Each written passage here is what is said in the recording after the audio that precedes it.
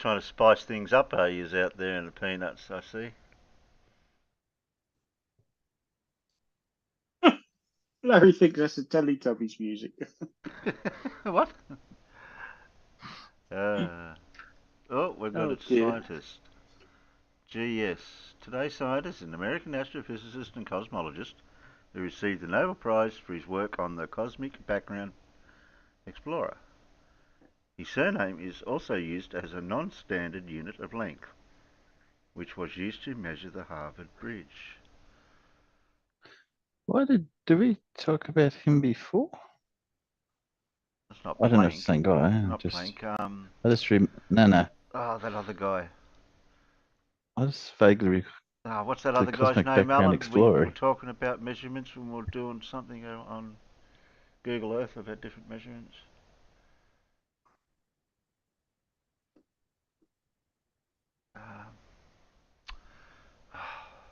Come on. Don't know. Oh, well, why did I hear from that?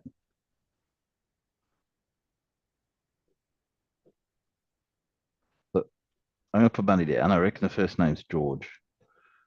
Mm-hmm. Being American. George. Alan knows what the surname is.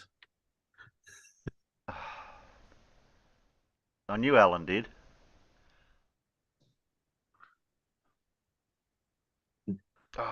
It's on the tip of your tongue. We'll stick it out so we can have a read then. Yeah, I'll stick it. I'll put my camera on and then I'll stick it on there so you can read it. I know who it is now, but it wasn't who I thought it was. But okay, I won't give it away.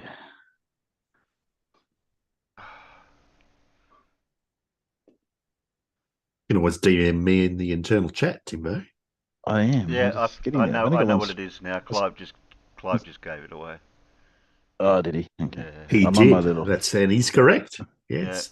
Yeah. Well done. I knew I'd know it as soon as I seen it. A lot of people wouldn't think that's a real name, but that was a real thing. That was it.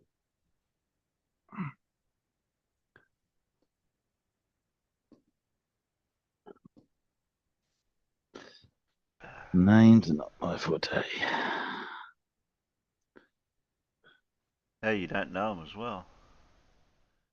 Yeah, names and faces. That's why I call everyone mate. Never forget a face, but I invariably forget the name that goes with it. Bloody useless at remembering people's names. Oh, hello, mate. I know you, but who are you? Guess it'd be embarrassing sometimes. Yeah. No, you just come out with it and say, "Excuse me, I'm sorry, I forgot your name." Especially when I'm out on site and I keep meeting sort of different contractors and different managers, and they introduce themselves, and as you walk away, before you forget, I go, "I'll scribble that down. It was such and such." Because 10 minutes late, you come back and you go, "Oh, mate, I've forgotten already. What was your name again?" Don't wear name tags. Well, if I'm on site where we've got to have full PPE, my hard hat, as you found out, has my name on the front. Yeah. But that's okay because I can remember my own name. As all the other buggers. Yeah. But most sites, no, they don't do that. Yeah, but that's your hat's name. What about your name? That was only a requirement. That was only a requirement for Paddington. The Amazon job we're doing there. I guess it's probably because it's such a huge Paddington Plaza. It's massive. It's a hell of a building. Goes down as much as it goes up. Well, if you don't put names on the hard hats, everybody's name becomes Buddy. Yeah. Oh, it's like how they told the jackets. They like you to put your card in the jacket so that if the building falls down, and they know who they're digging out of the dirt. Well, why do you think if you're in an airliner and it's crashing that they tell you to put the life jackets on if it's over water? They don't. Makes it easy to find the bodies afterwards. Hmm. You're not meant to inflate them till after you get out of the plane. No, but it helps. It assists in finding the bodies because you've now got this bright life jacket on. Mm. That's what they ask you to sit in the seats, because if you're in the assigned seat, they can work it out.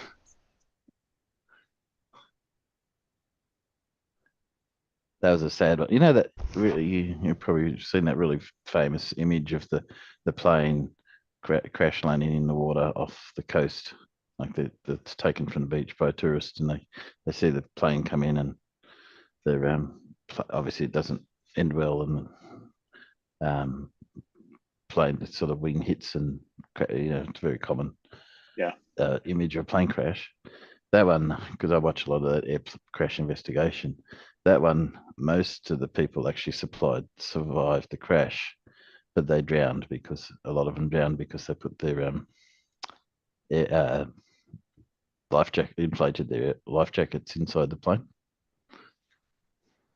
Yes, I can see how that would interfere with getting out. Yeah.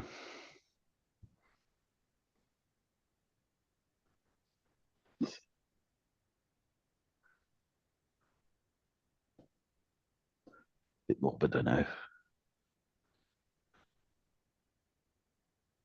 See, Sean G's trying to come back in the scene. He's put a Truth Army bit out. I haven't. It's offline. I saw the link. I haven't watched it. It's not showing it. It just says live stream offline or something. Oh right. Yeah.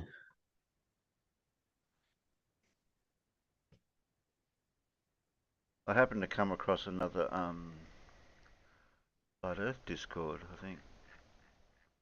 Okay, another one. Yeah, it's called That Flat Earth. We're all bonkers. We're all morons. Yeah.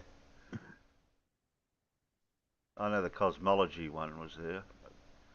I know Blue was over on one there today. I'd seen him. I don't know which one that was.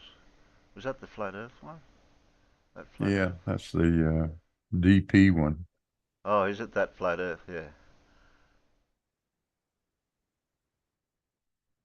And then I was on the one. Oh, do you mean domesticated primates? Ruif was having a debate with somebody. Brian Leakey. Yeah, Brian Leakey. I didn't know that was possible. And come on, man. And poor Rumpus got picked on. Oh. Don't give me that poor Rumpus nonsense.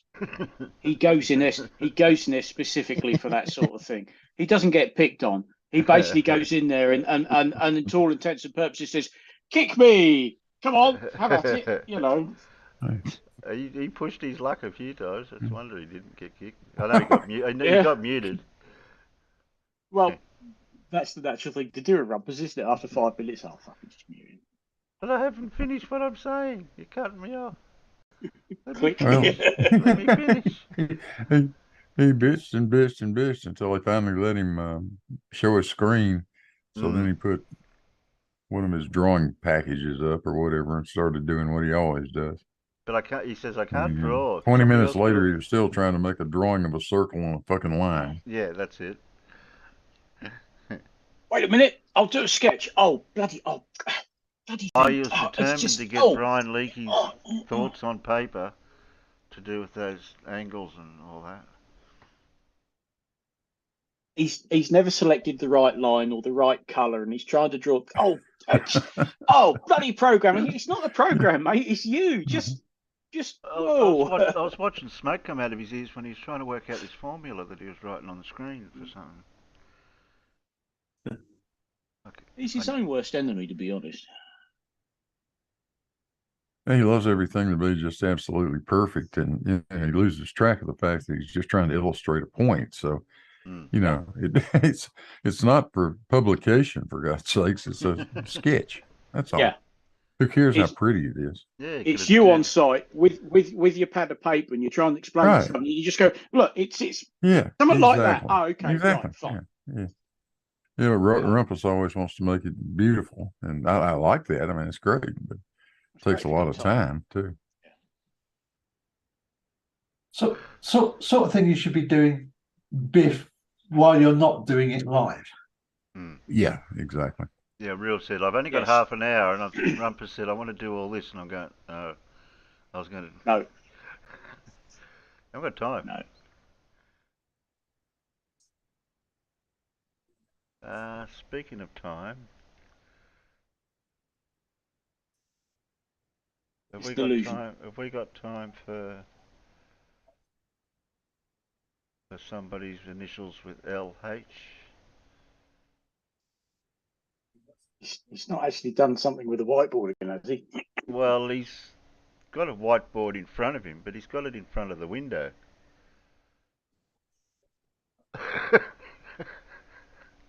Yeah, I'm starting to think that maybe they've put him into a different room. Look, Oh yeah. he's got the whiteboard on the window. I can't work that Fair out. enough. What was wrong with the way it was?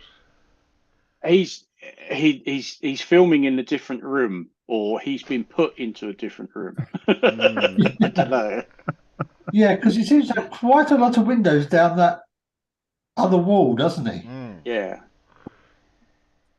Terry, we live out in the Peanuts or not? No, No. we should be live. Why? We're going to be because I've frozen again. Look. Yeah. Yeah, no. Just, So's I was Alan, just we've thinking Yeah, all frozen, so- we always freeze when I'm sharing in here. when you're sharing. Yeah. Yeah. But as soon as I do that, As won't it matter. clicks. Yeah. It won't matter now. They can see what we see. I didn't get Farmer opposed for the frozen screen. No, you got me instead, you bugger. That's because we never know. Yeah, just don't pick your nose at the impromptu time. Okay. Here we go. Now we're good.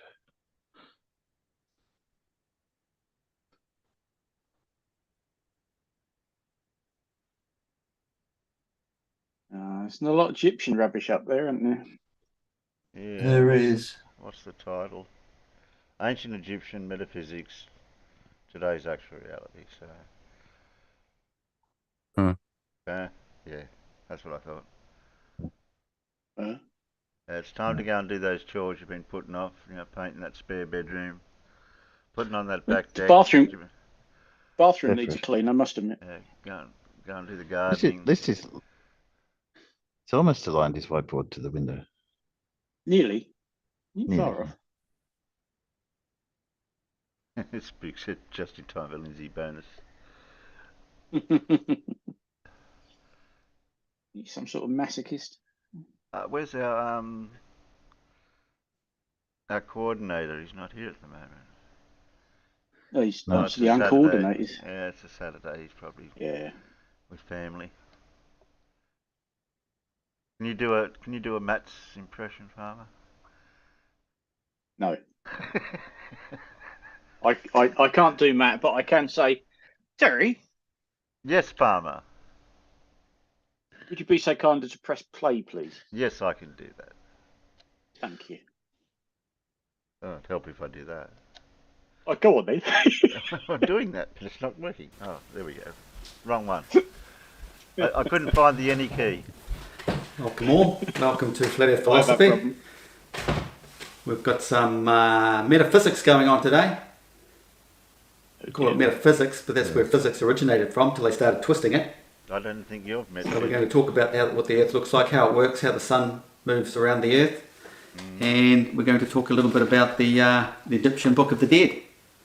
So I'll just read a few passages from the book, and then we'll get back into this drawing over the back here. Explain it all to you. Okay, we're up to 90. I'll just start from 91, the Book of the Dead, page 91. I've just underlined some parts, I'll just read them out. Never resting stars, singing hymns of praise unto thee, and the stars that never set glorify thee as thou sinkst in the horizon. Well, for starters, he's telling you the stars they're not fixed, are they? Here we go. The background stars, they're always We'll moving. interpret it the And way on I their want spinning it ball globe interpreted. model, if the Earth's moving, do they have the stars fixed? Yeah, in their system they do. In a practical sense, in theory they might have them moving, but think about it. Their ball's turning, so the stars will stay there and the ball's turning. when in reality the Earth is fixed and the stars are moving. They're all curving in the magnetic field. I'll get into that in a minute. So all the ancients, they all knew exactly how it all worked. I'm going to explain it all to you. It'll make sense up here. The science method doesn't make sense, so they have to make complicated equations just to confuse you all.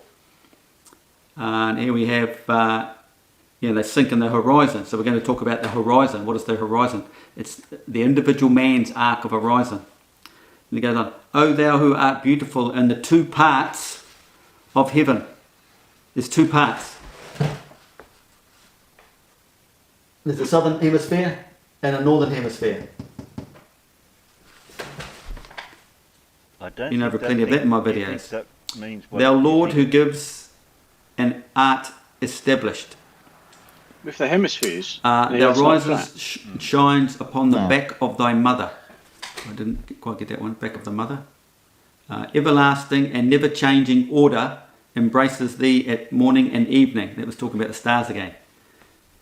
Always coming back. It's only changed over millions of years as they slowly wind up in the vortex. The centre vortex of creation. The event horizon, science calls it. I thought that was a black hole. Goes forth and sailing along. It comes into port, talking about the sun and the solar boat. The gods of the south and of the north, of the west and of the east praise thee. O thou only one who lives in heaven, therefore ever blah blah blah. Down here, what have we got? We've got the teller of the divine offerings of all the gods, the overseer of the granary of the Lord of Abydos. The centre of creation. See the vortex here. This is what the flail and crook is all about. The flail, you're whipping it like this, threshing we call it the wheat or whatever they call it. You go like that. You're creating a bit of a The what? spiraling effect, aren't you? That's what the crook, the flail represents. But the teller of the divine offerings of all the gods, the overseer of the granary of the lords of Abydos. Abydos is the centre of creation, Abydos. The storehouse for threshold grain. The flail, that's where the flail comes in, the crook and flail. And because this vortex is turning like this, the crook it's like pulling a tornado. You hook the tornado, you pull it this way and that. You know, tornadoes move across the land. The solar litany, a hymn of praise. O Osiris, Lord of eternity, Unifer, Horus of the two horizons, morning and evening, whose forms are manifold, whose creations are without number. Creations that were without number, because every man has his own arc of horizon. He is here at 90 degrees to zenith. He moves, his arc moves with him. And it's all described in here about, you all get your image. Anyway, Horus of the horizon, who forms are manifolds, whose forms are manifold, whose creations are without number. Because they're everywhere. Every man has his own. It's his perspective of the sky and stuff. Only the Lord of the Ark of Tomb. And they're calling it a tomb. You're in your tomb. And the creator of Memphis and of the gods. The guide of the underworld. Thou turns thy face upon Amente. Thou makes the world shine as with smooth metal. Smooth metal.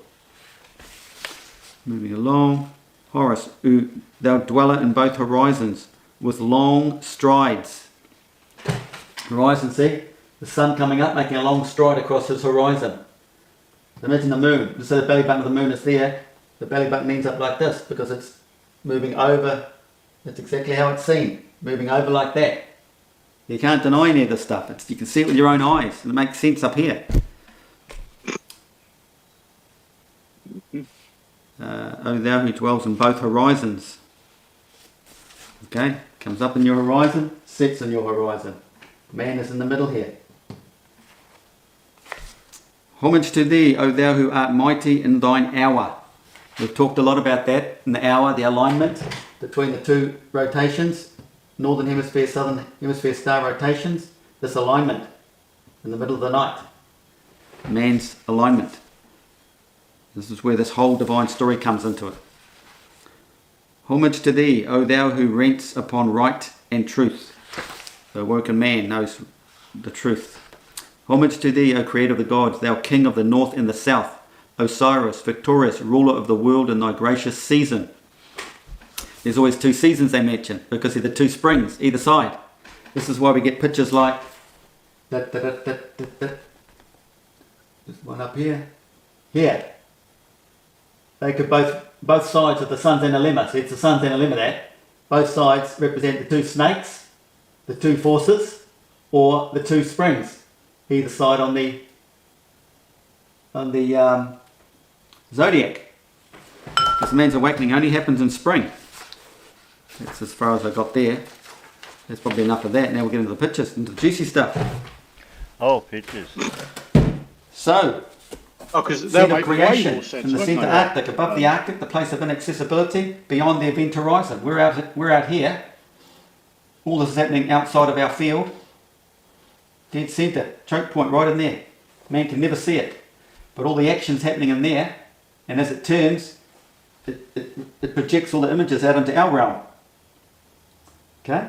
So what's happening is you've got this field coming in off the Arctic centre, comes up, shoots up into here, and you have the downward field coming out of the tropics. It's like the umbilical cord, it's still attached to creation. The created out here, right out here in the tropical zone, it's like an umbilical cord. The sun feeds back into the real sun. As opposed to the fake That's sun? the other force, the other field Yeah. that comes in to create perfection. So that's where creation, that's God, that's the triangles, the diamond, perfection. But the sun is not down here, it's slightly off. Because you have to imagine it's like all based on resonant frequencies or something. And it's all amplified up in the vortex. And the amplification, all the tunes, create the sun, which is all the frequencies of creation. Bang, there. And then when you think about it, you think of the female organs, where the baby's created maybe, and you look at where the egg comes in, the egg gets fertilised just off centre, doesn't it? Same sort of thing. Bear in mind, all this turns, so that this whole thing swings around, because the whole vortex is turning, so this umbilical cord, that's swinging around in the vortex as well. That's your daily shift, because the sun swings around the earth. That's a new one. So Earth is probably more electrical. This is a current, electrical system flowing around here, and what's coming off it is the magnetic field, perpendicular. The loops, you can say this is, the loops, well this is the loop. The magnetic fields, how they curl in like this, curl up in the centre and curl in like this. Well, there's a bigger version there. You've got one field, this one's swinging in around this way, and this field swings around this way. So there's the two opposing forces. You create electricity. There's always a counter force. They call the electrons, don't they? They call the electrons in the electrical field, and they call the electrons in the magnetic field. There should be a separation, should be a different name. But, this is the magnetic field flow that comes out of the south, and the flow that comes out of the north, centre north. And they're basically mirrored. As all the celestial bodies we see in the south, they swing out from the south, because it's basically like this, curls out and comes around like that. And in the north, it's curled in here and swings around like that. But the southern field is much bigger. I haven't got this to scale. It's a lot smaller. It's a choke point in here. This is why we get the sun down lemma looking like this. You think of that musical thing like this too. Hey, it all comes from that. They all knew this stuff way back in the day. It's all about frequencies, solar luminescence. So the magnetic field does this. It's coming over positive, down through the tropics, across the earth, under the earth, through the earth, negative, doesn't comes up actually look over like again, that, but positive, hey. down, negative through the earth, back up and over.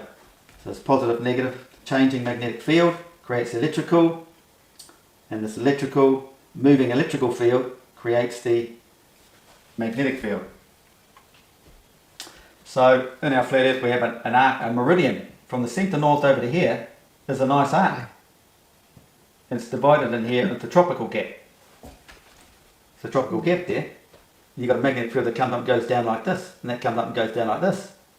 So science wants you to think that this is a complete ball, and the magnetic field flows all the way over that way, or all the way over that way. They don't know there's a slight gap here. I can move these fields right in. There's a slight gap. They don't pass over, they come down through the earth. They're starting to realise this now. They can't debunk me. They can't answer me. When I come up with all these questions, they just don't answer me. So that's the whole system there, guys. Realise there's an arc. Earth has the arc of a meridian. Man has an arc of horizon. That's basically his meridian. But it's 360 degrees all around him, up to his horizon. And if you look down on it, a planned view down on it, and the star motions over 24 hours, this is what you're looking at. So man is sort of here, say. This is his nighttime. You'll see all the stars move across his arc of horizon, right? Just like this. When he looks up, it just appears to look straight. But this is how it's working.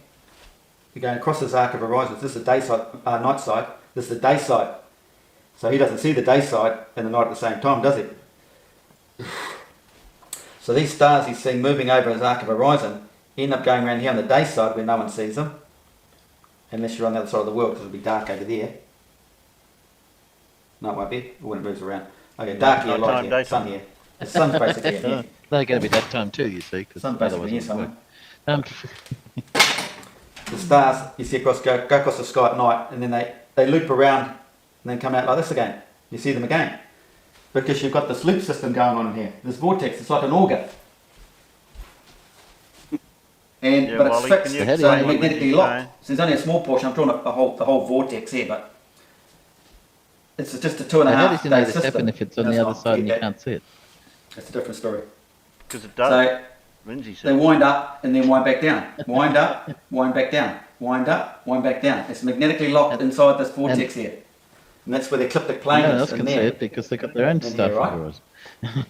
So you've got to realise all these background stars and the green lines here are separate to the ecliptic plane. Now I've described the ecliptic plane over the years. There's the wings, these wings, because that's up and in, northern solstice, down and out. There's the southern solstice. See, the sun's in the middle.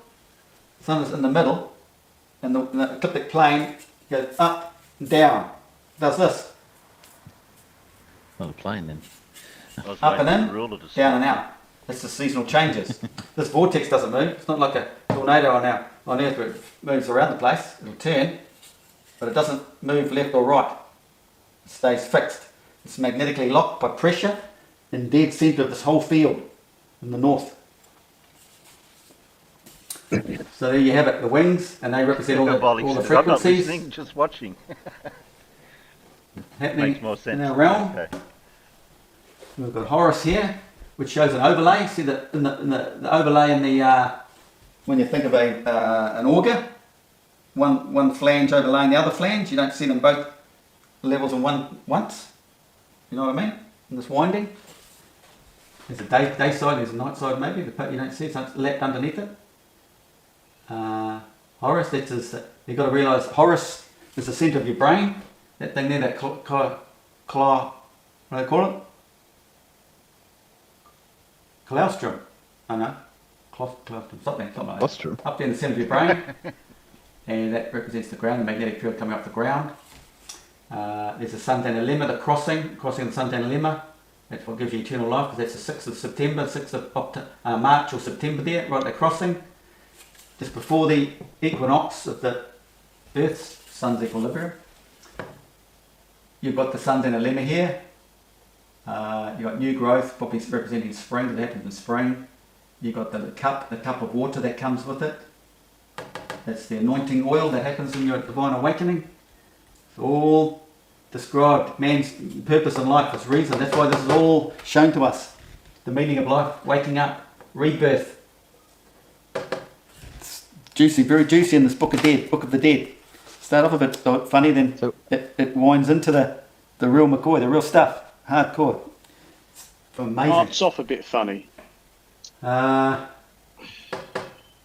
enough on that. So what have we got here? See the magnetic fields that wind around the sun. Where's that? There is one. You find two snakes on either side of the sun. That's the two forces, the counter forces that create this sun. This is action. It's the weak force and the strong force racing to find equilibrium, you see. And what happens is sun finds equilibrium, which creates the black hole, creates creation, the earth, feeds the earth, and the friction is the action that creates the light, the sun. Because I haven't drawn it here, but vertically looking down the sides of the tropics, you got here it is here. This is the friction. You've got an upward flow inside here, or up to the middle here, and you've got this downward magnetic field flowing down this way. It's all sitting vertical in there, right? It's this friction here, see?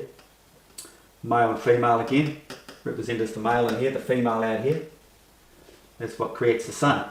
So as the sun's moving around, it's all rushing into the sun. That's why that science tells you some goes into the sun, some of the electrons don't, or photons don't, because they're all still moving around here. Only these ones come into the sun where the sun is. They'll wind in around the sun as the sun moves around. So you've only got half this daytime anyway. So realising the meridian on Earth, man's meridian, the arc of horizon, that's the way the celestial bodies move. The sun, planets, moon will always swing like this. Man is always zenith, or 90 degrees to zenith, because everything comes back to him like this, perpendicular from that arc. All observed with your eyes. You don't need any stupid, complicated scientific equations or geometry that take flipping a whole A4 book to describe. It's all there, guys. And there's the sun. This is how the sun works. It's projected out of the centre north into our image out here, because centre of creation that we do not see is this is the circle centre of the vortex, the exploded image, the torus field from the hyperboloid. Basically, the hyperboloid in here expressed out creates the toroidal field, Use the word complicated. and then it becomes this big exploded image. Little in there. Convoluted. Comes this ecliptic plane up there. This is how the ecliptic plane out here. Compared to just So this is the dielectric, gravity. the capacitor, the insulator plate, the colloidal field, the friction on both sides. Anyway, the sun's protects. Yeah, good. Ooh, Oh, thank Christ for that. That was, Oh, it's just apart from the obvious things he got wrong, like saying, "Oh, the music. This looks like the music cliff." The music, it's a stylized G. It's not some fancy symbol. It's just and there's more than one cliff.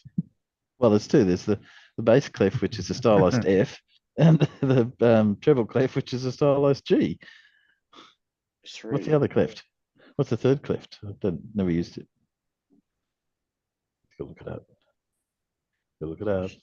I shut that page down.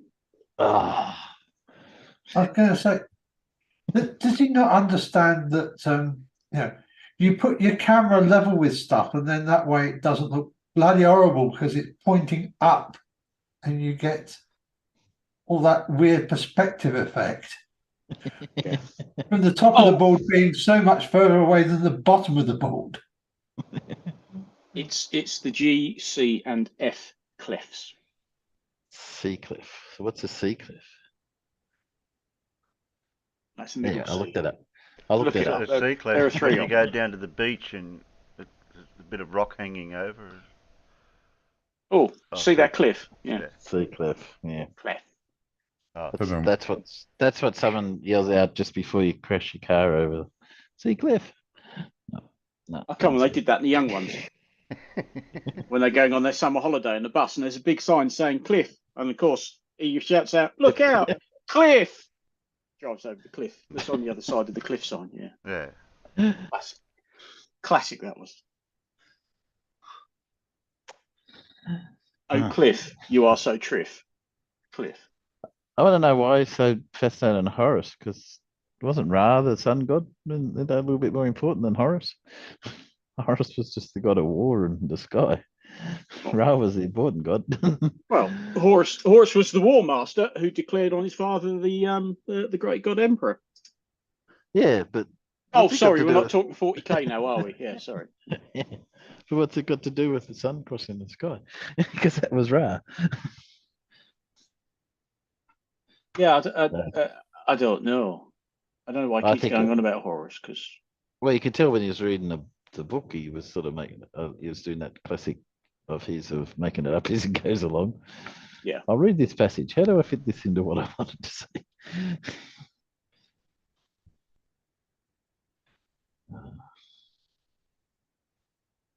He's a weird guy. I just love the one. Oh, it's so simple. Some cheesy. What I was like, what couldn't have made it more bloody complicated if he tried. No, Yeah. Fred. We'll have a revolt out in the peanuts if I did that again, Fred.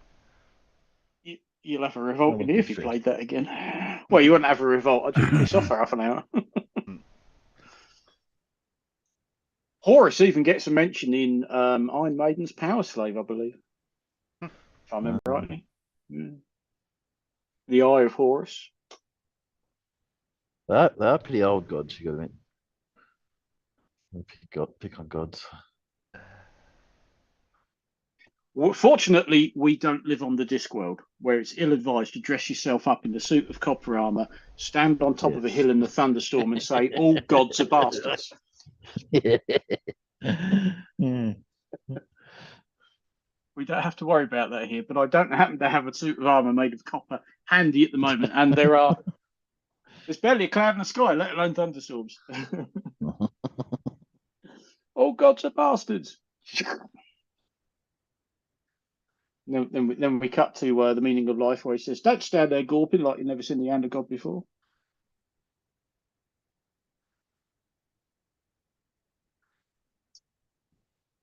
Oh, Yes, dear. small gods. I must reread reread small gods.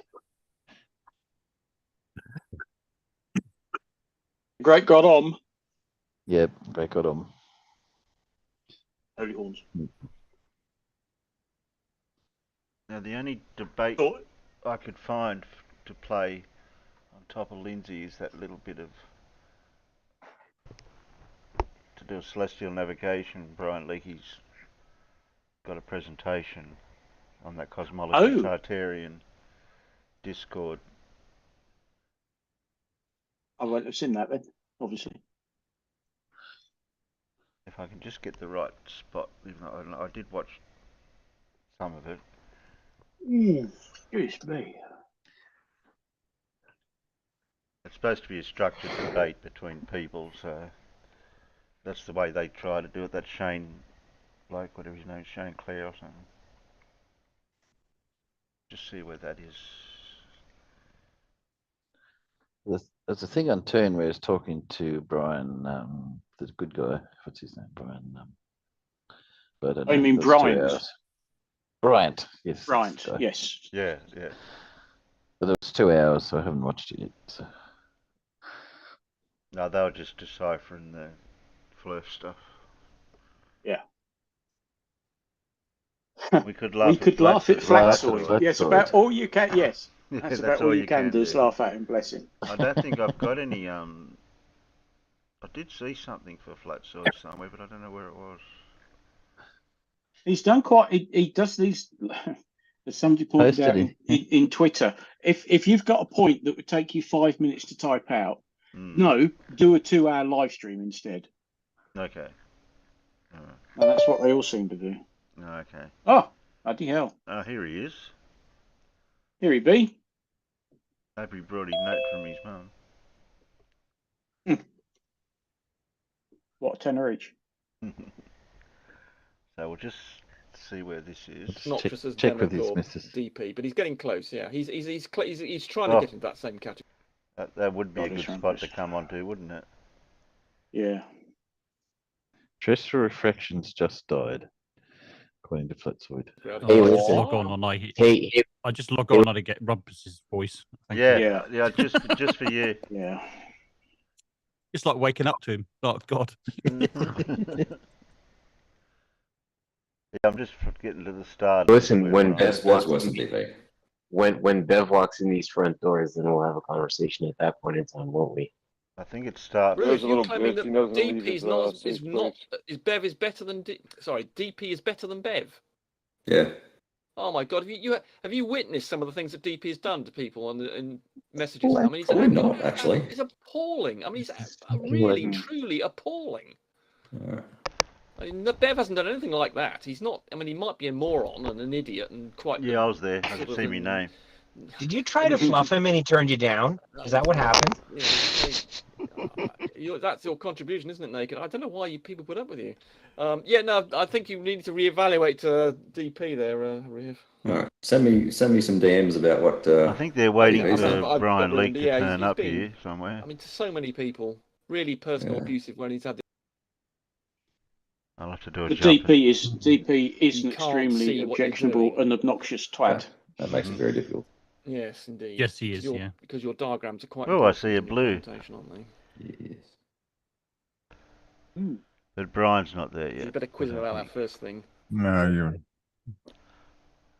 have to skip over until you see Brian. Yeah. I got to do one thing real quick while it's Oh, there you uploading, go. and I'll come back and yeah, he could start. But I'd rather do that and be safe than take care of what I got to, so we don't have to interrupt the debate itself. And I'm very, very sorry about my timing here.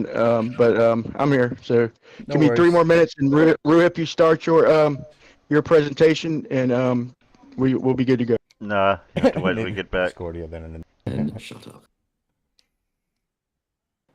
Good question. I'm a chicken. That'd be funny. Oh, I'd be at that point. Contrarian, maybe? Contrarian, yeah, there you go. That's pretty good. But no, I definitely went with. Everybody said chicken, and instantly had the taste of the chicken in my mouth, and I was like, yeah, chicken's a good move.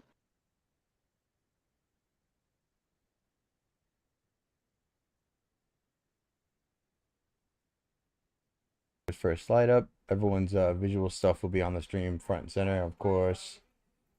Nope. Everyone's going to stream themselves, right? I think Leaky said he was going to stream itself. Should be sweet. Wait. There's a very good chance I'll be interrupted by children at some point during the debate, so just be aware of that. People on the panel. Smack them around. Yeah. Just kidding. I'll lock the door. The door's locked. Yeah, I don't know if he You know meant it's not by gonna stop 'em. where he is or people on the panel. Well, they can't get in, but I mean, they'll fucking bang on the door. That's what I mean, right? Yeah, just be he's super talking about his annoying kids, until isn't you he? can see. Wifey should hopefully take care of most of it, but you know, I'm downstairs at the moment. She's upstairs, so In the downstairs dental office. yes.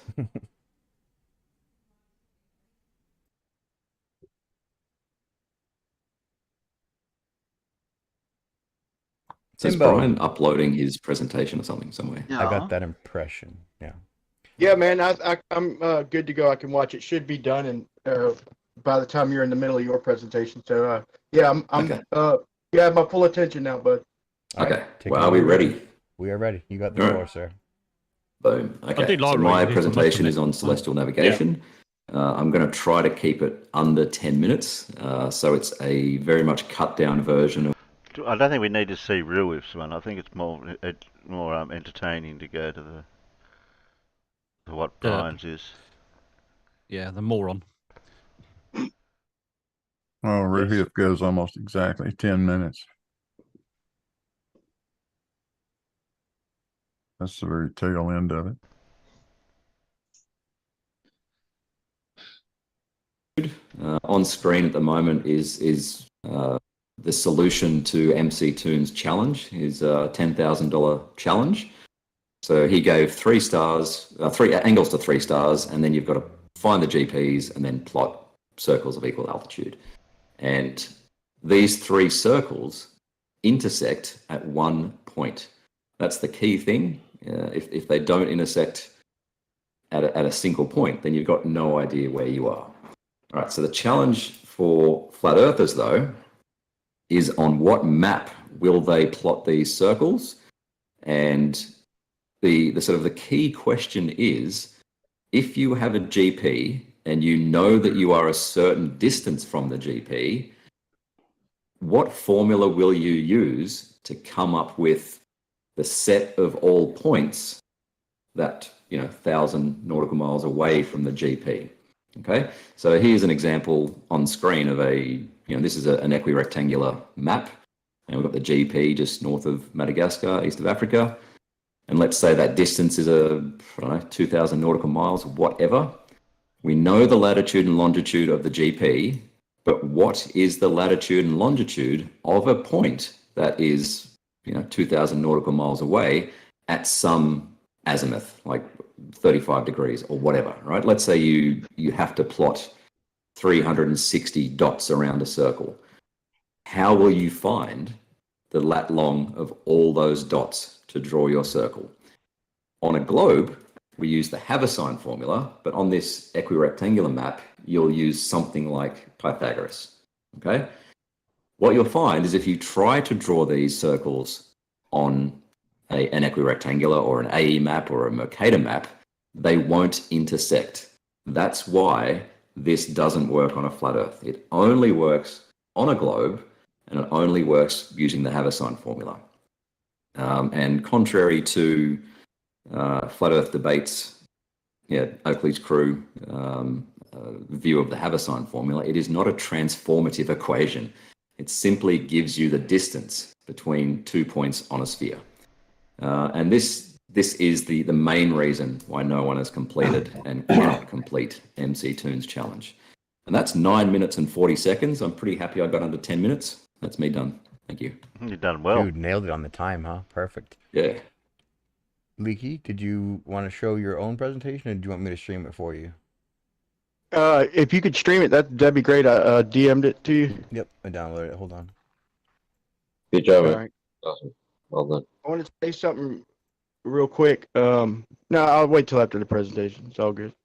Nicely done, Rudy. Yeah, I did see the long version of this at MC Tunes, but I feel like his challenge has been semi-tackled a few times. But so basically, I'm not claiming he owes me money just because I was able to get the positions.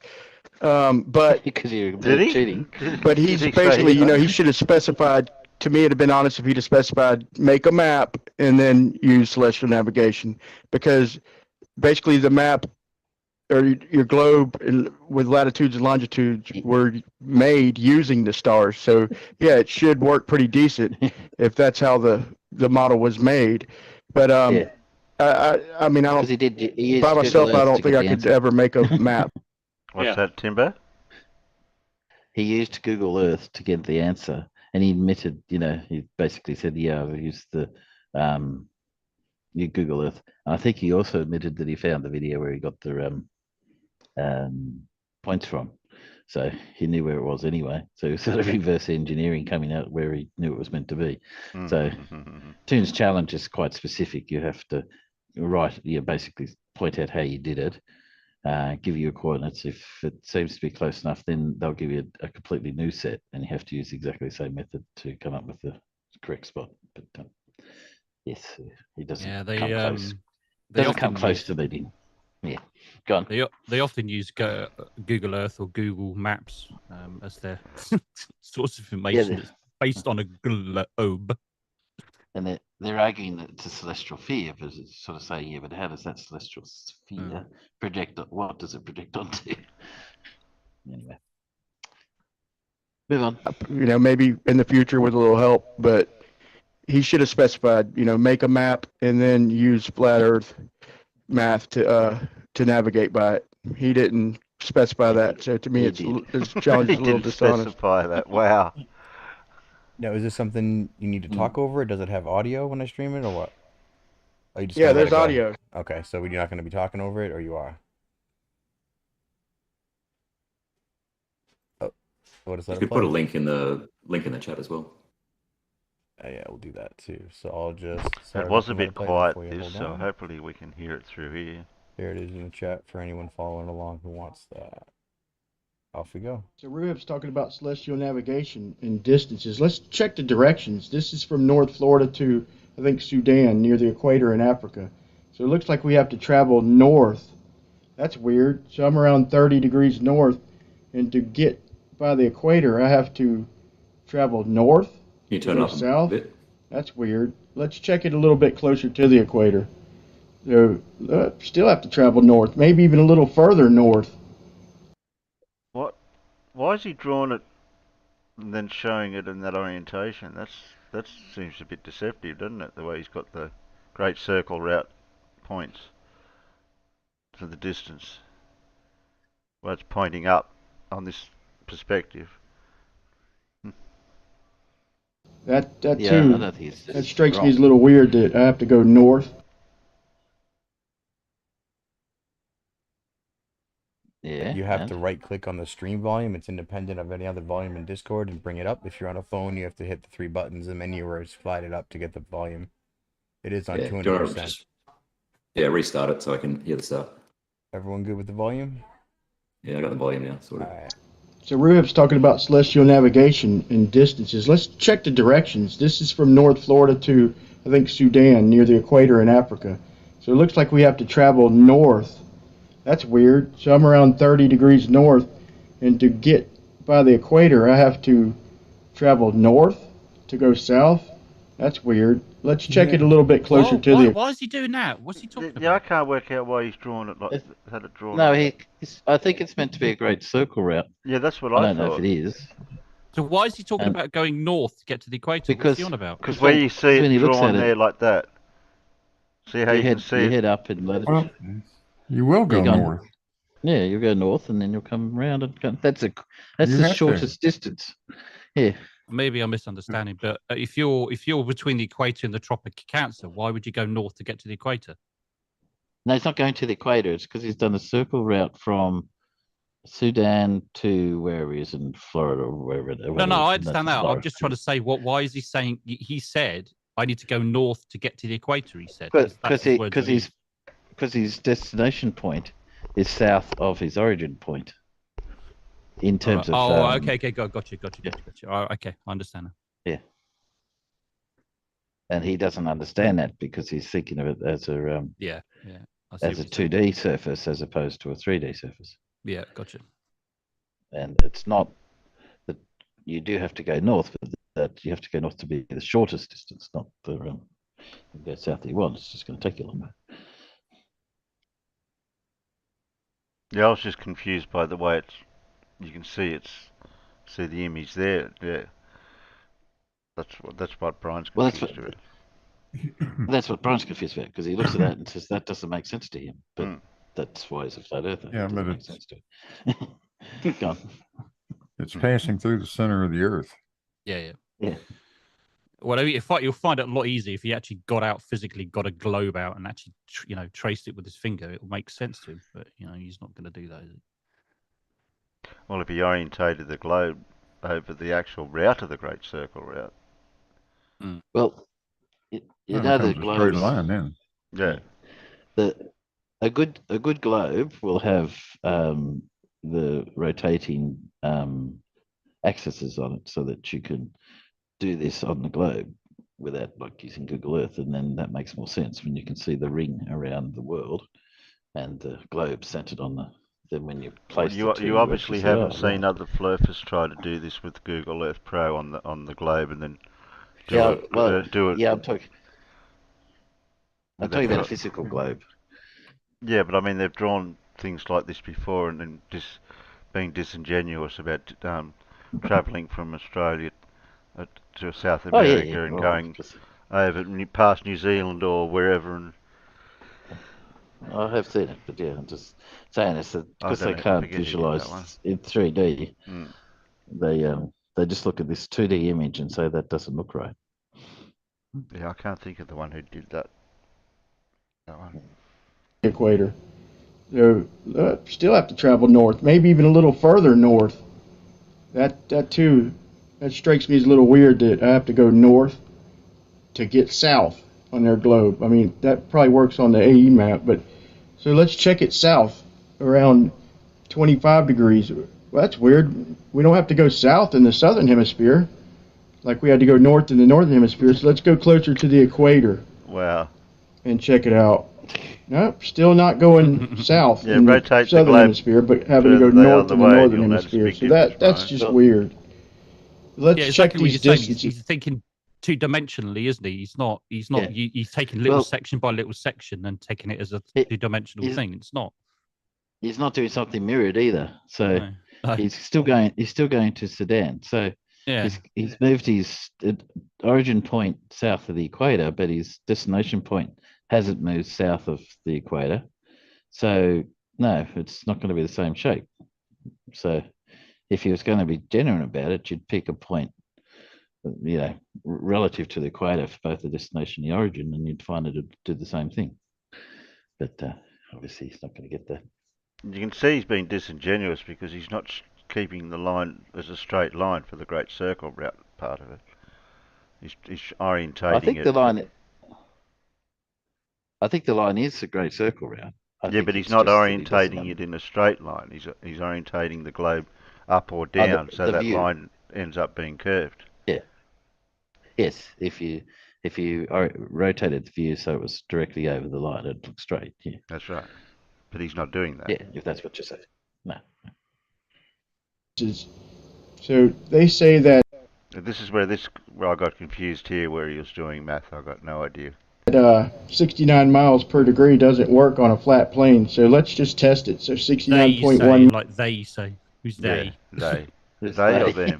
Them or They they? or them. They. Oh, okay. They. Miles, NASA.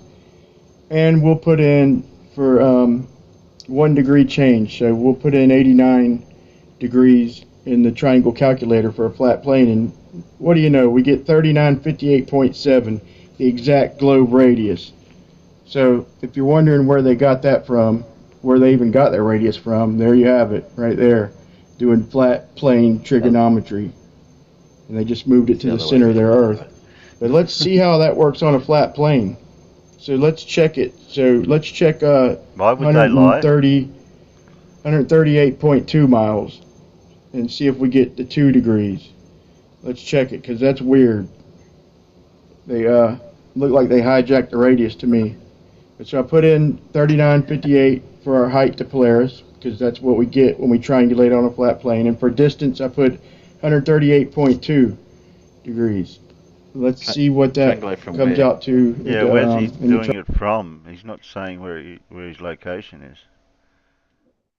Because isn't that triangulating height of Polaris will vary depending where you do it from? Is that correct? Anybody correct me if I'm wrong? He's doing it from virtually right under Polaris. Oh. Yeah. Well, that's not The reason he gets 3958 is he's done a small angle approximation and didn't even realize that's what he did. Right. Oh. 39.58. So if he's under Polaris, what's he under at the North Pole? You'd have to be on the. Yeah, well, if the GP of the Hickey that you're looking at is directly above your head, why are you bothering? You know where you are. Yeah. Yeah. Triangle calculator. Yeah. Yeah. Yeah.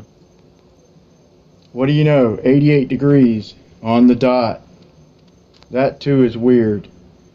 So 138 miles we traveled, and it's 69 miles per degree is working just fine. So let's do 207.5. That's should come out to 3 degrees or 87. There it is, 87.006. But still, immeasurable, Actually, basically. that's So let's check. Let's 22 seconds. What's that, Al? And I said that wasn't 87.0022 degrees. That was 87 degrees and 22 seconds. Yeah. Which is a very different number.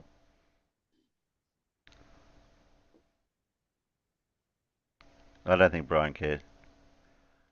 Nah. No, of course move up not. a little further. Well, he doesn't even understand. Let's go and let's do Doesn't understand where it's 691. That should give us 10 degrees or 80 degrees, and surely it does. 80.0 degrees. So Well, that'd be more closer to 80.1, wouldn't it? 97, No, 0.97, 0.097. 80 degrees, 5 minutes and 49 seconds. You're 5 miles off right now, bud. Yeah, it's getting worse. Seems to work pretty good on a flat Earth because we've traveled 690 miles. And it's still working just fine. So let's do 15 degrees. That's 1,036.5 miles. And we put in 1,000. Go on. What? Yeah, do the distance from North Pole to Australia and see what happens. Yeah, that'd be different. 36.5 miles. Let's see if what we get in 75 degrees. What do you know?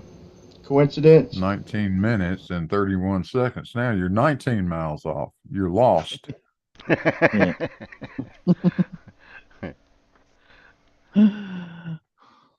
So let's try 20 degrees. I mean, let's try 69.1 times 20. That's 1,382. So we're going to put that in the triangle calculator.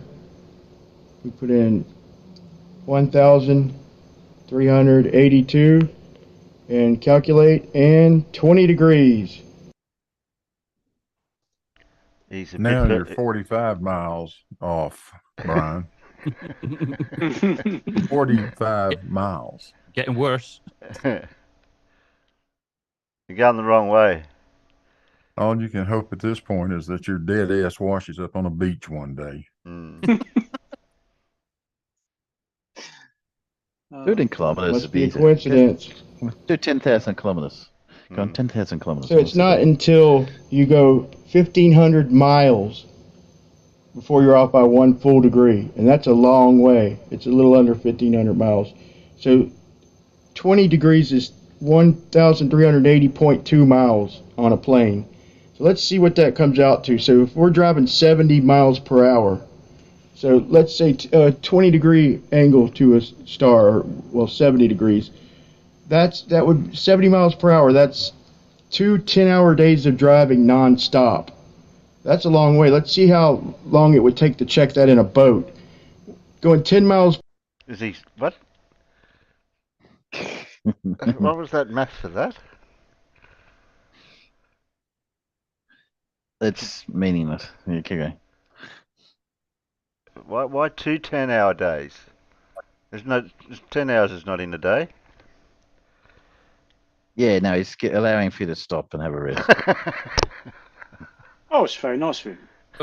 What he's just saying is just like 2 10-hour days driving. In other words, like 20 hours. That's 20 hours. Stopping, then 10 hours. Yeah. 20 hours of driving. Yeah. Non-stop And at it's 70 like- miles an hour, assuming that you're going non-stop at 70 miles an hour. And it's sort of like, excluding acceleration, deceleration, all that kind of stuff. yeah, and it's sort of like, so. Yeah. It's meaningless.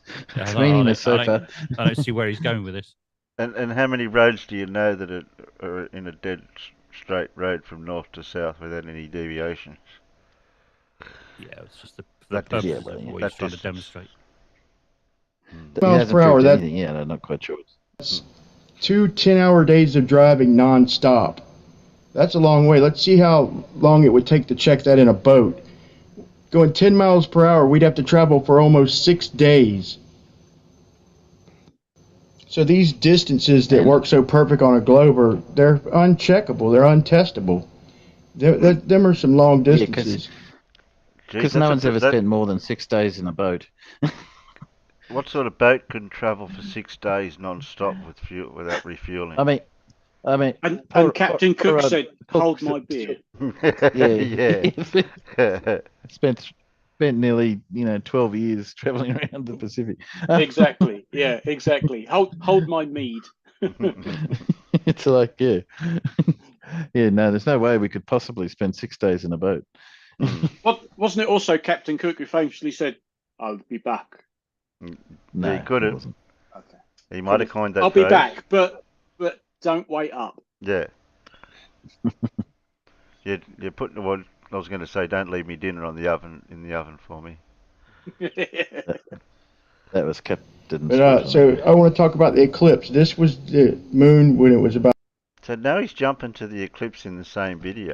Well, because it just proves that it's impossible to measure these distances because they're too far to travel. So there's no way you could possibly drive 20 hours in a car or travel 6. So therefore, it proves they're impossible to measure. So they must be wrong. So okay, that was really good. I feel like I did that last week. I've driven for 9 hours. That's the longest time I've driven for. I've done not 12 hours straight, but I have done 12-hour trip in a day. Had a bit of a break in the middle of it, but yeah. I've done 9 or 10 hours, and we had to stop at one point because I had to fill the car up.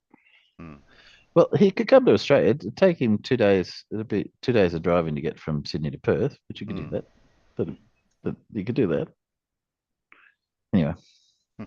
About the right just distance. a little crescent, almost fully eclipsed, but not quite. You see the sky's dark, and here's the sky's. This is the moon. This is looking west, and it's still dark. It looks a little bit brighter. The sun's starting to come up a little bit. It's probably not quite above the horizon though, and the facing west is still dark. But I show it a sequence because I finally wait and until the last minute before the moon disappeared, and I film it and I catch the sun poking its head up above the clouds. But by that time the moon side of the sky was daylit also. So check out the video. This is leading up to the video. This is the Selenium eclipse recorded from Jacksonville, Florida on November 8, 2022. The sun and moon are both above the horizon, and it is said to be the Earth's shadow casted onto the moon. I'm not so sure. You be the judge. The sun is about 2 degrees above the horizon. The moon is probably about 15 degrees above the horizon. And I'm about 30, probably 30. What was that, Farmer? I've got something in me refraction. I've got to take a drink, sorry. Not even refraction. If you drew it out, you'd realise that it's quite possible. It is, but generally that particular, that particular eclipse is, when you say, oh, you can see the sun and the moon at the same time. How can the moon be getting obscured? Blah blah blah. Yeah, it's refractive effects. Yeah, that's the Selman. I think it's that S word. Part of it, that S word that they seem to have a problem with. What, selenelian? No, scale. Oh, scale. Yeah. I thought you just meant sunset. They have trouble with that as well. Yeah, scale is the main one. They don't realise the distances. Yeah, start with the basics first. Small, far away. Yeah, that's it. But even if they could get some concept of 3 dimensions, that's the other thing. Or even. Oh yeah. I mean, if they all, the sun is way over there. Yeah. If you draw a line to there, you'd still be able to see this moon, wouldn't you? But we'd be here, we'd be able to see both. I mean, we wouldn't be able to solve all the problems, but if they understood scale and what was the other one you said there just a moment ago? Scale and thinking in 3 dimensions. 3 dimensions. It'd solve a lot of problems. You'd still be flat earthers, but it would solve a lot of problems anyway. Because every time we draw it on paper, we're showing it in a small scale, but not to scale of how it would work. But then that still can't wrap their head around it how it'd work as to scale. That's the they've got to, or any scale for that matter. Any scale. It'd be nice if Google Earth worked a bit like that solar sphere, whatever it's called, which shows all the planets properly. No, not Stellarium. That's a different one. So you can in Google Earth see the position of the sun, but it's not a very good way of doing it. It's really poorly set out. But it'd be nice if rather than just the Earth, you could sort of zoom out and see the planets and stuff as well, and then they'd be able to use that because they're familiar with it and get a bit better sense of what's going on. But unfortunately, it's not. Anyway, move on. Above sea level. So you tell me.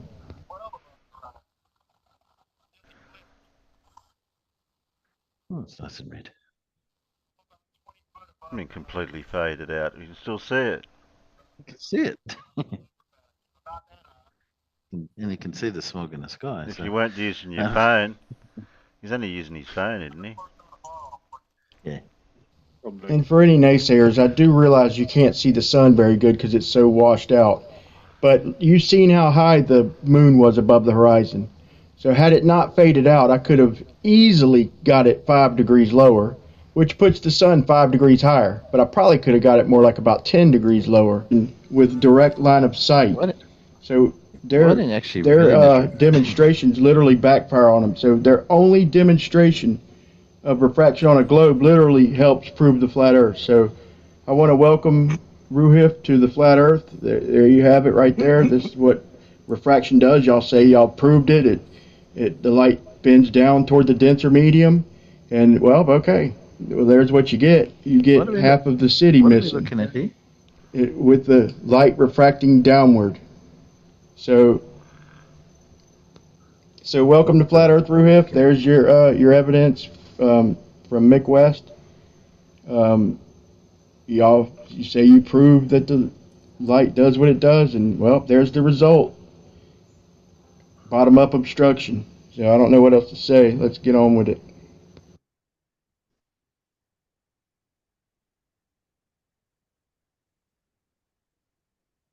But what are we looking at? I don't know. It looks like a skyline of some sort. That's pretty much it. I don't know what. I want to say one more thing. Some sort of picture of some sort.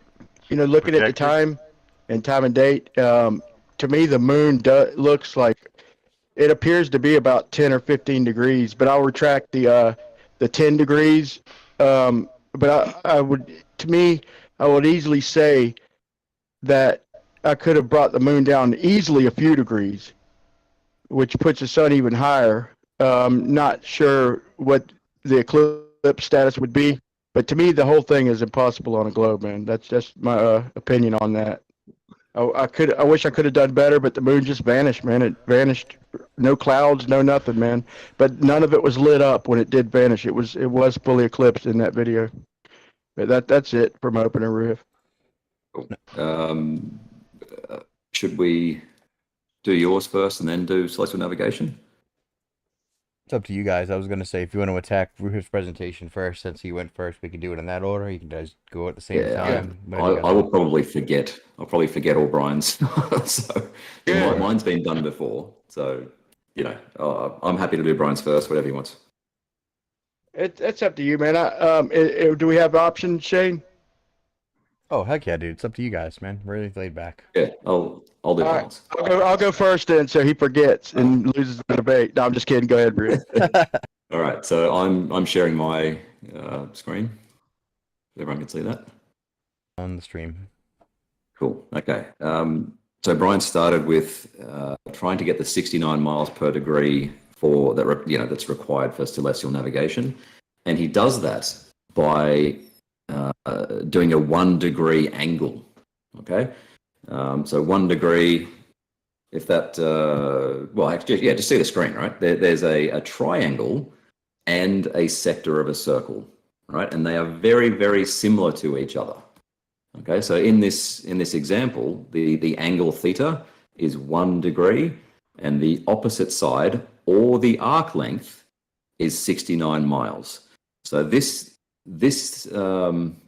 similarity between this right angle triangle and the sector of the circle, they are very, very close in properties when that angle is small.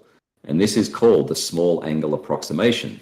Okay, so like I said, when that angle is 1 degree, that arc length of the sector of the circle is very, very close to the opposite side of the right angle triangle. So S is the arc length and O is the opposite side. When that angle is small, those things are very similar. So that is why you get 69 or approximately 69 miles per degree when that angle is small. When that angle gets bigger, so let's say you're looking at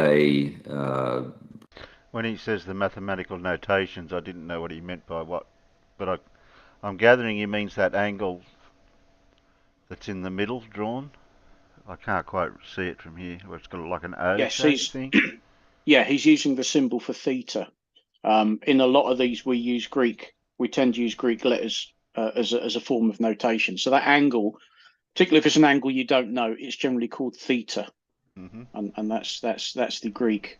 Is that O with the line in it, sort of thing? The O through a line with it, yeah. That's theta. And that's generally what we call the angle that you don't know what you're looking for. We generally call that theta. Mm-hmm. But you can get that angle by getting the other lengths or heights. Get one or the other two. if you know certain lengths and certain angles or all sorts of things, that's trigonometry. Yeah, Yeah, definitely. but he just nominated that angle pretty much. Well, he's using, I don't know. Yeah, he's using Brian's for an example. Yeah. Well, that's Brewer's presentation back for Brian's. I don't know what else there is after this. Can't remember now. Not a lot.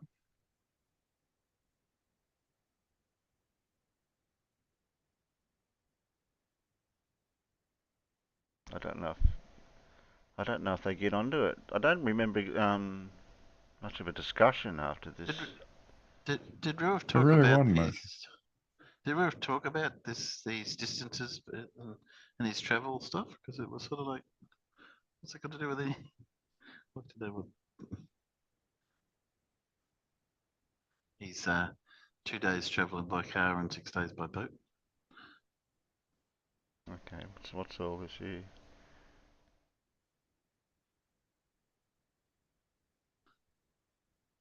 Get the tail end of this, I think. Where is it? Small. I'll just start streaming. Sorry, I had to stop streaming. All right, is that good? So Brian uploaded a video after the lunar eclipse a couple of days ago, and made just some really pretty bad estimations of how high certain things were above the horizon. I took a freeze frame from the video, and the video itself apparently was filmed on his phone, filming the screen of his P1000. So it's really difficult to see No wonder the actual outcome of the moon. But I've done as best as I can with this one. He had a P1000, but he couldn't download the footage from that. Probably. So he filmed the screen using his phone. I mean, why on earth did he not? Why? Why? Exactly. Why? I don't know that that's what happened. I think he just did this with his phone. There's no other way of asking the question. Is it just simply why? Why? Why can't you just use the camera's own way of recording stuff and take it from that? What the hell? I agree with Blue. I don't think that's what he did, because what you could see him doing was he wouldn't be able to hold his phone and capture the screen, and it had to be. He would just film. He does everything with his phone. I think. Yeah, he does everything with his phone. Yeah, the quality was too good for the. Okay, well, I mean, the quality wasn't good enough to be P1000. The trouble is, if you do everything with your phone, it's really difficult to get the video off the camera onto the phone. Well, I don't think he's got a proper computer, does he, that we know of? But a laptop or something, or I haven't got a P1000, but I do have a Nikon Coolpix phone. Now, there is an app on my phone. I can transfer straight from this to my phone.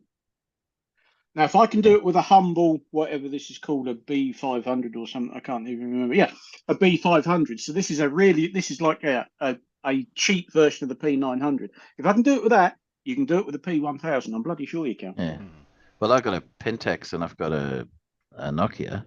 Both of them you can either hook directly straight into the computer, or they've both got cards. So you can record onto the card and then take the cards out and transfer it to anything. So no, that's why I don't think it was using a proper camera. One. So the moon is half a degree in angular size. And if you count those circles, I count down to about, close to 3 degrees above the tree line. Who knows how high above the tree line horizontal is, or below, what its relationship to horizontal is. But if the tree line is approximately horizontal, then the moon is about 3 degrees above the horizon. All right, let's go to that one. Brian, in his video, said the moon was 10 degrees above the horizon. That didn't happen that only happened at 5:58 in the morning, according to Stellarium and time and date and those sort of things. So at 5:58, the sun was actually 10.8 degrees below the horizon. But Brian claimed that it was 2 degrees above the horizon. At 6:59, the sun was 2 degrees above the horizon. But at that time, according to Stellarium, the moon was 1.4 degrees below the horizon. Let's go back to this one. When I did ask Brian at what time he actually took the footage, I think he said 6:33 or 6:32, the sun was actually below the horizon by quite a lot, 3.6 degrees.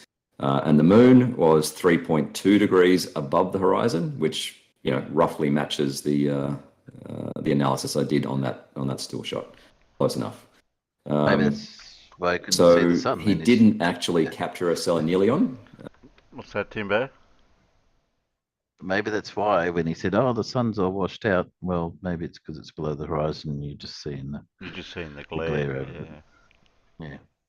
Not that would, even if he did, would demonstrate much anyway, because they are explainable on a globe with refraction.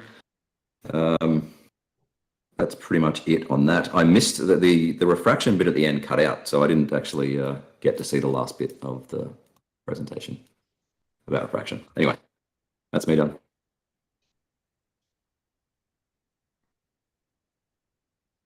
Well, I can sum it up for you real quick. It was the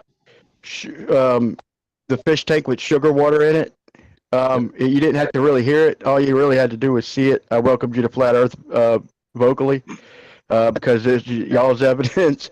And y'all say the light's bending downward. Well, that's what we get. So even if I'm not using upward refraction, with the light obviously bending downwards in your fish tank with sugar water, then we get decreased angle.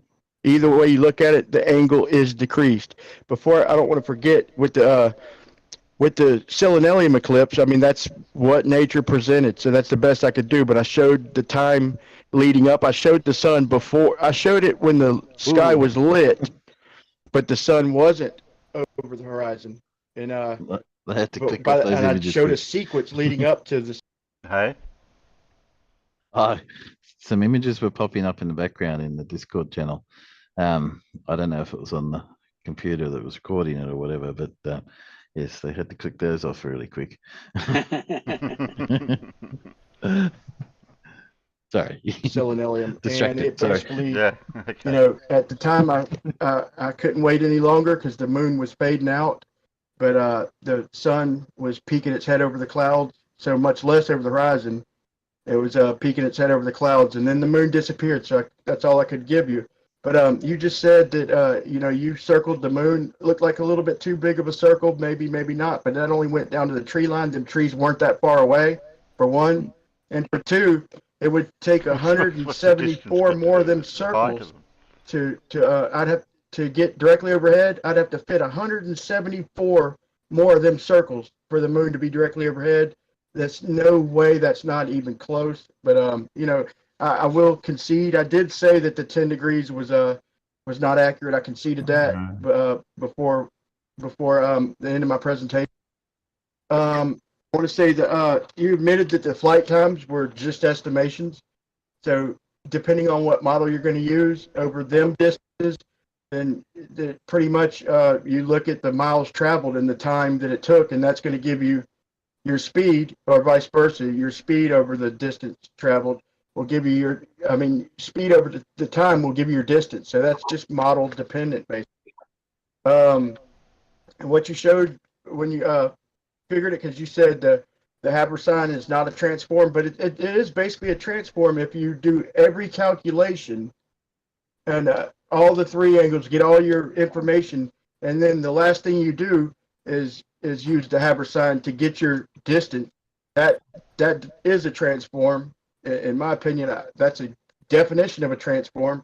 And why would you have to even use a transform if it's model dependent? If it's within your globe model, why would you have to take all these flat baseline pretty much angles and then apply a habersign, which it of course predetermines, it has R is the last thing you do, is you approximate the longitude latitudes, basically is what habersign does, and then multiplies all that times the radius. So yeah, we definitely will mention that the radius itself what's in contention here.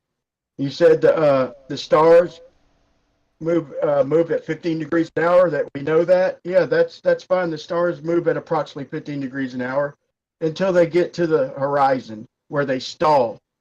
And that's exactly what we would predict on a flat Earth. We would predict things taking longer to set, to go off in the distance. And so that works perfect on a flat Earth, and it destroys a globe, because why would they stall? And you mentioned my formula. You mentioned it not working around 30 degrees. No. And no, it works pretty much spot on within a few miles up to about 25 degrees. And the reliable 45 sextant miles off, is you goose. 30. Yeah, it's all over the place. You were 45 miles off, you nitwit. Jesus. Degrees, so it works 5 degrees beyond reliable sextant measurements at 30 degrees, where once again things stall. And I would argue that closer to the horizon, terrestrial refraction starts to play a part. And I was intended on coming up with a formula for that too, but I haven't done that yet. Let's see. Yeah, like I said, I did correct my moon height. Gary, can you help you had it like a little less than 3 degrees to the tree line. I would argue that the tree line was a few degrees itself. And even if it was 2 degrees, I don't see how you could say the sun ain't above the horizon. I don't care what time of day it says. I know what my eyes seen. I promise you, with everything I love, I'm looking at the sun pop up over the clouds. But I mean, that's all you got is my word. So I'll give you that. Let me see. It looked like when you came up with your, I don't know if I mentioned this yet, but when you applied the habersign and did your circles equal altitude, it looked like you used cylinder Earth, which, was funny to me. With the upward refraction, yeah, my model used upward refraction based on pretty much a water vapor gradient. But like I said, with y'all's demonstrations, thanks to Mick West, even downward refraction, call it what you want, whatever kind of refraction is going on, whether it's downward or upward, we still what did he say? get limited angles. And let me see if there's anything else, man. Yeah, that's what I thought. That's what he We've got said. quite a few things. That's about it. That's about it. Water vapor gradient. Yeah, I've written like seven notes from what you said. Can you summarise again that for me, Farmer? Is that? Yeah, it goes something like this. Oh, yeah, that's what I thought. That's what I thought he said. Don't you mean Can any blah, blah, blah, blah, blah, blah. that as well. Both together maybe. But can anybody explain what a water vapor gradient is? What is it? No. Sorry, I can't. It's just you made Well, it it's up. water and vapor and gradient. And it's a gradient in a gradient. Yeah. What's so hard to understand about that? Oh, I'm glad we cleared that up then. Yeah. Oh, it makes complete sense now. I feel much better. Thank you. But wouldn't a water vapor gradient have to be in the opposite direction to work? Since So Alan, don't get technical. Alan, come on. I know Alan takes the fun out of it when we're just trying to have a bit of fun with it. There's always one. There's always one. Water vapor so it'd have to be the amount of water vapor in the air, right, as a gradient. Would it be rain or fog? Or that's the question. Water vapor or amount of and particles. Would that be cloud? Water vapor. Be like mist to them. Is it dehydrated water as well? Is it? Yeah, it could be dehydrated. Yeah, water, maybe. Yeah. I'd like to see improved there's a consistent water vapor gradient over the entire world, but that'd be fun. How long we got it? I don't know. That's the bit they always like. They seem, Well, let me say one they more seem thing. to always forget. They seem to forget we can measurements and stuff we do are fairly consistent, and they'll come up with these things that are very inconsistent, and sort of say, "Oh, maybe it's this," but we say, "Well, yeah, but that's not very consistent." Whereas what we can do, they we try can their predict it. darndest to disprove 1 + 1, but they just can't do it. No. Well, More things that you. I cut you off, Matt. Yeah. I've written No, notes, you're but fine. man, Doesn't matter. Sorry, sorry, I couldn't hear you while I was cutting you off.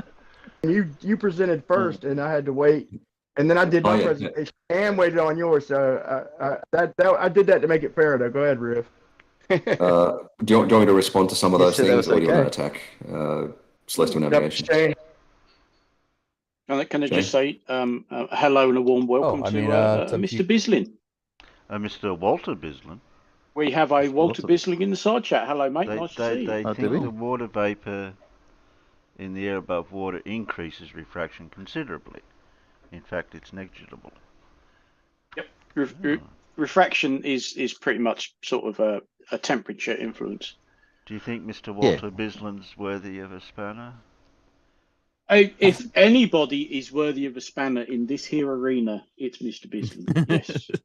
Yes. Yes. Okay. Yes. Definitely. Well, if he subbed to the channel and he can get to the Discord link, he's always welcome to come on the panel. Oh yes. There's a man who knows a thing or two, I tell you. Or 3 or 4. Many. Okay. I'll respond to a couple, and then should we just fucking start the chaos then? I mean, honestly, you guys are going pretty good back and forth. You had like 7 or 6 arguments thrown and 7 or 6 arguments more or less answered. No, I mean that's pretty good. Yeah, I'll respond to a few, and then we'll just just go Q&A. I don't know what to say about Haversine. It's just not a transformative equation. It doesn't transform flat Earth into globe. You said that it multiplies by r at the end. That is correct. So what Haversine does, it works out the angle. So if you're at the center of a sphere and you draw one line to your first point on the surface and the second line to the second point on the surface, Haversine works out that angle. And because of what radians are, and that they equate an arc length to a radius, multiplying by the radius will give you that distance. That's how you get Haversine. It doesn't do anything at all transformative between flat Earth and sphere. You mentioned the water vapor gradient. That's already included in my measurements of the atmosphere that show that the density decreases as you go up. So yeah, humidity is already taken into account. I didn't understand what you were at with the moon being overhead when you said 176 circles to get it overhead. I wasn't sure the relevance of that. You did say you don't care what time and date says. Without accurate measurements, the burden is on you to demonstrate that the time and date is wrong. So, and that'll do. All right. Not you disagree with time and date. Well, that's a perfect ending. I want to say one thing, and then I'll just ask you a question, and I'll clarify what I meant with the moons. But time and date we've shown is off. It's generally reliable, but during equinox, Mitchell from Australia, and you can't call him out because he showed it on screen. He took a compass. And okay, anyone got an example of when time and date has ever been wrong? Yeah, when I get to work late. One right now. And he's full of shit too, as usual. He's going to talk about somebody taking out a compass and it doesn't match the true heading that you see on time and date. Brian will never understand magnetic declination. I don't care what happens. You never off the magnetic north and true north. Yeah. Why is the compass pointing that way when north's that way? Yeah, it's 11 degrees off, says Brian. Well, there's places where it'll be 25 degrees off. You can get large amounts of magnetic declination in spots. Yep. And it's mapped. Oh, yeah, it's you always could, if you decided to, if you wanted to go to an area where it's at its most, there are maps that will show you where this is happening at the moment, and you could go there and try it out. Yeah. Yep. It's well understood. Well, by the majority of the population. Bits of South Africa will get you 30 degrees. There you go. I wonder if that's what one of Falzoid's problems. Oh yeah, could be. Could be. You're talking about flat side. Yeah. Yeah, because South Africa, I had a quick scan around South Africa, and it's certainly 15 to 25 degrees. That's a lot. Mm. Yeah, we put oceanic lines on air navigation charts for that very reason. You need to know what your magnetic declination is, or you're going to get your ass lost. And you'd change that on your compass so you get your true heading once you add that into it or take that out of it. Well, yeah, you account for that in your navigation. Yeah, absolutely. Well, anyone who uses a map should like the Boy Scout stuff, Girl Scouts, brownies, they all learn the same thing. I'm right here. It's 1 degree for me. Well, if you know moss grows on the south side of trees, you're halfway right. That's a myth. Well, not entirely.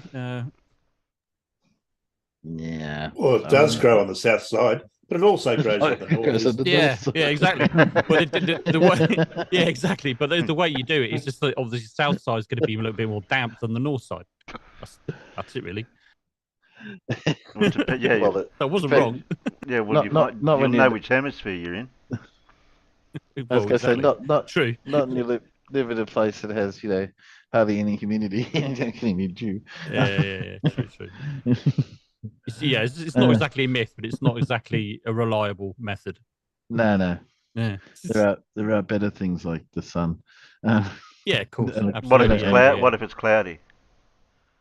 Yeah, well, we still have a rough idea, if the sun's out or not, and you can get a rough idea when it was sort of brightest. But if that lost, if the sun's out, you just don't move. Because I think it was the Vikings or somebody used to use soapstone or something or other that were allowed it was almost like a filter that you could put up on a cloudy day and still work out where the sun was fairly more accurately. But it might not be soapstone, but it was something like that. Like a filter? Yeah, basically it's a filter, but it was I'll have to look it up now. It's like I was saying soapstone, but I don't think it was soapstone. It was a particular type of stone that sort of basically became a filter. When you put it up on a cloudy day, it helped you be able to see the brightness of the sun. So basically, it collected the light, and so you could actually basically see the sun through the clouds using it.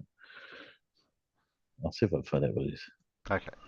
And I believe it was Sydney, and he showed the sun rising, which is supposed to be due east for everybody, which is another problem we might discuss tonight or maybe in a future debate. Brian. But it showed that it was off by 11 degrees, and I'm sure there's reasons like declination and whatnot, but sun and but it's still off by 11 degrees. I'm still not 100% certain about the time because the time in the camera was off. It was at least an hour because it obviously wasn't 7:33. So that's the estimated time. I'm still not 100% certain about the time. I should have checked that, but I didn't. I apologize. But I know what I've seen. Like I said, I can whether it's refracted, whatever it is. I see the sun was poking up over the clouds. I mean that. Like I said, I'm not going to hold you to that because, but that is what I've seen. And but I'll say this. So, do you think you could have fit, it wasn't 176, it's 174. Do you think you could have fit 174 circles and that pretty much that sight line? Trust me, bro. And only wind up directly overhead? Do you think that many circles would fit? I know what I saw, bro. Because if you say the moon's half a degree in that picture and you circled it, it would take 174, really 175, but I'm not counting the 0.5, but 174 circles above the moon would wind up directly over my head, according to your calculations. You stand behind that? Yeah, the moon is half a degree. Yes. Yeah, it is, but if it's zoomed in toward a tree line, It doesn't. I mean, just looking at it without doing the math and everything, without doing the angular measurements. I mean, just thinking that you could fit 174 of them size circles in the line of sight if I unzoomed is crazy to me. You might be able to fit about 30 or 40. That's just 50 or 60 if I'm not being. So he's basically saying the angular size of the moon fitting in the sky from moonset to moonrise. Is that what? Or We've only measured the angular size of the moon about a bazillion times. It's half a degree. Yeah. From 0 degrees to 90 degrees is how many degrees, Brian? Divide that by 0.5. How many circles would that be, buddy? I come up with 180 every time I do that math. But Blue, there's a problem. He wants to zoom out so that he's got a 90-degree field of view from the horizon to the sky somehow, and then he's going to use the same size circle. He's not going to make the circle smaller to go with the new field of view.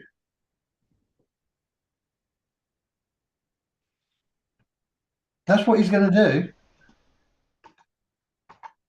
So the moon will go from being a significantly sized circle to being a barely visible dot, and he will just carry on using the big circle to actually measure off the angle. Yeah, I don't think he thinks things through very well. Well, it doesn't. That's his statement. I haven't checked it. I haven't looked at it. I haven't done the calculations or checked the math, but I don't think you're right. Yeah. That's basically what he's saying. You know. Yeah. No way you could fit 100. Trust me, bro. Trust me, bro. Trust me. That's what I saw. Trust me. Okay. Fantastic, but no more than 70 or 80. But 174 of them circles would probably make it to the other horizon, in my opinion. What, all the way across the sky? Did you actually measure it? No. Didn't check it. Okay. All right, flight time. Let's open it up. Yeah. You mean open it up for you guys, right? Yeah. Oh, for anyone, I think. You I want to don't do think open? really anything happened. Yeah, from the red corner we have. You didn't want to have a piece of Brian Blue when you were on there? No, absolutely not. All right. Wait, I got Roof one-on-one. I'm not ready. I got him one-on-one, man. I got to make his dog hungry. I'm about to make his dog hungry. That's what I was expecting. 11 in the morning. 11 o'clock in the morning. Let me ask a couple more questions since I got you one-on-one. You think it's a coincidence? You mentioned the small angle approximation, which you told me before, and I could just say the same thing about the globe, and you're mess with the flat Earth. Just use a large angle approximation, but I'm kind of just joking. But do you think it's a coincidence that that 3958.7 is the exact trigonometry? Did I just hear him right? He did. Yeah, he actually said it. He was kidding, I think. I'll give him. He said I'm pass. joking. I think he was actually. Yeah, I think think he heard what he actually said. did say large angle approximation. He says these things. He says these things, and then he says he's kidding because he knows he has no idea what he's saying. Once he hears himself just speak. And he says, "Well, I might be being Did stupid. that come out of my mouth? Just Oh, cover yeah, I was myself." only kidding. Yeah. Yeah. He probably, as soon as he said it, he's like, what the fuck am I that- saying? I think the taste of shoe leather probably tipped him off there. And the soul.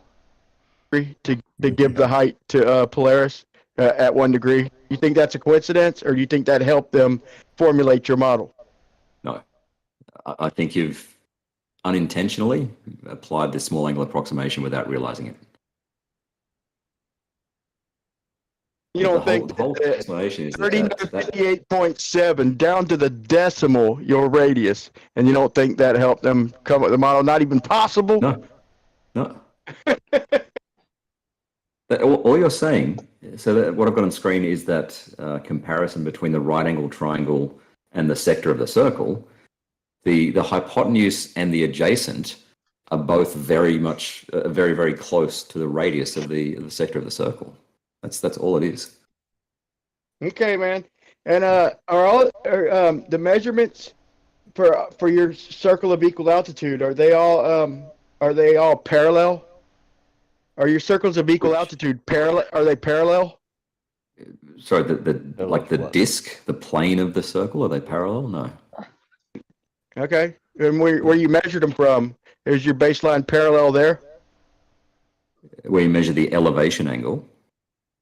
Right, with a The parallel star. baseline, right? Yeah, the elevation angles are relative to horizontal, yes. Okay, because you cut it down to the center of Earth. I'm good with the way it checks out. I'll concede that, but I do have the fact that the way it's demonstrated is pretty much chopping an orange in half, and that gives a parallel baseline equally for every measurement, and then putting it back on the globe. I have a problem with calling it proof when the only way to do that is to make basically the sky flat. Basically, you make the sky flat or equal distance away, like do you make super the long sky range, flat? to where the angles don't even matter. They're so far away, and so to call it proof, that's a bit of a stretch to me, man. That's that's two big assumptions, man, to me. The Yeah, globe itself. Go ahead. I have no issues with making assumptions, right? That's what you do in science. You make a hypothesis, which is a guess or an assumption. You have to assume that it's true and then test what the consequences would be in reality if it were true, right? You can never, let's say your test comes back and it didn't match what you expected. You've ruled out your hypothesis or your assumption's wrong. If you do confirm, you go. Yeah, you called my formula ad hoc when I didn't assume anything. I did the triangulation of moving 69 miles and testing the height to Polaris. Okay, so that's the baseline for all of my measurements. There's nothing assumed. But you called mine ad hoc. That's funny because now all of a sudden you're okay with ad hoc as long as the numbers add up or whatever. But me with zero assumptions, with the math included, just a formula for refraction, the ratio of refraction, and transform to distance. Basically, I just transformed the angle to distance with a little formula with zero assumptions, except I'm assuming that there is refraction. If you want to call that an assumption, I think that's agreed upon universally. But you're okay with assumptions in your model? The reason I called yours ad hoc is because you basically fudged the refraction to match the results. Whereas in celestial navigation, the refraction correction is derived from first principles, from observations of the atmosphere. So looking through the atmosphere, we know what light will do. So it's not an ad hoc thing at all. It's a calculated correction based on our atmosphere. Oh wow! So what's the refraction in the Black Swan with the oil rigs, please? Give me the calculation. Well, we don't have measurements of the atmosphere there, but obviously with the horizon being a long way away, we know that the density gradient is quite steep. I mean, we don't have measurements, which is unfortunate, but those conditions that can cause really strong refraction can and do exist close to the surface.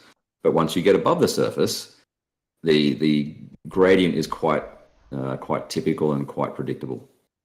So looking horizontally, you can't really do much, but looking at some angle up, it's quite stable.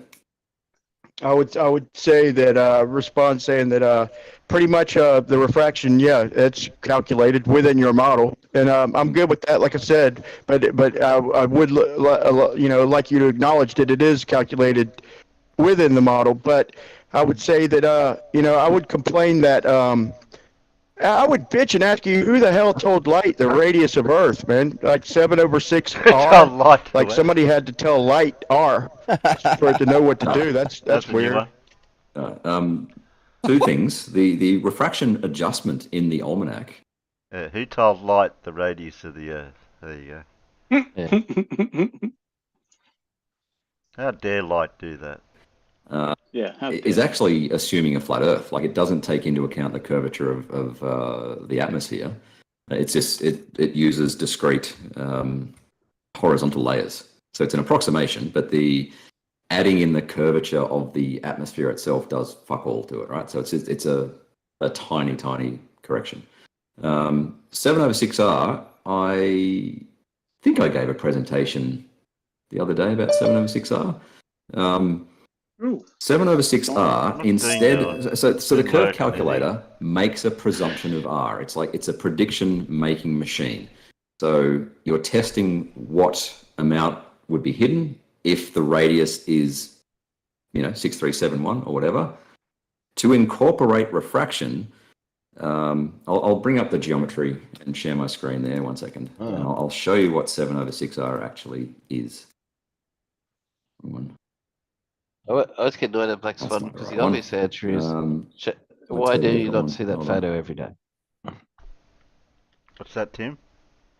No? I get annoyed over the Black Swan image because it's like, you don't see that photo every day. No, you don't. No. So if you could show me that photo every day, that's what you got, then maybe the Black Swan might be an issue. But because you don't, it's a bit irrelevant, isn't it? Well, you know somebody that does make a lot of nice pictures to do with refraction and miraging.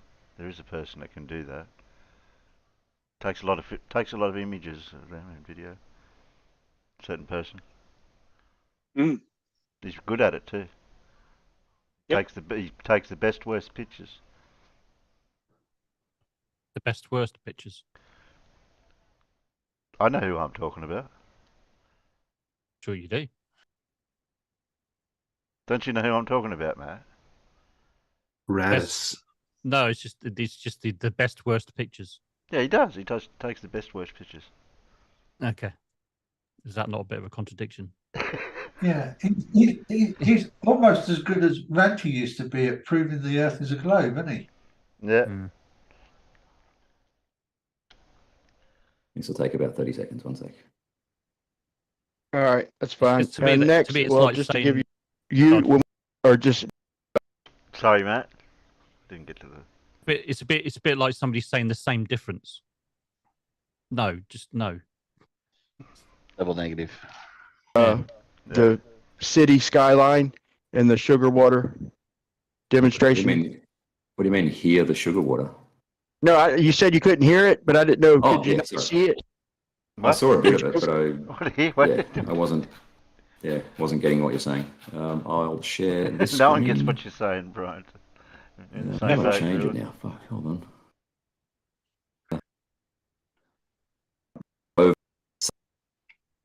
Yeah, I remember this bit.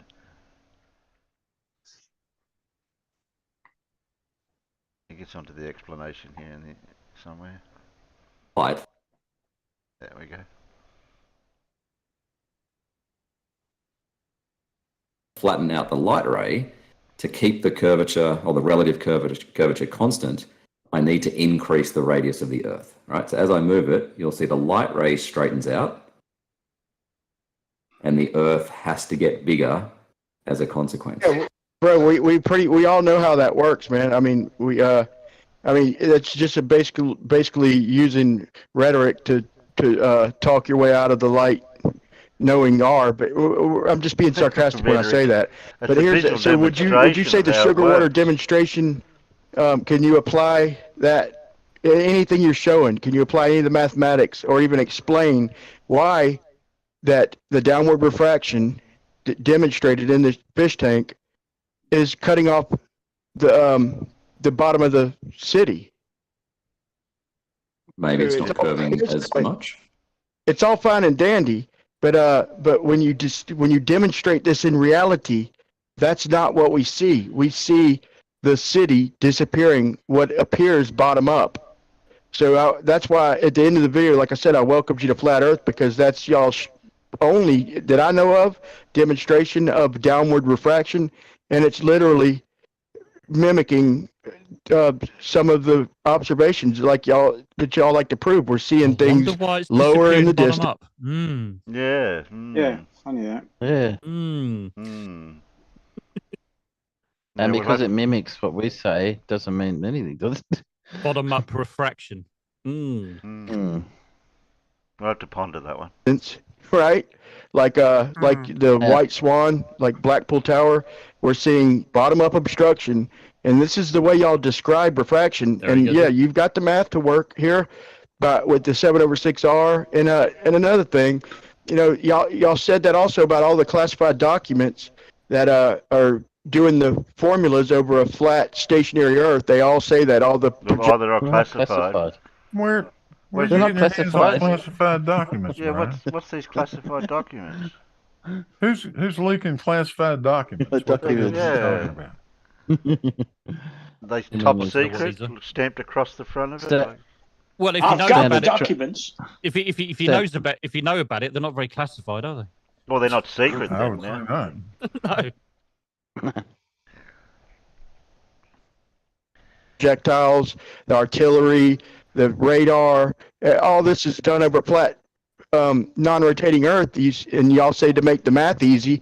Yeah, in reality, it's measured over a flat, non-rotating Earth and then transformed to fit your model. So yeah, they're going to work. That's my whole point is all these measurements in reality are done over a flat plane. Then the math is added, the complicated math to fit your complicated model. Fair? Well, a person that knows how to do math wouldn't say it's complicated, would you? The No, math but it's that a he's matter of talking about? relativity. He's lumped a whole lot of things together, which he's sort of like, no, that's not quite true to his statement. But What's it's the like, basic math that he's talking about? What is it? Trigonometry? well, and, he's trying to say it's all done to make the math easy. It's just yes, rather than having to calculate all these things that don't really make a big difference. Yeah, these things are assumed. That's what the documents say. So it's not a case that we do I these know documents. that there's a thing to do with things are calculated by using a flat baseline for the math part of it, but that's just to make the math Well, it easy. depends on what he's talking about. Yeah. There's also that over some of the shorter distances, you don't need to worry about some of this crap. So What is it, about 60? It depends on which 60 miles or something, or is it bigger? I forget what the distance depends on what he's talking about. I'm sure he threw radar in there, and I'm pretty sure there's nothing about flat in the radar. But anyway, I could know. Well, don't bring up radar, Alan. I'll just start. Well, mostly fair, yes. I mean, they do make some simplifications to make things easier, but you do that at the cost of accuracy. So yeah, they'll assume a flat non-rotating Earth, because if you do use if you use a rotating spherical Earth, it will make the math more complicated, and you may not get a good enough increase in accuracy for it. Yeah, so basically, so I've got no problem with that. So everything in reality is measured over on a flat, non-rotating Earth, and then the math is added to fit the model. So I mean, but do you hear the premise of that? Simulated. What's that, Al? Not measured, simulated. Yeah, and not everything. That's the thing. Not everything. There are some circumstances, yes, but not everything is measured over that. Yeah. What he said. Yeah. Everything's measured in reality on the flat, non-rotating Earth. That's the premise. That's the important part. The measurements of angles and stuff like that. Like they don't care about everything. The distances, the angles. I mean, everything. Yeah, but they have to specify, because it's all done on a flat, non-rotating Earth. In other words, what it's saying is that they're all done to me, this is what I get from it, is all these measurements are done in reality. And if you want to see the model or the full degree, you're talking 1,500 miles. So to check any of these distances, we have to go beyond continents, right? I mean, what's the widest land area feasible to check these distances? The sound went different there for some reason. Did you hear that? Yeah. There's a skip. Yeah, it was a bit weird, wasn't it? Yeah. I wonder if it's been edited, this upload from this channel. No. Who uploaded it anyway? Whose channel? I think there's Sean. I can't remember his name. I don't know if it was the stuff that was getting put up on the screen that I could see whoever's fiddling around in the background on Discord. There was all sorts of crap. Maybe they brought up some stuff they shouldn't have seen. But wait, so where are you playing this from, Terry? Is what I'm asking. You noticed that whilst he was looking for gifts, didn't you? Yeah. Earlier before he brought up some stuff that. Oh, it's 24/7 cosmology Tartar. It's over mountain ranges and all that. I mean, just the other day I drove a couple hundred miles urban. Yeah. It might have been. Yeah, it might have been. Maps in the past would have. I mean, it's basically modeled using the heavens because it's just not practical to do these distances on land. And then once you get past, let's say 30 degrees, then where could you even check these measurements? What continent, what feasible place on Earth could you double check these distances? Australia. I think with the stars, yeah. If you know that they move 15 degrees per hour, then you can equate a longitude distance with an actual distance. Yeah, but there'd be no way to check it, man. And like I said, over them distances, anything could be happening. Like I just come up with a refraction model just because, y'all said you and Rumpus and Sean Hawkins act like it was impossible, and I just come up with something we know happens in reality, refraction, and just come up with a model, just thinking it would hush y'all on that, and it worked for a couple months. Reality, if you live, not much longer. I don't know.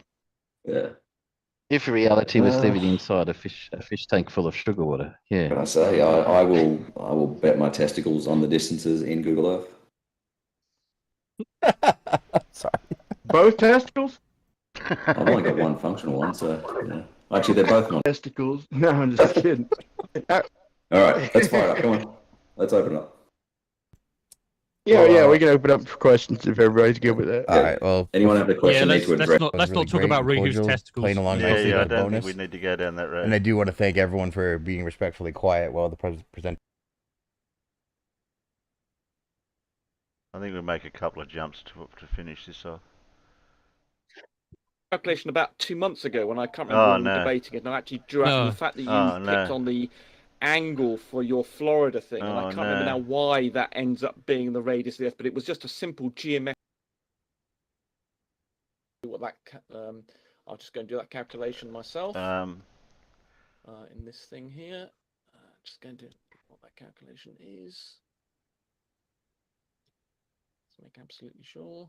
Whoops, damn thing. Sorry, I'm just in the middle of doing a right. I think somebody broke the crayons out for Rumpus. It's obviously what it is. Yeah. Of course, 2 pi. We don't want to hear Rumpus. From that, if you say, and the distance was, and then he tried to get calculations. Yeah. Collective have shown us refraction in many cases, including the black swan, and we have explained it with math. Kiddos. You never seen refraction. You saw an oil rig. An oil rig is not refraction. Wrong the hand. What? Was he just about to say an oil rig isn't refraction? Yeah. Is that what he's just about to say? Yeah, I think that little bit with right the hand in it's the laugh. I don't know when he comes into it. Oh, right the hand, he's still around, is he? Yeah, he's a laugh. Yeah, well, if you play the right hand part, I'm leaving. Oh. I will not listen to that douchebag. Okay. Yeah.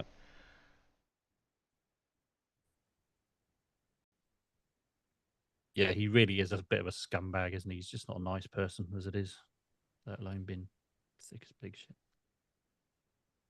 I think that's it for him. And you know what the composition of the gas is, then from experiments that have already been done in the lab, you can determine what the index of refraction is, or at least estimate what the index of refraction is at that point, and then you measure. The ones in the lab are based on different media, not different densities, not varying densities. So you said whatever, but you meant density, not layers. No, I did not mean density. I said... Well, each layer has a different density, and that's due to temperature, humidity, and many variables. But it's still only one media with varying density. It doesn't... In the lab, we have to do it with separate materials, like diamond to ruby, ruby to diamond. What's your Can I ask angle you of a question? incidence? when you're looking straight out.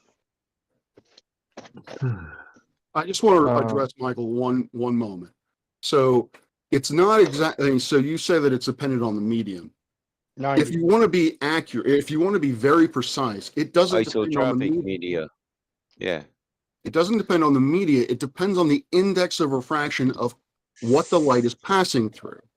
As the light enters or exits isotropic media from one to another, it's very specific in Snell's law. Can I try to? I actually posted it. Well, Michael, do you think if I have two different mediums with the same refractive index, do you think the light is going to bend when it goes from one to the other one? Yeah, as it enters one and leaves the other, yes, and we can equate it. Does your vision if they have the same refractive index, do you think it's going to bend even if they have the same? It still exits one and leaves the other, yes. So there's the area in between that doesn't have the same refractive index. Depends on your angle. Well, what if they're liquid? Your angle of What if incidence they're is liquid? 0. Everything drops. Yeah, The what two if can they- be if they're equal, liquid? but it exits one and enters the other, right? Yeah, but there's no This space is all between. bit say, uninteresting. Is there something more interesting further on? No, I think that's where it tapers off. And look up. I'll read this. Maybe I'll reply on it. The duties of a father. Yeah, I think that's where it tapered off. Oop.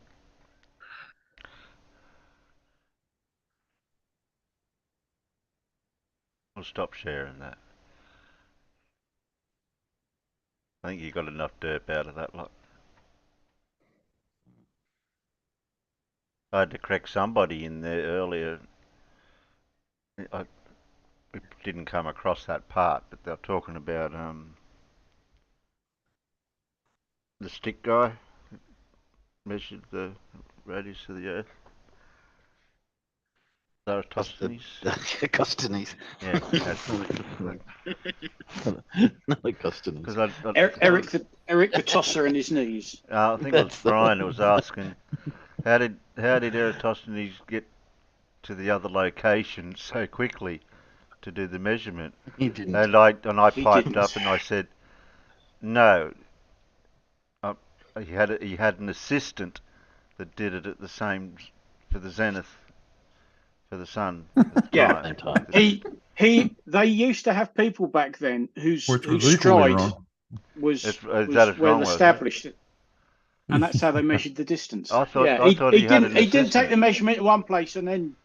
No, I thought he had. Well, he already They knew that area at Syene was roughly the subsolar point. Yeah. At the solstice. So he didn't need someone to measure that because he already. Nobody had to be there. You just needed to know what day the solstice occurred on, and they knew that. Yeah. So he's at the other point and measured the angle there. Right. Then he paid somebody to pace the distance between the two places. But that didn't have to They be did done on that the constantly in those days. Yeah. They were constantly measuring those distances. The Nile would change its path, They needed to keep track of the distance along the riverbanks and all that stuff. That was a common practice. Did anybody notice we've got an aquatic creature with a bit of a sting in his tail has joined the panel? No, that's not where his name comes from, man. What, Stingray? Mm-hmm. Right, where's Stingray? If he had his little avatar there, you'd know. Yeah, he's naked. Why did you let him in if he was naked? There he is. Well, when I let him in, I didn't know he was naked, did I? Well, should have kicked him out then. Yeah, what's the new naked feed nowadays? What's the going rate? About $50, isn't it? Pay for the Zoom for the year. Must be at least. Well, for the year, that's $200 and whatever dollars. Oh, is it? Not Well, $50. Yeah, okay, $200 then. Whatever it is, I don't know. Wow, $50 to pay for the quarter. Yeah, no one would want to come in naked ever again, would they? Maybe it's a picture of the word stingray. Does that mean it's not naked? Oh, well, now you on about me? Yeah. No, Dean. No, we wouldn't. Yeah, we wouldn't talk about you.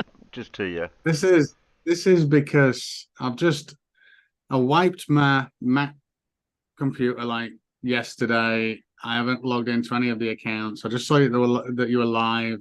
Saw Brian being a derp and thought, I'll join and listen. You I haven't said any. Are you still trying to figure out Windows 11?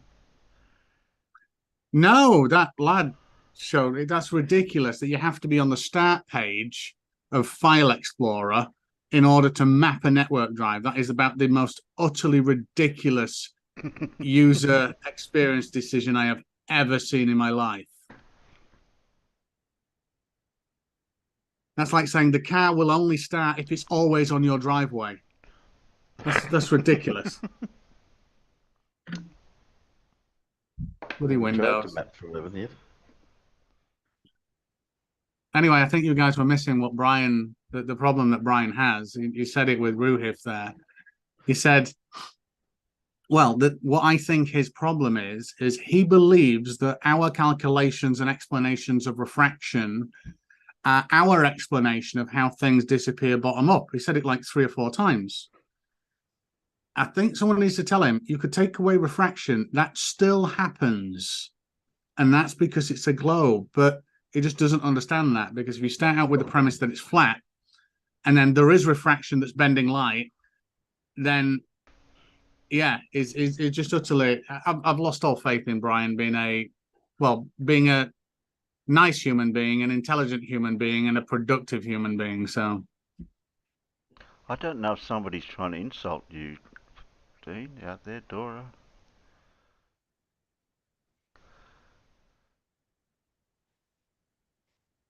No, that's not. I think he's getting confused. That is not rumpus. Dora, no.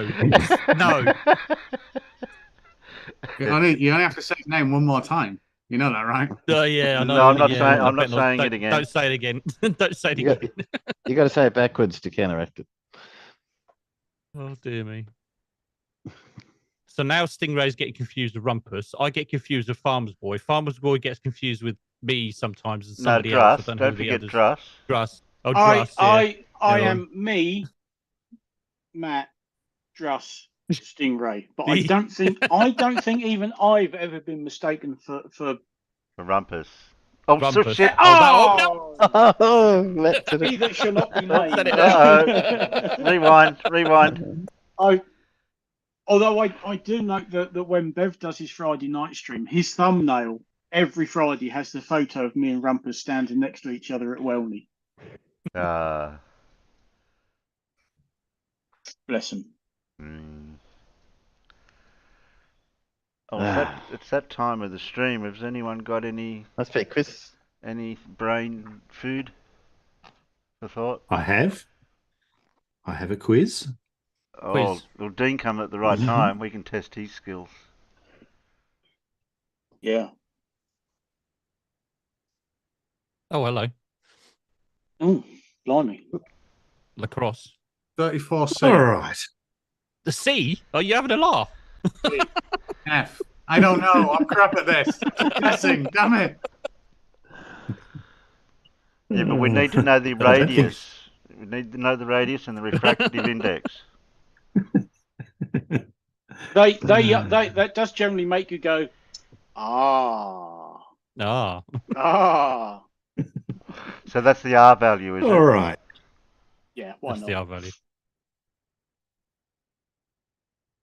You need your maths brains on tonight.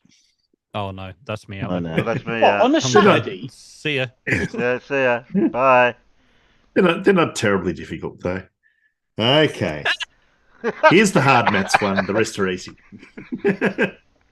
All right. Brown numbers are pairs of numbers, mn, such that m squared minus 1 equals this function of n. What function are we talking about? Come on, Dean. Monkhouse. Oh, sorry. One. You got to put it in the internal chat, Dean. To George Smoot. George Smoot. Yeah, not not to everybody. But you Because can then do it to Terry me, take- and I'll then- just spell check it for you in can do case it. you get it wrong. Terry will check. Yeah, I'll check your spelling. Because he's good like that. Yeah. This function appears in the denominator of the formula used to compute Catalan numbers. What function is it? Oh, well, that narrows it down. Fleetwood Mac. Wrong quiz. Wrong quiz again. Oh dear. It's not squared function, no. Does 4 is 4 in it? It can be defined as the integral of the product of an exponential and a polynomial. What function is this? That's really helpful. You will, I guarantee you will all know it by the end. It is equivalent to the gamma function for positive integers, and it also appears in the formula for permutations and combinations. Yeah, we'll know it by the end because you give us the answer. Blue's got the answer. Blue knows it.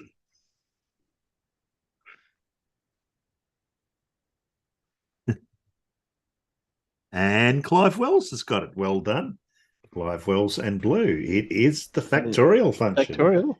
Yes. Factorial. Name this function, usually denoted with an exclamation point, which for a positive integer equals the product of all the positive integers less than or equal to n. Factorial. Factorial. Yeah. There you go. That was the hard maths one. The rest are easy. Okay, question 2, which is not a maths one. Peptizing and peptizing are forms of producing these substances. Substances are these.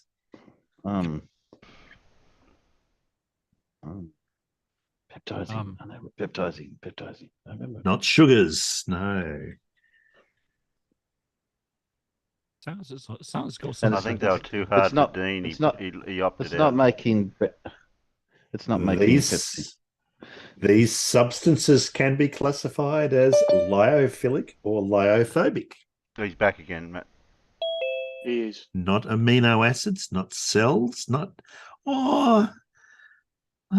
that's kind of a right answer out there, but that's not the word I'm looking for. Nerd alert.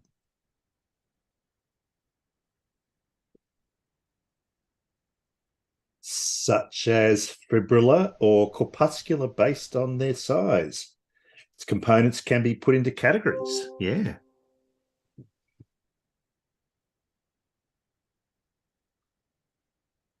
Not cell walls, not cytoplasm.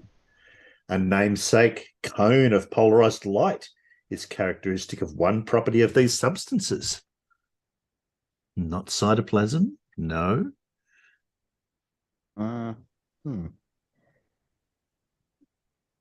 Categories of this substance include emulsions and aerosols. Nerd Alert said proteins. Have you oh, you've already seen him. It's Try not again, Farmer. proteins, no.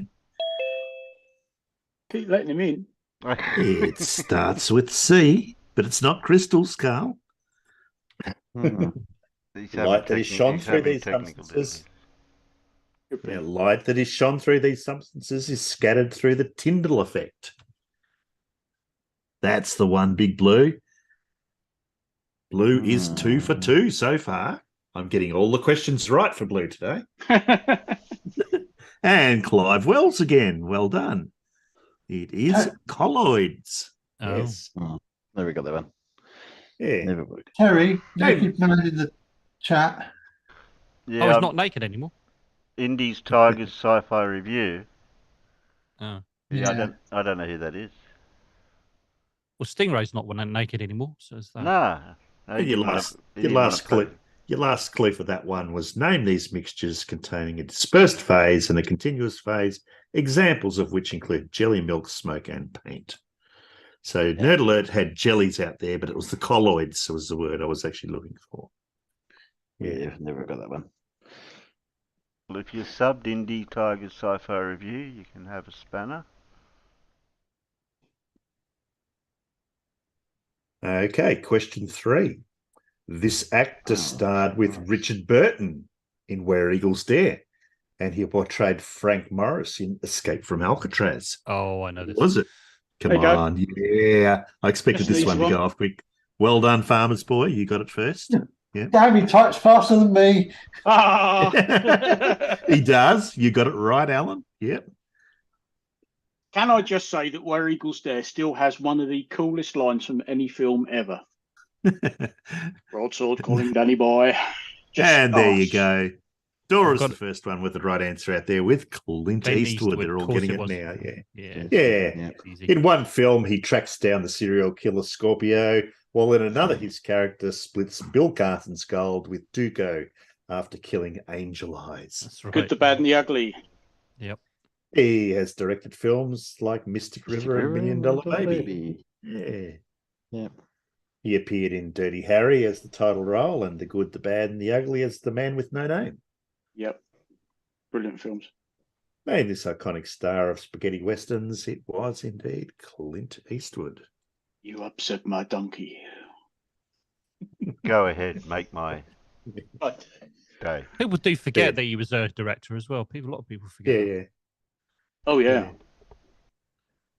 Okay, question 4. Over to literature. In one novel by this author, scientists in the title location become enemies due to the Crimean War. Ooh. Who is the author?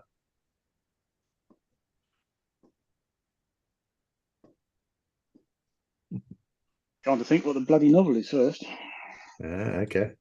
I'll give you another clue then.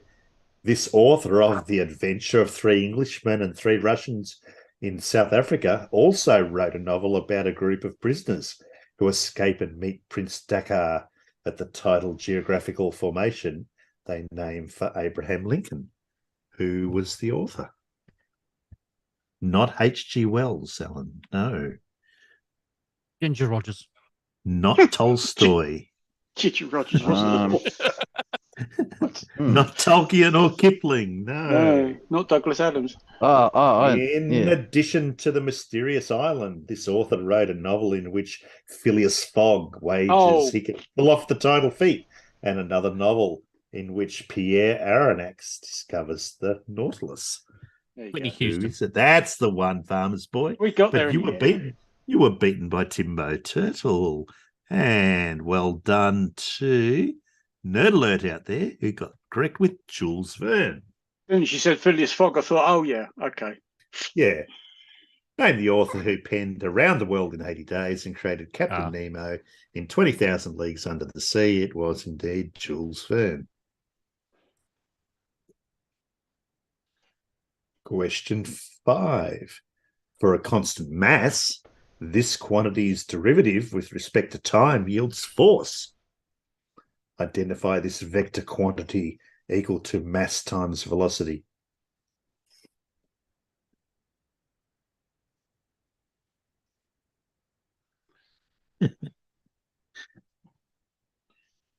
Yeah, Big Blue first with momentum. And out there with Nerd Alert with momentum. That was the answer. This is a multi-parter. So linear momentum was the answer for that. The integral of force over time is equal to this quantity, which is also equal to the change in linear momentum. What is this quantity?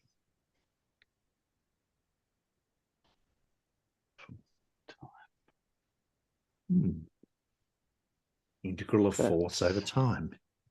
I copy this, but I'm going to put it in. Not acceleration. No. Because everything's pressure. Not kinetic energy. Not jerk.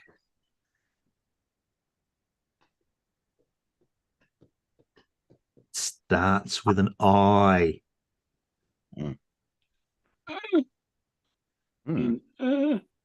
Indiana Jones and Temple of Doom. Not inertia.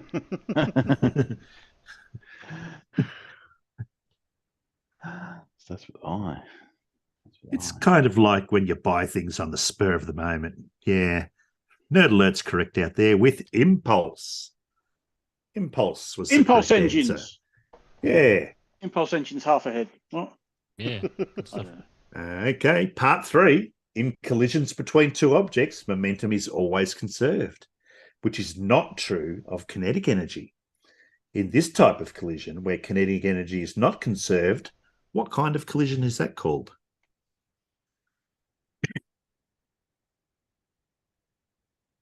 Hard. That's the one, Blue. And Nerd Alert's on the ball with that. It is an inelastic collision. Good. And the last, that's it. That's it. There you go. All right. Question 6. Peter Gutman published a paper about a cost analysis of content protection in this software product. What software product is this?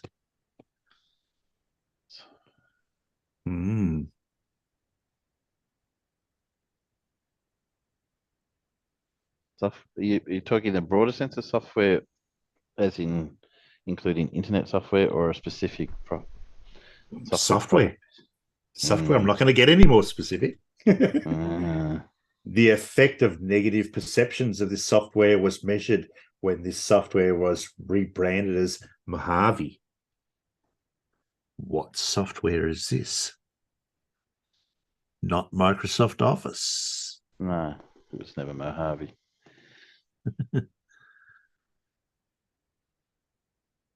A new feature in this software product operates under the principle of least privilege and prompts the administrator to perform certain actions.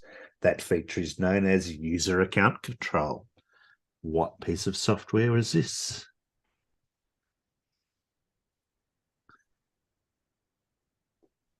Isn't it? You need to be more specific, Alan. Originally codenamed Longhorn and released in 2007, name this predecessor to version 7 of an operating system produced by Microsoft. That's the one, Alan. It is. And I think who got it right out there? It was... I think it was Nerd Alert again. Nerd Alert got it, yeah. Well done. It was Windows Vista. I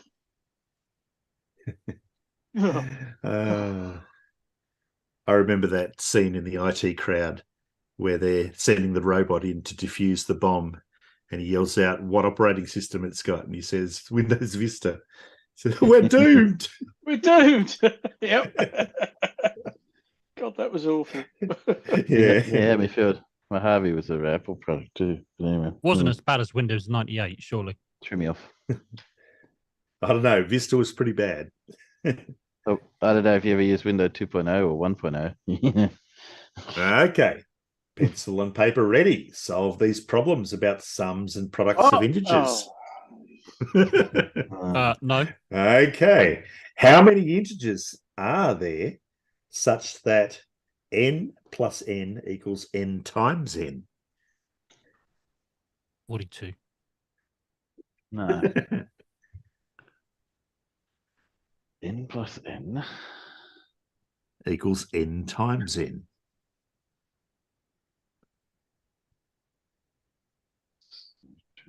Alan's got it correct. Blue's got it correct. Sorry, I don't do maths on Saturdays. Timo's not right. They're all right out there. RT96, Nerd Alert, and Dora. There are, in fact, two. 0 and 2. 0 plus 0 equals 0, and 0 times 0 equals 0. 2 plus 2 equals 4, and 2 times 2 equals 4. I was looking at the product of the... That's it. Yeah, deal. Okay, next one. What is the largest sum possible of two integers whose product is 60?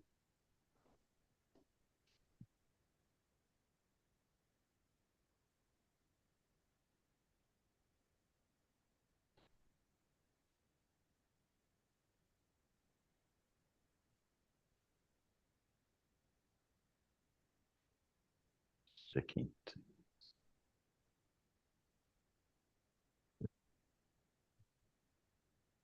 No correct answers so far. No. No.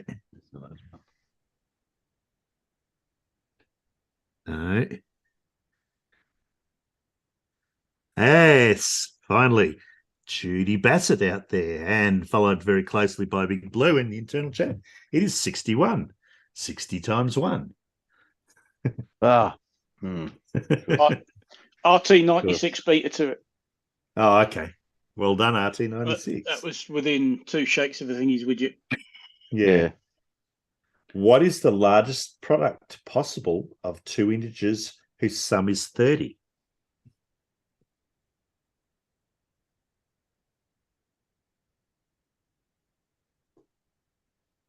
Well, I'm going to start with that one.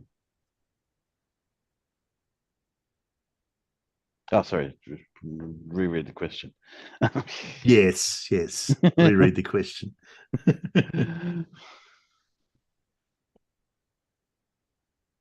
We do have a correct answer out in the peanuts. And Big Blue has got a correct answer. Well done. With Nerd Alert and Big Blue, who got 225. 15 times 15. Times 15. Yeah. That's what I was putting in. And the last one. The sum of the odd integers from 1 to 21 equals the product of what positive integer? With itself.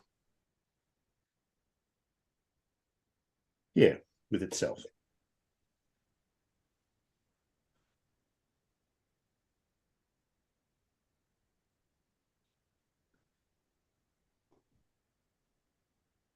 Not 42, no.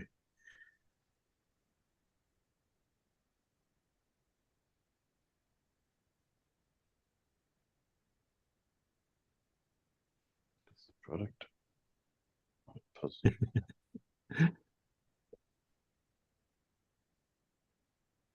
And we do have a correct answer out in the chat there with Nerd Alert, who has the correct answer, followed very closely by Alan Evans in the internal chat just now. It is 11. 11 times 11 equals 121. A little bit slow. There you go.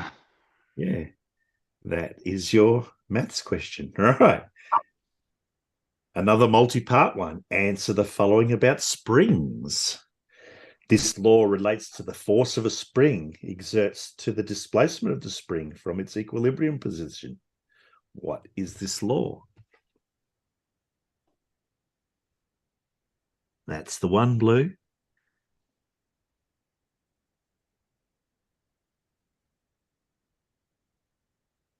Just give the peanuts a chance. I think we've talked about this one before, haven't we? Yeah, sure we have. Can't remember it.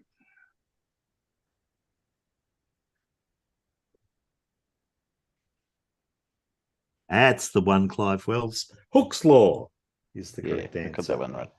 Yeah. In that law, the force equals minus the spring constant times the displacement raised to what power?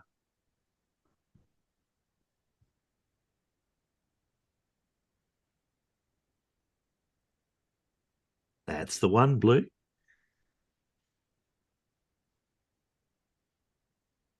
Not 2, not E. Not the second power. No, not 2. What is Hooke's law, remember? F equals not a half. No. Minus KX.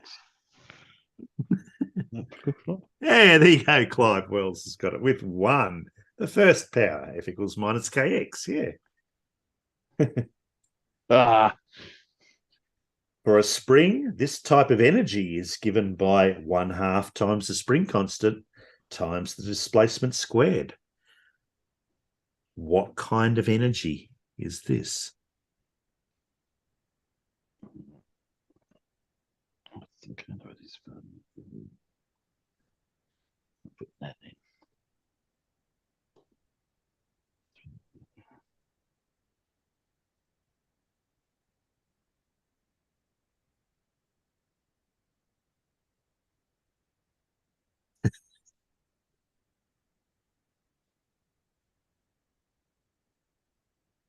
Spring energy, spooky bit. Yeah. It's not kinetic energy, no. No. Clive Wells and Carl Edwards out there have got it right. It is potential energy, or more correctly, elastic potential energy. Yeah. That's what I had in my head. It had to be the other one, didn't it? Yeah. I thought it'd sound silly if I put potential energy, so I didn't do it. No. And the last part, This term refers to a force that causes the amplitude of the spring's oscillations to decay over time. What do you call that?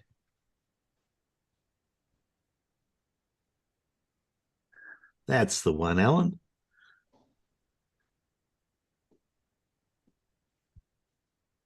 It's not really the term I'm looking for, Nerd Alert. That's the one, Dora. Well done. It is called damping. Yeah. Like that. Dampening. Yeah. Okay. Question 9. These results can be derived from the fact that their governing force obeys the inverse square law.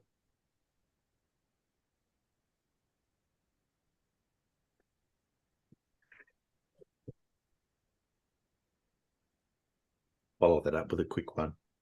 One of them, known as the law of harmonies, states that the square of the period of an object is proportional to the cube of the semi-major axis. What are these things?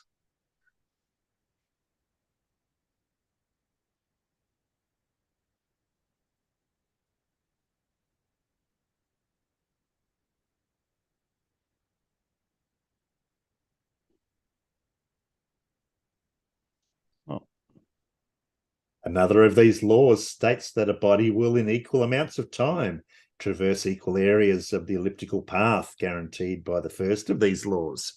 What are they? That's the one, Blue. Yes. And Clive Wells out there is correct with Kepler's laws, followed by Nerd Alert. Well done, guys. Identify these laws that govern objects' orbit in a solar system. It is Kepler's laws. Yeah. Kepler's laws of planetary motion. And your last question. This quantity equals the ideal gas constant divided by Boltzmann's constant. 3. What is it? 42. This quantity is also equal to the value of Faraday's constant divided by the charge of an electron. 12T. What is this constant? Yeah, Carl Edwards and Dora were kind of there, but by definition, a 12-gram mass of carbon-12 will have this number of carbon atoms. I think the peanuts have got it out there, yes. Avocado numbers. Yeah. Identify this quantity, the number of elementary units in 1 mole of a substance, approximately equal to 6.02 times 10 to the power of 23rd. It is Avogadro's number. Yeah. Exactly as Spooky just said. Yeah. I wasn't getting too many letters for me. I wasn't going to get that. And there you go. That was the quiz for today. Well, thank you. A mole. Thank you. A mole, yeah. Oh. Moly moly. Moly moly. Not a blank, not a, what do you call it? A mole rat. No. Naked mole rat. That was the word, is it?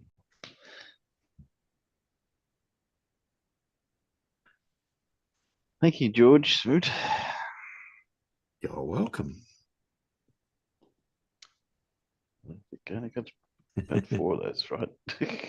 Any one of them early enough. I've got a word to say to you guys.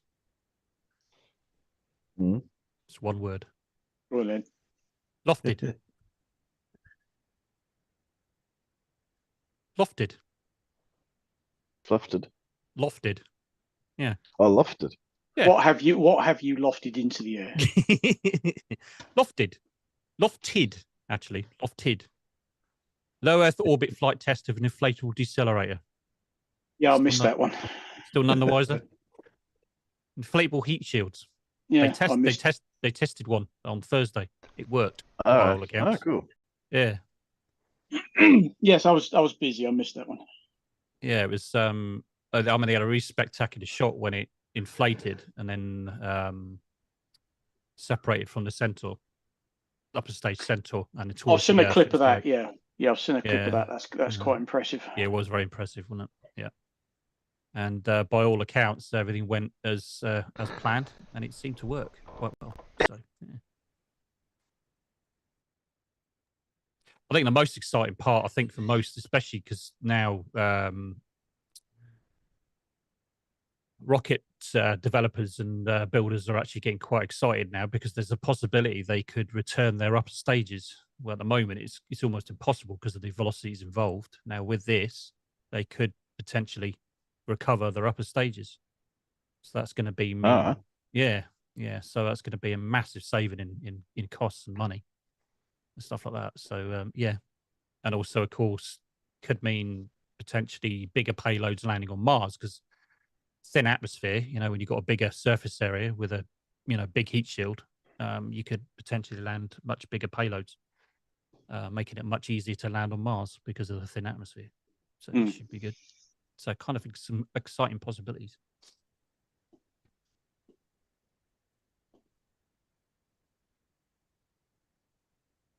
All the space nerds like me in here, we're excited. Not overly, I hope. Oh yeah, you should have seen me last night. I won't say what No, I was doing. let's just easy tiger. I saw Farmer's Boy's face now. I was going, no, don't go there. Don't. Quick, boot him. He's about to go too far. No, the only thing I did last night, I went out for a meal with the missus. First time for absolutely ages. It was nice. Oh, did you go on a date night? Yeah, we had a date night. Yes, we did. Yeah, we had a date night. Went for a very nice meal at a favourite restaurant. It was very nice. Had steak. Yum. Was it the Golden Arches? Yeah, that's what I was going to say. No, it wasn't McDonald's. No, it definitely wasn't McDonald's. Was it the Golden Arches? Unless McDonald's has started doing sirloin steak, saying a steak, I don't think so. Hey, if McDonald's start doing stuff like that, I might set foot in one of them. Yeah, ain't gonna happen, is it? No, that's not. They do your steak. There's Aussie beef in their burgers, believe it or not. No, yeah, I want steak. I don't want something that's been ground up and combined with the sweepings off the abattoir floor. Thank you very much. It's a restaurant I used to work at many years ago, and I've been a customer probably longer than I was working there, but I've never had a bad meal, not once. The service sometimes has been a bit slow when it's been really busy, but you got to expect that. Yeah, if you walk in and the place is crowded, it's like, I hope you're not in a hurry. You know? Yeah, exactly. Yeah. But you'd have to be a genius to work that one out when you walk in the place. Yeah, well, yeah, not all people recognise that. No. They want fast food. They want it's like when you used to get people that used to ask for well done steaks. It's going to take a bit of time to cook, but they want it done in 5 minutes. Where's my meal? I've been waiting here 5 minutes. I'm sorry, anybody asked for a well-earned steak should be shown the door and said go. Well, but sadly we can't do that, unfortunately. But you get people like you that. can have a steak, but you haven't cooked properly. There's the heat. There you go. No, I like my medium rare, not quite moving. Oh yeah, just sear each side for a minute or two. That's it. Get some colour in it. Boom. But you want that colour in it. You like colour it in the middle. You like it proper red, and yes. No, I'm kind of I like it pink. I want it pink in the middle, but you basically just sear each side for a couple of minutes. If that, you do a little bit more than show at the heat, but not that much. You don't cook the whole thing through. You've just ruined it. I don't know. Medium. If you get into medium range, you need to actually cook it, and it does the color of the meat needs to start to change, so it's pink rather than actually red. That's how I like it. I like it. So there's still a bit of juices in there, still a little bit of blood, but not too much. Yeah, but let's put it this way: that's something no, it's not blood anyway. Not blood. No. You'll never see. You'll never see that in a Mackie D's. Not in a fucking million years. Excuse me. No, of course not. I thought it was. We used to take the boys to proper restaurants, and then when Granny was taking them out, she'd say, "Come on, I'll take you to the McDonald's." They go, "Yeah, McDonald's." It's like, yeah, you take them there. We ain't doing that. we ain't going into McDonald's. Thank you very much. We used to take the proper restaurants. Spoil sport. Bloody right. And then I had to show the youngest because we went we had a very expensive Italian restaurant in the area. We used to go there, every now and then. And he said, it was always adventurous. He said, I'll try snails. Okay, fair enough. Then they come out, he says, why do I do this? And now I've never eaten snails, but I've seen enough people do it that there's the holder that the snail shell goes in and the pin to put and all the rest of it. I said, that's how you do it. And he sat there and he ate them all. And he said, what do they taste like? Garlic. Garlic, yeah. Because they're in a garlic sauce. They're just this rubbery thing in garlic sauce. But he'd always try new things, And I said to him, will you eat them again? No. He ate them. Bless his heart. He was adventurous when it come to food. No, thank you. Not snails, no. But you want a restaurant where if you have a starter, you're given time to eat your starter and, have time for it to sort of settle afterwards. It's when you have a starter, they come and clear the plate, and within 30 seconds your main is there. And it's like, well, hang on a minute. I just had my bloody starter. Give me a chance,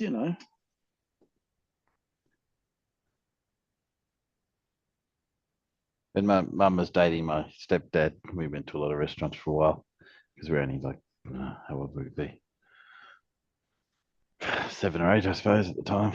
But yes, used to have to drag us along as well. So yeah, but to be honest, we wanted to give them an education in not just in food, but when they're getting of an age where they're starting to date, it's like, well, don't take them to bloody Mackie D's. Take them out to a proper restaurant, and they'd know what to expect, and they'd be used to it. And that's where my wife wanted to go.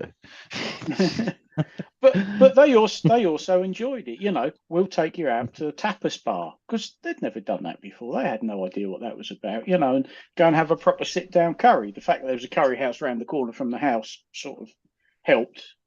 We were regulars there, but. Don't take them to, McDonald's and Unlucky Fried Kitten and all that stuff. Take them to proper restaurants and give them the full experience. And by and large, they did enjoy it. Lucky Fried Kitten, did you say? Unlucky Fried Kitten. Yeah, KFC. Kitten. Yeah, Unlucky Fried Kitten. That's gone downhill over the years. KFC, yeah. Yeah. And Domino's. Not Domino's. Pizza Hut. Pizza Hut used to be. Used to have actual restaurant to go to when they first came out. And you'd sit down and they'd serve you, and you'd say, and a large pizza was like enough for, 3 or 4 people. Now large pizzas are Pizza Hut now. I swear to God, it's people that have kind of got lazy written on their heads because they just don't care. Their staff and Pizza Hut are just awful now. I just don't think they do customer service training of any description whatsoever. They just go say, there you are, get on with it, and then that's it. Awful. And the place is a shit tip as well all the time. So no, I don't go to Pizza Hut anymore. Domino's is okay. Domino's is okay. It's just got freaking expensive, that's all. But, it's the sign of the times, I guess.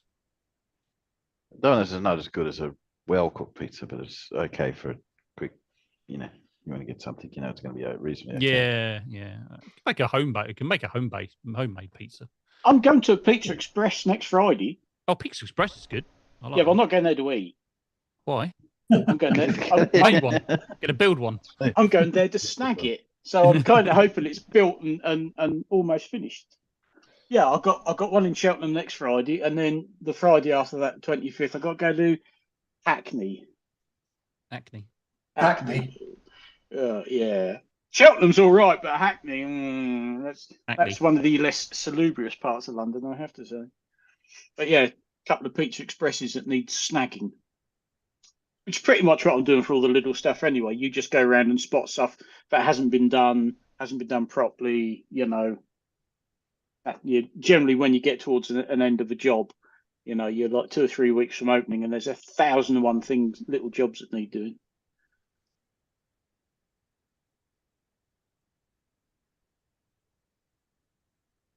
Does my audio sound okay? Because I've just put a new pop filter on.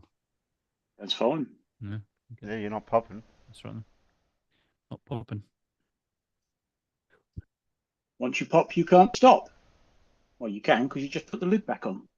Yeah, the Amazon guys just delivered it and just put it on. Seems all right. It's kind of metal though, which is a bit unusual. It means it might last then. I thought I could find that video that where is it? That Scott Manley did that Falcon Heavy SLS. Falcon Heavy. I thought I could find the. Oh, that went up the other week, didn't it? Or is that the one you're talking about, the inflatable heat shield one? No, he hasn't. He hasn't. No. He hasn't done anything on Lofted yet. Hang on. If you want the video on that, do you? Yeah, that's what I was trying to find earlier, but I couldn't find. I'll soon find it for you. Yeah. Scott Manley hasn't done it. Hang on. Yeah, that wasn't SpaceX. I mean, it's anyway, in the thumbnail. It says NASA test new inflatable heat shield, but. Hang on, I'll try and find you one that's from NASA. Here's the animate. Oh, hang on a minute. This might. Yeah, no, that's the animation. That's no really good for you. Well, Well, I could give you this one, but this is kind of like the kind of prelude to it. There's a couple of space ones you can play, but not all of them.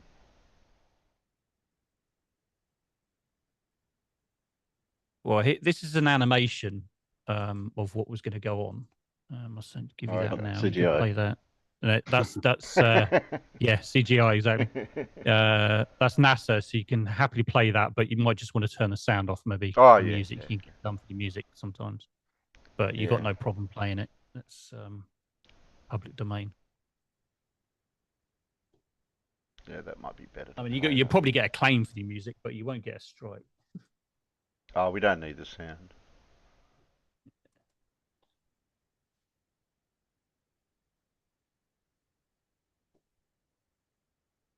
Where you're hiding it when you do to get it. I've got it. It's in Fair Suck. I'll try and find you the actual when they actually did the test. One of the tests. Just below that bit that's telling us to wave to Gary. Yes. Do you want me to give him the... Trouble is, it won't allow you to wave in the right manner, will it? Do you want me to give him the new role?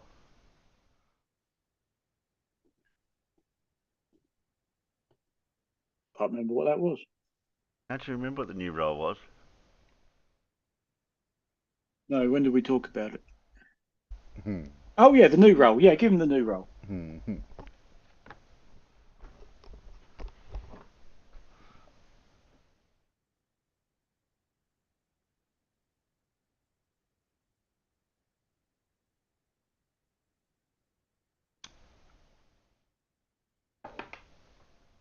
Oh, excuse me. The only one I'm finding at the moment is the whole live stream, but that's like 4 hours long. Yeah, that's what I've got too. Yeah, you could pick out. Ones. Basically the whole. I think he's just. Oh, here we go. Well, Scott Manley done one video, done on the thing on Lofted. Yeah, he's got that bit in his video, but not. Oh, was that a recent one? Was that today? Yeah, then? It must have been today because he's done it again. Done. Oh, okay, yeah. Well, it's funny because I tweeted him. I said, "You know, I think you should do one on Lofted. Surely you're going to have to do a video on Lofted." And yeah, he did. Good. Yeah, it's in this video of Scott. Yeah, does he show the clip of the thing? We'll play that then. Yeah, just play Scott Manley. You'd be right. You got no problem with that. Just play that. Yeah, just play that video. You'll be fine. You'll be okay with it. It's in that area there where you can see it somewhere there. Yeah, there you go. Yeah, there you go. Yeah, you just went past about it. Here somewhere where they launched something. Yeah, you can do. Yeah. You won't be playing music either, apart from intro and outro, so you'd be good. I know we have played him before and we haven't had a problem. Yeah, he won't strike you for it anyway, and it's it's fair YouTube use anyway. It's YouTube. Yeah, well, it's fair use anyway. So even if something does happen, you'll be, it's fair use, so it's not a problem. But we all like to see rockets take off. Because what will happen is YouTube would notify Scott Manley if somebody's been using his content, and it's up to Scott Manley to say whether he wants to claim it or not.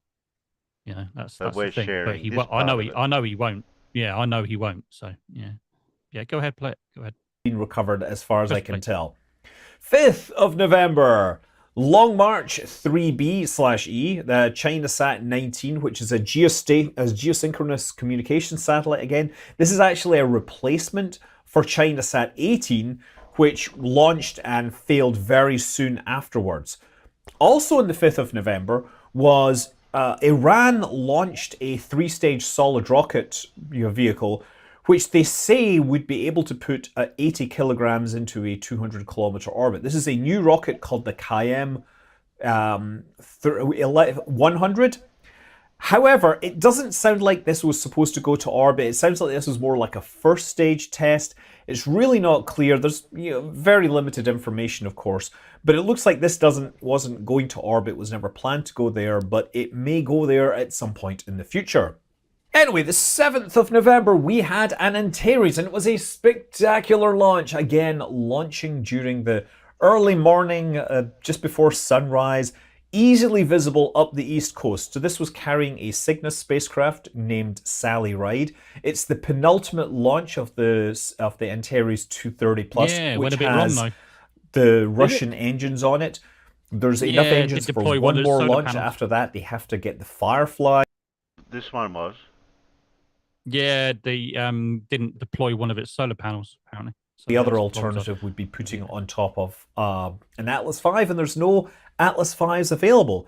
So there's a couple of odd things went on with this launch. First of all, there was some weird attitudes during, like after stage separation, where at one point it looked like the second stage was pointing upwards and away like 90 degrees to the angle it should be when it lit its engine and then turned back in the right direction. Now that might be intentional, or it might be a problem. It might be intentional because the Cygnus the Antares second stage is a solid rocket motor, and you can't control the amount of delta V. So to steer this thing into the correct orbit, you have to use off-axis steering, which is where you fire at an angle away from where it should actually be, so that you get less delta V from that moment. So that might be intentional, or it might be wrong, but it did make it into the correct orbit. So I think I'm sort of leaning towards the intentional. One thing that was definitely not intentional was the fact that they had 2 solar panels and only one of them deployed. Now these are the sort of circular solar panel designs similar to those that we saw on Lucy. I'm not sure how closely related they are, but we do know that there's a problem with one of the panels on Lucy that didn't deploy 100%. Regardless, the spacecraft had enough power to make it all the way to the space station and be berthed. I don't know if they'll do like some inspection on those panels, perhaps with the robot arm, with the Canadarm, because everyone wants me to say that. Anyway, on the 10th of November, we had a launch. We had the final Atlas V launching from Vandenberg, and I was really wanting to get to it, but yeah, it just was going to be too hard. So yeah. JPSS was the main payload. That's the Joint Polar Satellite System. That's basically a Earth monitor that's launching and operating with NOAA. But the more interesting and cool secondary payload was something called LOFTED, right? The Low Orbit Flight Test Inflatable Decelerator. This is the largest blunt body heat shield that has ever been flown and tested. There you go. So this is an inflatable heat shield which after deployment it expanded out, it decelerated, re-entered over Hawaii, and it has been recovered from the Pacific. It looks like it's in pretty good shape, and I cannot wait to see some footage from this. This is obviously a really useful technology because, for example, spacecraft going to Mars, they can really benefit from a much larger heat shield because the density of the Martian atmosphere is so low. But there's other options as well. Elsewhere, in talking about space events, Tianzhu 4 has just undocked from the Chinese space station. That'll be headed home. And there's another cargo spacecraft, Tianzhu 5, getting ready to launch. So these are the cargo spacecraft the Chinese space station uses. SLS. It rolled out to the launch site last week in preparation for a launch next week. And just I don't know, their luck seems to be terrible, but Hurricane Nicole came through and they decided not to roll it back, and Nicole pretty much rolled very close to Kennedy Space Center. The concern was that the SLS is rated for wind gusts of 85 miles per hour. And some of the sensors that people were reading were saying 100 miles per hour gust. But according to NASA's spokesperson, The most they recorded at the SLS site was 82 miles per hour, and they are going to have to do a bunch of inspections and make sure that everything is working. But during the whole bad weather situation, all the maintenance procedures continued, all the purges and stuff to keep it primed and pressurized. So they're going to do an inspection, and then it's pretty likely they'll try to launch it next week. Astra came up with their 16th. third quarter earnings, and they're still not making money. They have a lot more orders for their electric space engine, which is going to be used by satellites. They're laying off 16% of their staff, but they did show a really cool video about their Space Launch System 2. So this is what's going to replace their very small rocket, which hasn't been hugely successful, like 2 successful launches out of 10 flights. Not great numbers. The video shows like a test stand, which I noticed, by the way, is at Atwater, which is it's next to Castle Airfield in Merced, which is a place I've flown into. So next time I fly there, I'm going to have to look for this engine test cell down there. They also talked about the second stage engine, which we don't know. We know the first stage engines are almost certainly Firefly Reaver engines, based on the numbers that we've heard and the fact that we heard from other sources that there was a deal. The upper stage engine is going to be £6,500. I don't think they're building it internally. It could be a match to Ursa Major, who have a Hadley engine, which is a small one. That's an option, but we're not really sure what's going on just yet. Okay, over at JPL, the Psyche mission is going to move forward. If you remember, it was getting ready for launch on a Falcon Heavy this year, and then it was cancelled about a month beforehand. There has been a fairly large and damning report from NASA's investigative people, basically saying that JPL didn't have enough people, enough skilled people. It was dismissing problems because they just didn't have the people to look at them. Yeah, they were not happy with this, but Psyche is going to continue. However, the Veritas mission is being suspended for at least 3 years until all the other stuff gets out of the way. Now, JPL are handling a lot of stuff. One of the big things they're, of course, looking at is the Mars sample return, and that is almost more important because there's a timer on that, right? There's many other moving parts and other countries that will be involved in that. So they can't really, they have to reduce the load on JPL by the sound of things. That's what NASA seemed to be saying. And by the way, yes, also got to remember, tonight apparently they're having a premiere for a movie called Goodnight Oppie, and this features a lot of people from JPL, many people I know, and it's great to see Doug and friends on screen. This is a big screen, big budget documentary about the Mars exploration rover, Spirit and Opportunity, and I've watched this on a screener, and it is amazingly high quality. This is it's Amblin Entertainment, which is Spielberg's company. It's got VFX work by Industrial Light and Magic, and it just has all these great stories from the Mars Exploration Rover program. And of course, really tugs on the heartstrings towards the end, right? It's going to be coming to Amazon later in I think in December. And I have an interview with the director coming really soon. I really like the movie. I'm so glad that somebody decided to make something of this quality for this story.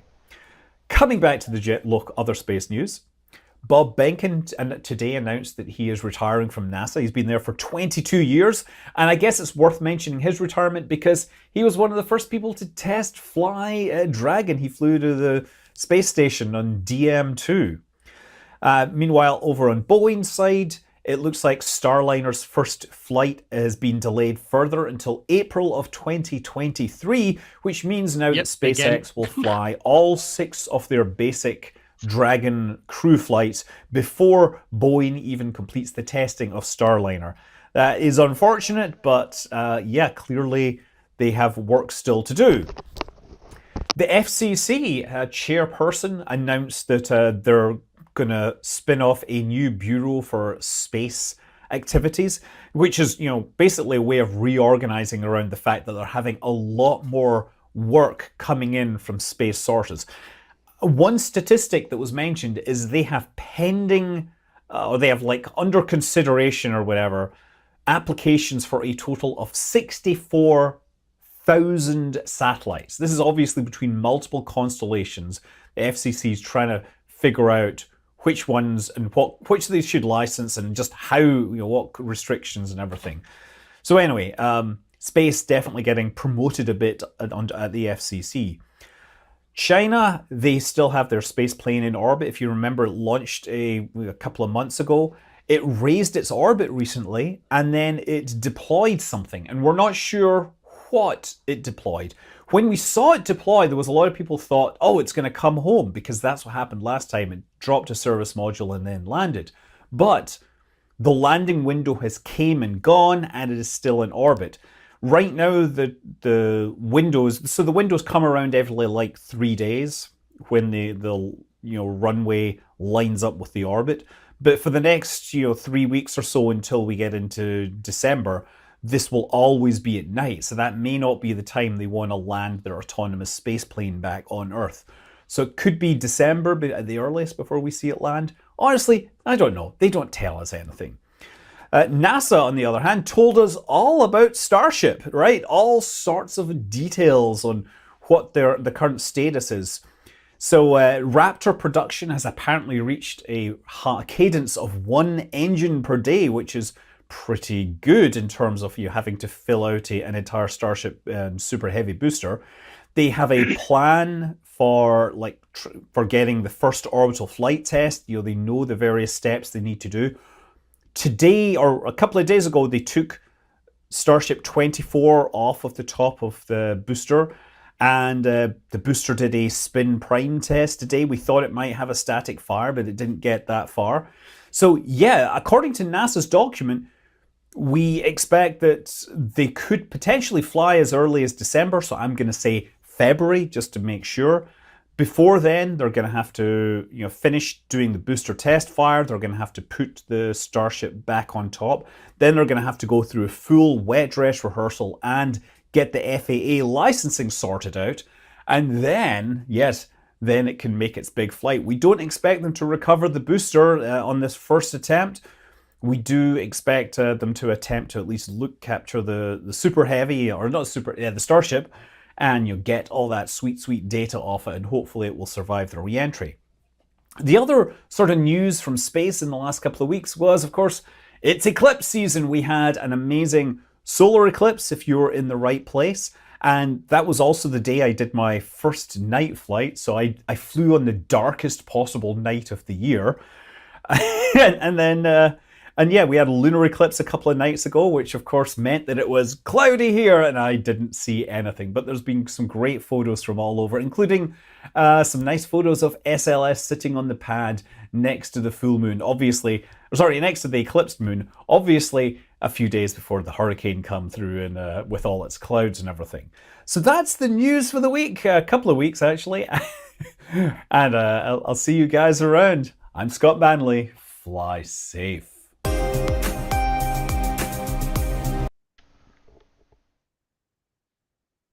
Oh, well, that's a bit of a quick wrap up, isn't it? Yeah, SLS was meant to be Monday, but because of that storm, they put it back to the 16th, sorry. Yeah, it's not a big hurricane from what I've seen. No, but they decided, well, see, what gets me, I mean, everybody was a bit weird as to why they rolled it out to begin with, because before they rolled it out of the VAB into the launch pad, they knew the storm was potentially coming. So everybody was quite surprised that they rolled out when they did. So what they had to do is they decided not to roll it back into the VAB during the storm. But it was literally right on its limits. As he said, that it can put up with winds of up to 85 miles an hour, and it was hitting 82 according to NASA. Yeah. But there was some damage actually. Luckily, pretty minor stuff. I think there was a damage to the Orion's spacecraft's umbilical, but they could swap that out, and some rain covers and different things were damaged. I think there was the career access arm. There was some minor damage to that or some water damage or something, and they can repair that quite easily. The crew arm they don't really need anyway because it's unmanned, but just a few minor things. But luckily there was no structural damage. If it was structural damage, it was game over for a while. Well, they risked leaving it out instead of trying to roll it back in. Yeah, to let the storm it was a bit of a gamble. It was a bit of a gamble, to say the least. But I mean, if they had some structural damage, I mean, that would have been embarrassing for NASA. Yeah. Really embarrassing. You know, they would have been, yes. But luckily, they got away with it. So hopefully on the 16th, we're going to actually see this thing launch with any luck, unless something else goes wrong. Can't they put it off to the weekend? Yeah. I could ask, if you like. Oh, I'm busy. Put in a good word, if you like. 16th, I'm in Swansea. And it's What time's the launch? Have I got time to get to Swansea and get back? No, it'll be the wee small hours of the morning as well. Oh. Did I hear the number 14,000 satellites or something? What do you mean? You're saying something about so many satellites are going to be getting put in orbit. The big probably, number. Yeah. Yeah, I'm sure there probably is. It's going to be well, cluttered. you've got you got other companies now jumping on the bandwagon with low latency internet service from satellites. Well, I heard Boeing trying to get back in and get their foot in the door again. Yeah, all kinds of companies willing to do that. So yeah, there's been more launches over the last 4 or 5 years than there has been for the last 15, pretty much. And that's another private company we've seen where they were doing rocket testing. They're in that little. Yeah, you got more more new companies coming through at the moment. Several actually coming through. So it won't be all NASA. The argument. Well, they always just invoke NASA, don't they? Yeah. Don't forget, NASA don't build their own rockets. That's right. They don't. No. Everybody thinks that NASA build rockets. They don't. They get companies to build them for. We always have done ever since Apollo, and Gemini for that matter. Mostly Grumman, isn't it? I think. Grumman, yeah, mostly a lot of them. Yeah. Grumman and a few others. Or at least Grumman seemed to build the bits they put the people, or used to build the bits they put people in. Yeah, the actual spacecraft. Yeah, that's right. But mind you, it was Grumman, doesn't it? Grumman built the command module, but who was it built the? No, it was Grumman that built the LIM, wasn't it? Or I got it the wrong way around. I always forget which one's made which. I don't know which one, because there was two separate companies. One made the command module, and another one made the LIM, the lunar module. Just can't think of which way around it was or who it was. I have to Google it. North American stroke Northrop did a fair bit. Yeah, didn't they build the LEM then? I think because it was sure it was Grumman that built the command. Grumman. The LEM was Grumman, because I've just opened up the quick reference data and it's got Grumman at the foot of the sheet. So yeah. Yeah, Grumman. Got it wrong around. Yeah, I always get mixed up.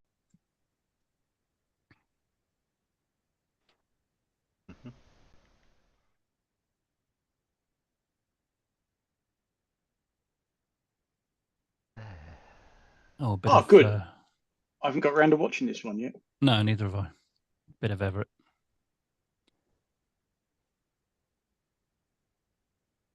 Terry. Oh, hi, Matt. You scared me. Hello, Terry. How's it going? You all right? Yeah. He's scary. He's scary, yeah. Big scary man, I know. You want to press play? Is that the any key?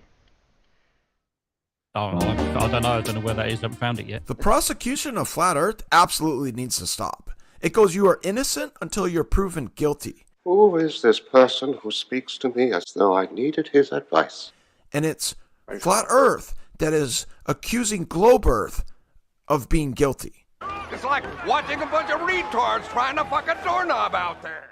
And then they immediately try to prosecute Flat Earth. I'm not going to stand around here busting my balls over something that, quite frankly, isn't that damn important. They've seen pictures of their spinning ball.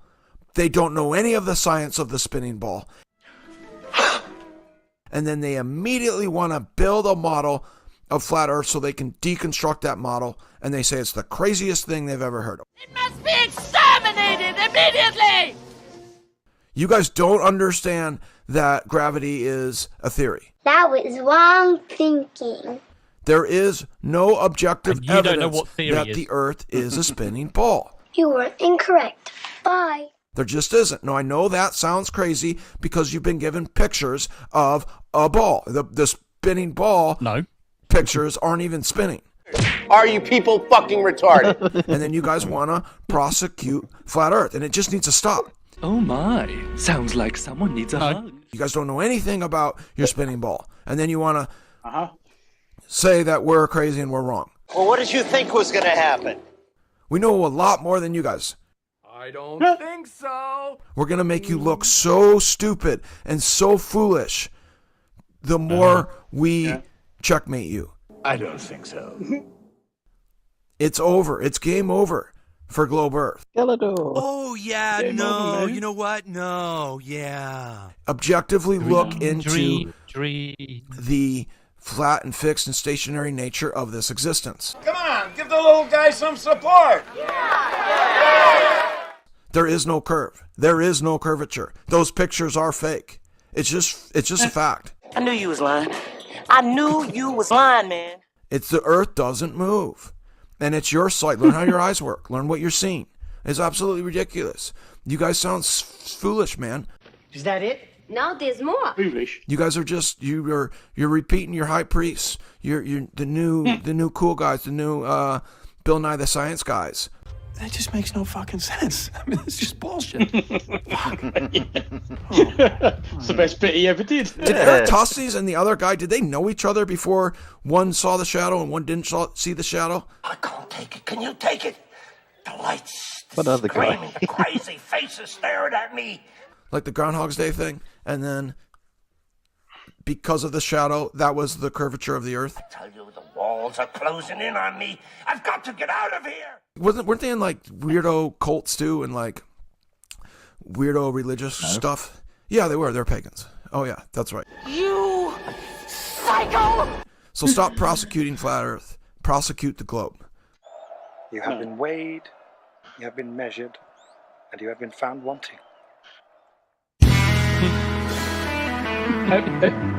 And he's so dense that all the way through that video, he hasn't realised that he doesn't mean prosecute, he means persecute. Yeah. I think he's trying to sort of say, we're charging them, and that's why he's using the word prosecute. But Yes, persecute would fit much better, but not prosecute. Yeah, I suspect his vocabulary is somewhat limited. So we're charging them. We're charging them with. There's another theory. He could be thick as pig shit, maybe. Yeah. It's a good possibility. Wearing sunglasses indoors. Yeah. Yeah, I was just going to say that. Who else wears sunglasses? Now, outside? I do quite often do that if it's nice and sunny outside, and then I come in and think, shit, who's turned the lights off? Yeah. Then these things will sort themselves out eventually. But to wear, cool hand Luke type sunglasses whilst recording a video indoors, yeah, twat. I mean, to talk about the Eratosthenes that not even really know anything about him. And and who's the other bloke. Who's the other guy? Who's the other guy? You mean the other guy? Yeah. The latch hold of this the Earth doesn't move thing. But I like his proof is that maybe they were cult and pagans and so forth. Pagans, they were Greek. Yeah. I don't know how true this is, but I remember reading something about people wearing sunglasses when they're talking to you. Is that apparently it makes it psychologically easier to lie. Yeah, because you can't see their eyes. Because you can't see their eyes, so it's like a subconscious thing. They can't see my eyes, therefore, they've taken away. Therefore, it makes it easier for me to lie. So I would be suspicious of somebody telling me something while they've still got their sunglasses on, especially if it's indoors. Well, it's something they do at poker tables. Some people wear sunglasses so that the eyes don't give away their tells. Yeah. Except for the guys that wear mirrored sunglasses and they hold their cards up in front of them, and the other guys say, Yeah, that would got a flush. You've got sunglasses on to hide your tell. Whoa, 3 aces. Yeah, it's. Oh, there's no curvature. Yeah, right, fine. So we've got stuff in space. We've got people in space on 2 separate space stations who are filming and photographing this all the time That's all fake. We've got satellites, so you can't use GPS because that's fake. You can't use satellite telly, so you ain't got Sky TV. Sorry, because that's fake. Yeah. That's ridiculous. And by the way, explain the sunset. Best of luck. Now that's the current thing is there is no flat Earth model. It's just not what you say it is. That's the... Well, we know why there isn't a flat Earth model because as soon as they try to model it, it doesn't work. So no, we ain't got a model. Yeah, because you can't model it. Because nothing. Well, no. Well, now the excuse now is well, we don't live in a model. We don't live in a model, and neither do we. We'd never said we have, although they keep accusing us of oh, that's reification. No, it's not. We have a model. We don't live on that model, but we can model what we see, and it matches reality. Oh, but you're just model afflicted. Stingray mentions something about models as well one time. Are you still there, Stingray? Yeah, I just reported that spam out there. Ah, good. You had a bit of porn spam, did you? No. No. No, well, dating nonsense. Yeah, it's a dead. Well, yeah, I reported it and put a thing in for it. That's what it would be. Don't time them out, Carl. No. Hide them. Hide them. Make them vanish. Yeah, I reported it and deleted it and all that stuff. I could view delete his message. No, I don't think I would have did it. Yeah, all done. I don't know if you guys can do that out there or not, or just me. Yeah, no, we can. Yeah, no, you can. You can do all that. Yeah.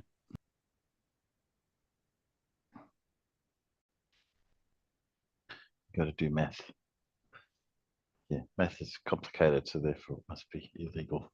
What's that? No, meth's not that difficult. Well, I've been told anyway. I mean, yeah. I was going to say.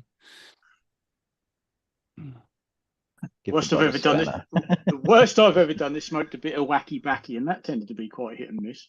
Spooky said, "Give the bot a spanner." Yeah, right. Can I time Spooky out for saying that? Yeah. Never got to do any illegal drugs.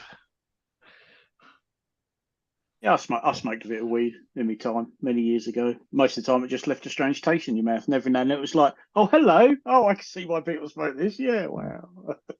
But most of the time, it's like, yeah. Did you have an uncontrollable urge to go to Pizza Hut or McDonald's or whatever? Munchies. No, but you do get the munchies. Yeah, it does make you peckish. I only do it at work because I was driving the then girlfriend home, and she said, "You're high, aren't you?" I said, "No." She said, "You bloody are, because usually you drive down this road at 80 mile an hour." And I looked down at the speedo, I'm doing 35. Or 3 mile an hour even. She said, "I know you're bloody high because you're going so damn slow." I said, "I don't feel it." Yeah. And then it's when you think, yeah, maybe I ought not to do that again whilst I'm driving. Yeah, I can see how people have accidents now. Yeah. Yeah, we had a famous beach down here in Wollongong where a food van used to park every weekend evening about 9, 10 o'clock in the evening and make a killing. Yeah. Yeah.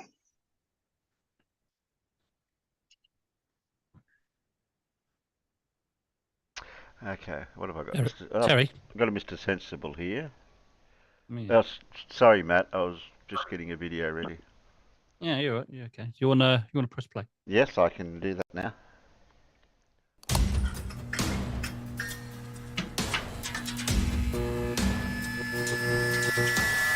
I am Max. I am Max Sensible. I will appear here time to time. Look out for me. His age. Flatzoid's perspective decided that since Archimedes was around before Newton invented gravity, that Archimedes didn't use it. He decided during a live stream to call up a citation to prove it. This is going to be good. Would that be based on the buoyancy without gravity? Yes, they would. And guys, remember that's much earlier, long before the gravity, born long before fairy tale gravity was created. Why did they have to put the G into the equation if it was working before? Okay, equation. Before gravity. Archimedes' principle states that the buoyant force on a fluid is equal to the weight of the displaced fluid. Yeah, times acceleration due to gravity. Gravity. Hey! Isn't he cute? He got that bit, didn't he? My name is Max Sensible. Stay. Stay sensible.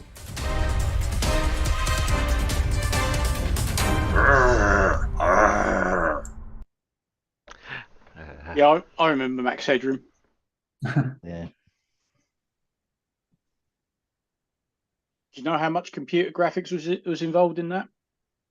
A little bit. None at all. None at all. I was going to say it's all done.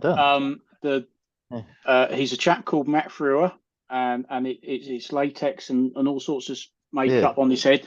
His suit is made out of fiberglass, so it doesn't move, and that's it. Yeah. And the rest is just him voicing the character and stuttering and stuff. That's it. Yeah. Yeah.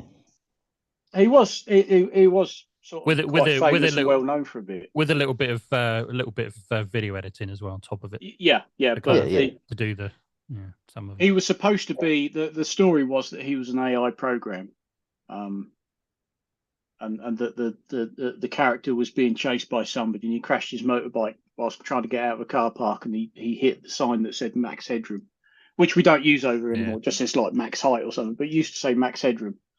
So of course that's where he took his name from. Yeah, all practical and/or analog effects. Yep.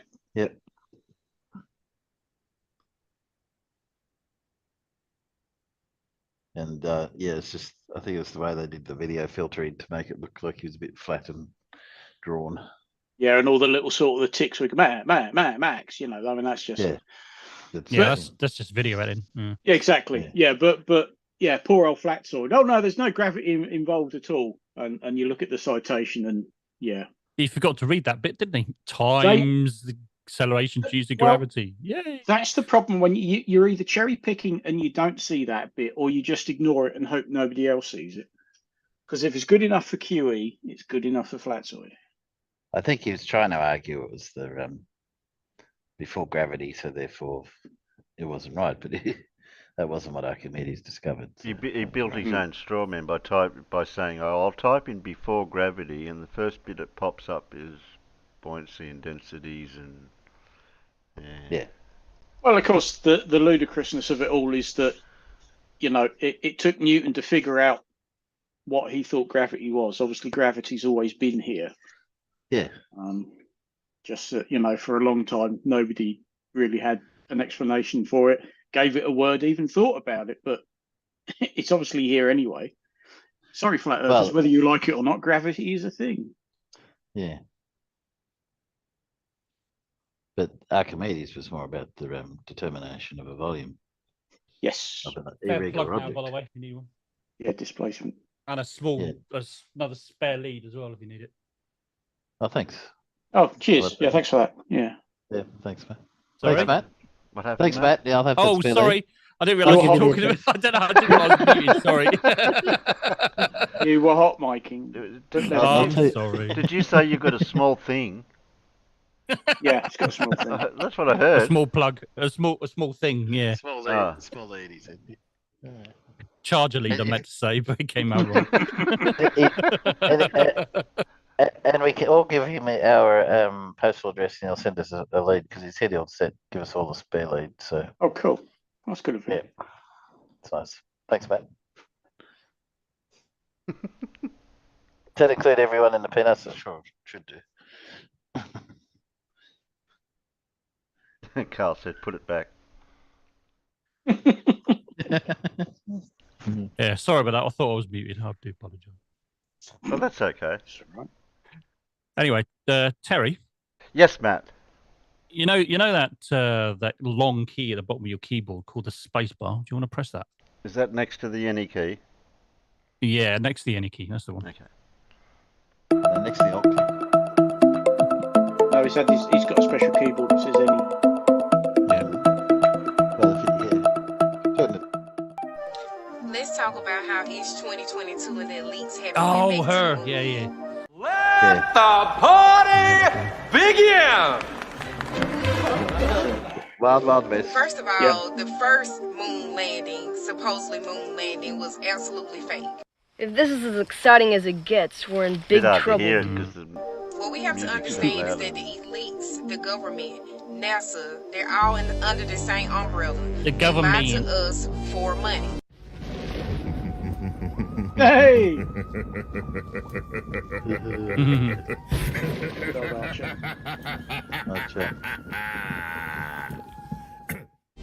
NASA get billions of dollars off of us by telling us that we live on a ball out in space, when in fact the Earth is flat. I got a lot on my mind these days. I don't need this shit. It's just a few things that I want to point out about the supposedly first and last moon landing. I want you to look at this picture of the moon. You see how bright it glows? But what happened to the glow of the moon while they were supposedly landing on it? There's no glow. clue. Why is it so dark in the background? You are a genius. I believe that's already been well established. Here's another photo. Just take a look at it. Do you truly believe that the moon looks like this? I don't. Yes. I can't argue with that's that. a you Is that it? And they I don't. expect us to I don't. believe that they sent this thing out of space and they were able to Yes. drive on the lunar rover Yes. Yes. on Why the not? moon. Just look at this thing. It doesn't even look like Yes. it moves. All right. Wheel drive or wheel steering. And is Hell all of a the video of it lawn moving. chairs sitting on top Yeah. of it? I'm not falling for it. Okay. How Yeah, sit down man. and it's hardly got any weight to And it. if you are a Christian, it clearly says it in the Bible. I'm not religious. Oh, well, the Bible. But probably Oh, that yes. science book, the well-known science book called the In Bible. the Bible that I do believe. But it, Just but it read doesn't Psalms clearly save it 19:1. anyway. And this guy right here was one of the founders of NASA. No. Before God. he died, No, left he to wasn't. the jewel. No, he wasn't. Oh, favorite. Why do they Of keep Psalms saying that? 19:1 They're idiots. on his gravestone. That's not a coincidence. Jesus What? had days like this. What? Days like this. It's Robocop not. 2. Guys, we have to look Yes, it's not a coincidence the that lies it's that his the government birthday has told and the us. day he died All on, of our on his history tombstone. that they're giving to us is not the truth. Whoa, what'd you say? That's why it is important for us to read and do our own research and find out things for ourselves. And most importantly, use our Heck on then, intuition love. and logic and think for Heck on. ourselves. She reads. I doubt it. They're just words she's One heard. reason She why don't they know what they won't go mean. back because they know that we have technology as well. Oh, Yeah, And it's a lot of us, somebody like me, that's gonna gonna look deep into what they're doing and point out their bullshit. Yeah, right. What? I see this as an absolute win. Yeah, they always say that. Yeah, we win, you lose. We do our own research. You watch, well, in her case, probably lots of stupid TikTok videos posted by drooling morons. Yeah, like her. Look, this is the Earth. The Earth is flat. Look. What I was saying is that they always say they win when they ask you a stupid question, and because you can't answer it, they say, "Yep, we won." Yeah, because it's stupid. It's like, well, your question's malformed. Sorry, I can't answer that. You know. Oh, then I win. What's I the just won smell of that. I next just won that Tuesday? argument. Oh, then. that's easy. It's yellow. Yeah. That's the smell of next Tuesday. Yellow. Oh, yeah. No, she's flirt level 1, you know, which is if she'll ask a question, you'll give an answer, and then she just asks you a different question. Yeah, flirt Yeah. level 1. Moving along. Yeah. Or don't I'm trying to answer, work out what don't a answer a question, just ask another question. I'm trying to But work I'm out going what to a answer your reference question was by on asking you a question. Sounds. Anyway, yeah. Trying to work out what? Oh, What? I think she was trying to refer to Psalm 19, which was on Von Braun's headstone. Yeah, I'm not sure how that's got anything related to it. It does talk about the universe, but I suppose maybe It's basically, in the opening line is, the heavens declare the glory of God, the skies proclaim the work of his hands. Yeah. And yeah. Day after day, they pour forth speech. Apparently, that's him confessing the world is flat. No. No, I mean, it does go up. It does talk about, rises from one end of the heavens, but it's sort of like, no, it's just guy was. A lot of it depends on which translation of the Bible you use. Because here's another one: the heavens declare the glory of God, and the firmament sheweth his handiwork. Oh, that's King James. King James. That's sound a bit King James. That's one of the worst, but no one uses King James. No, not even King James. No. Well, he's a bit. No, he wouldn't, because he's a bit dead. He's a bit dead. He's a bit dead. No, it's not one of the best translations at all. It was very rough as cuts. It is the same old. Oh, he formed NASA. No, he didn't. Oh. No, NASA already existed. Pre-NASA, it was not quite sure how you pronounce this because it's NACA, wasn't it? NACA. Is it NACA? NACA. Yeah. It's NACA. Yeah. So NACA became NASA.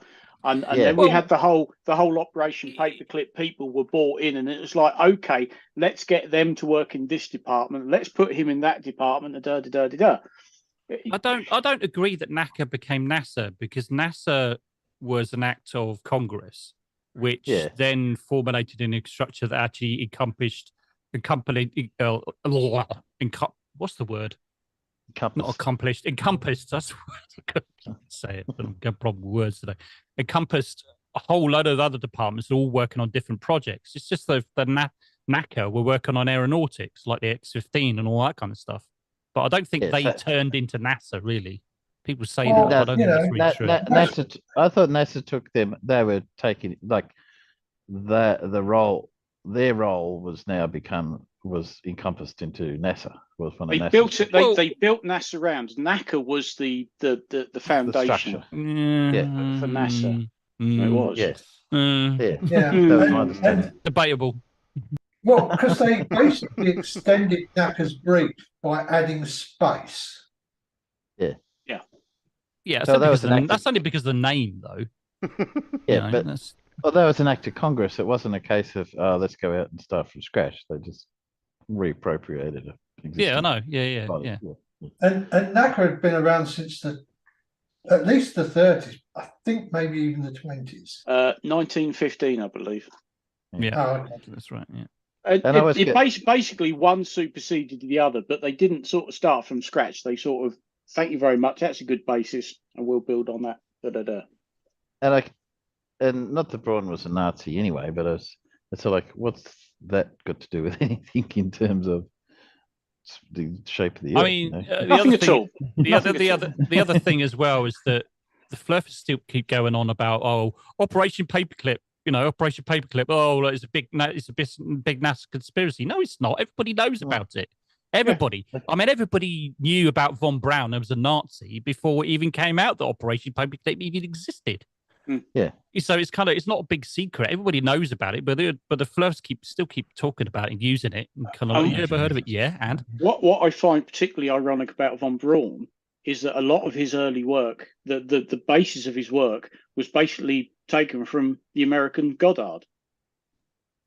So Goddard came up with a lot of the systems that von Braun took and further developed, but his work was based on the stuff that an American had done in the first place, and then it comes full circle, and he comes back around and works for the American Space Agency again. Very circular. And it's just silly. It's all like, well, because the Americans wanted all the tech, because the German government was well ahead of them in space tech, in rocket tech. So yeah, but on both sides, when the Americans and the Russians found out just how far ahead the Americans were in so many things, I mean, they had a pretty good idea already. But I think what they found scared the living shit out of them. My God, how far? Right. The Americans are saying we can't let these guys fall in Russian hands, and the Russians were basically saying, well, we can't let these guys into American hands, and it was just blind luck as to which parts of Germany these various research labs and manufacturing companies were set up in as to who got what. But you then look at everything from 1945 onwards, and you look at what the Americans and the Russians came up with, and it's quite clear to see, oh, that's German, this is German, that was German.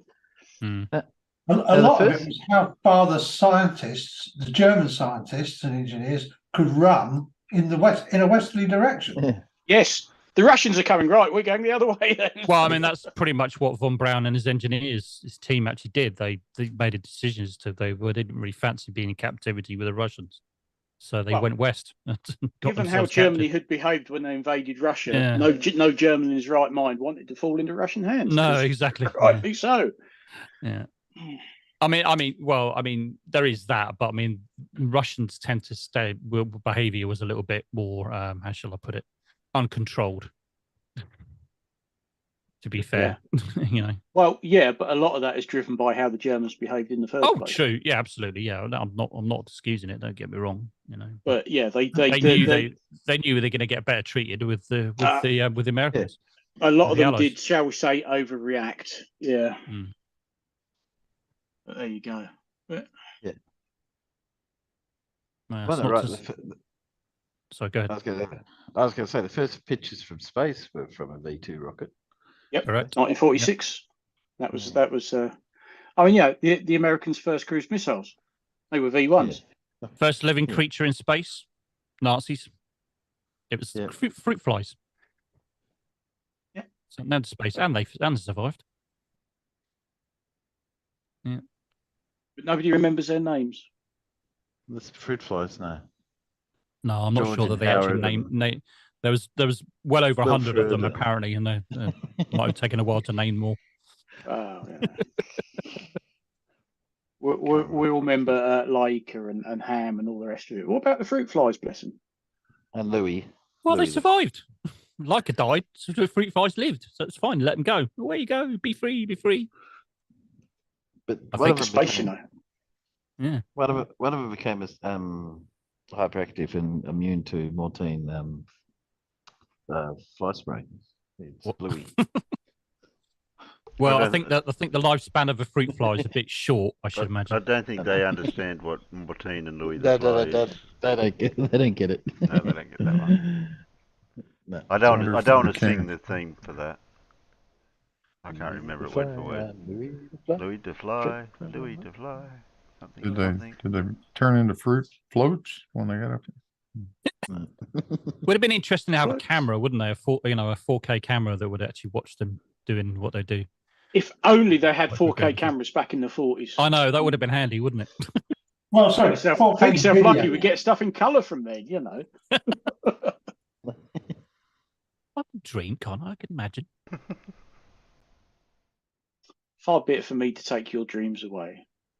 Well, I think NASA didn't they took some chickens up to on a vomit comet, didn't they? At some point, were they chickens or pigeons or something? I can't remember. I've seen them doing it with cats. That's quite funny.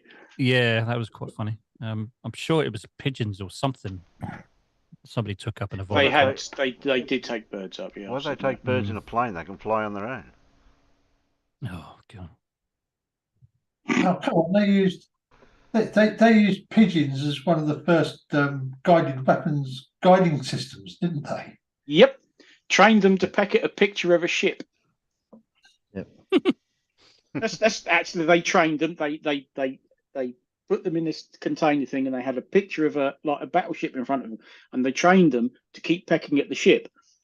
And they were the guidance device for bombs. And if if the bomb was falling out of the way, they would keep pecking at what they thought was a picture of a battleship. It wasn't. It was a ship, but they'd peck at the ship, and the bomb would sort of change its trajectory to hit the target. And they did build pigeon-guided bombs. Oh. Okay. Can't remember if they actually used them in anger, but they trained pigeons to peck at the right picture, and that would guide the bomb towards the ship. Were any pigeons harmed in the process? I don't know. Probably. I would guess. I don't think they really cared. Anyway, Terry. Yes, Matt. You want to press the any key? Yes, I'll press the any key. And today we're going to be discussing some of the new and relatively major updates coming from our neighbor Mars. and also its partner Phobos, with some of these new observations being the first ever made, helping us discover something new about Mars, something we didn't really know before. And let's start with the biggest discovery of the last few weeks, the biggest news.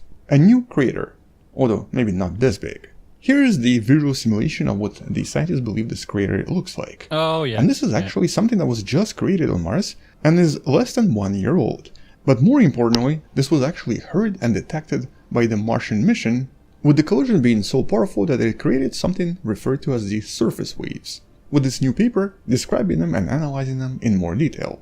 And these waves have never been seen before on Mars because we've never really detected anything as powerful as what created this relatively large crater in December of 2021. Here is actually the before and after picture, which shows us something really important about Mars. Because of the relatively low atmospheric pressure that's less than 1% the pressure on planet Earth, the resulting debris from the explosion spreads here over really large distances. So if this is only 150 meters or approximately 500 feet, you can see that the debris here spread across several kilometers across, with all of these pieces very likely moving extremely fast. So if, hypothetically, there was some kind of a Martian base here, created by future Martian colonists that were going to be sending there, they would actually be in trouble right now. That debris was moving really fast and was quite destructive. But because the Inside lander was the one responsible for recording all of these sounds here, we now even get to hear what all of this sounded like, and you can hear it right now.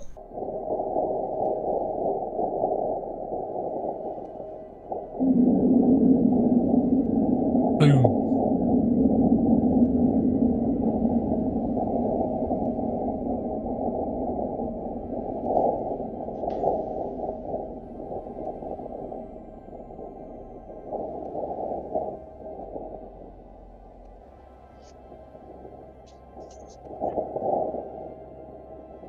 With the resulting crater being at least 10 times larger than any previous detection in the last few decades. And luckily for us, the InSight probe still had enough power to hear all of this, because as you might have heard already, the InSight probe is about to be shut down and is no longer going to be operating, mostly because it's losing way too much power and is unable to recharge itself due to a huge amount of dust accumulated here over the period of several years. You can kind of see how extreme this is in this particular image. But we got lucky enough to catch this particular meteorite collision, along with approximately 1,300 different Marsquakes that allow the scientists to discover what happens inside the planet, with some of these discoveries discussed in a video you can find in the description. And interestingly, one of the discoveries coming from the inside in the last few weeks was in regards to these earthquakes very likely being caused by some kind of underground magma activity, suggesting that Mars is still volcanically active. A lot of this was detected near this feature that you see right here, known as Cerberus fossa. And all of this seems to be caused by some kind of underground magma activity, which implies that Mars is not as dead as we thought it was. But we'll discuss this in some of the future videos as more geology data comes out and becomes available. But something else was discovered during this meteorite collision by exploring some of the debris that landed around the crater. The scientists discovered a huge chunk of water ice that was thrown off from within the planet and landed on the surface around the crater. And because in this case this is actually around the equator of the planet where the scientists one day would like to land, because this is one of the preferred locations for a future crewed mission, it of course suggests that underneath the ground, even just a little bit below the surface, there does seem to be a huge deposit of actual water, ice water, that's visible right here. And so definitely great news for any potential crewed mission that one day might land somewhere nearby.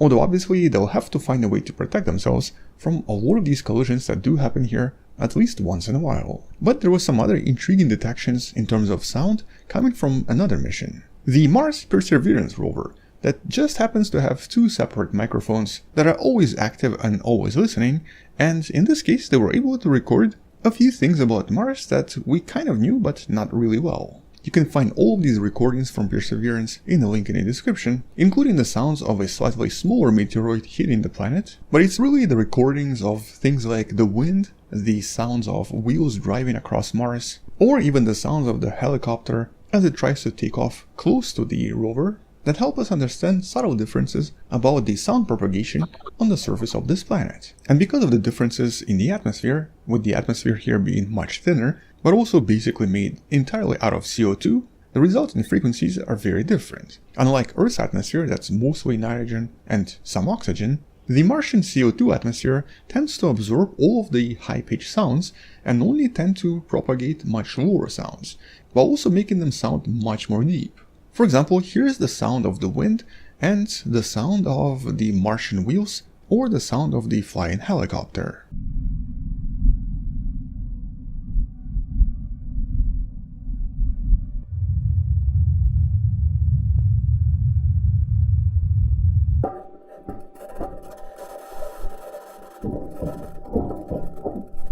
And to me personally, this almost sounds like it's underwater. Interestingly, it does propagate much farther compared to planet Earth, similarly to how sound propagates underwater. And so overall it definitely sounds extremely eerie. But also because the atmosphere is much thinner, you do have to produce a much louder sound for someone to hear you even relatively close. So even the strike of the meteorite that created this crater would not really be as super loud as it would be on planet Earth because of the thinness of the atmosphere on Mars. And the waves detected by the InSight mission were actually the surface waves from the crust of the planet, not from the atmosphere. And so in that sense, those sounds were very different. Still, interesting discoveries, and actually kind of relate to a much older video where I tried to simulate what it might sound like if you did scream on Mars. Check out the video in the description. And now that we've basically seen Mars, we've heard Mars, and to some extent we've touched Mars by touching various Martian meteorites, it's about time we also smelled and maybe tasted Mars, right? Okay, maybe not. Anyway, moving on to the next part, and it's actually also related to the Perseverance rover and to the helicopter. And here it's a mystery of this unusual debris that both the helicopter and the rover seem to be struggling with. During the recent 33rd flight, something was attached to one of the wheels of the helicopter, something that you can see right there. But it also detached itself before the helicopter landed. But what exactly is this weird piece of debris? Well, these limited images don't really show us much, but not so long ago, something else was detected in the sampling tube of the Perseverance rover that's collecting rocks right now. And you can sort of see it right there. Almost looks like some kind of a hair. And does seem to resemble that material that was attached to the helicopter. Spoiler alert, they probably have the same origin. And another spoiler alert, not alien or unusual in origin at all. As a matter of fact, if we go back a few months, there was another image taken on July 12th of 2022 of a string-like object that was actually moving around the surface, disturbed by the wind. And so it's extremely likely and almost certain that all of these are related. But what is it and where did it come from? Well, you have to remember that when it came to landing, this was an extremely complex mission involving a parachute and also involving a heat shield, both of which contained quite a lot of fabric that separated and spread across the surface not so far from the landing site. And it's quite likely that a lot of this fabric and a lot of these pieces and various strings eventually spread by the Martian wind, eventually making their way to the rover and to the helicopter and also being attached to them in the process, which I guess is a little bit disturbing because it means that we kind of contaminated a relatively large surface of Mars with all of these fabrics and all of these tiny pieces of everything, and at the moment we don't really know what effects this is going to have on Mars, but all of this may be even causing some future problems to these missions if, for example, some of these hairs get stuck inside the samples, or even attach themselves to moving parts inside the rover or the helicopter and prevent them from working completely. Hopefully it doesn't happen, but it's a clear sign that the future missions will have to redesign some of the components and make them a little bit safer. The alternative explanation is that there is a cat on Mars, hiding from the view and spraying the hair.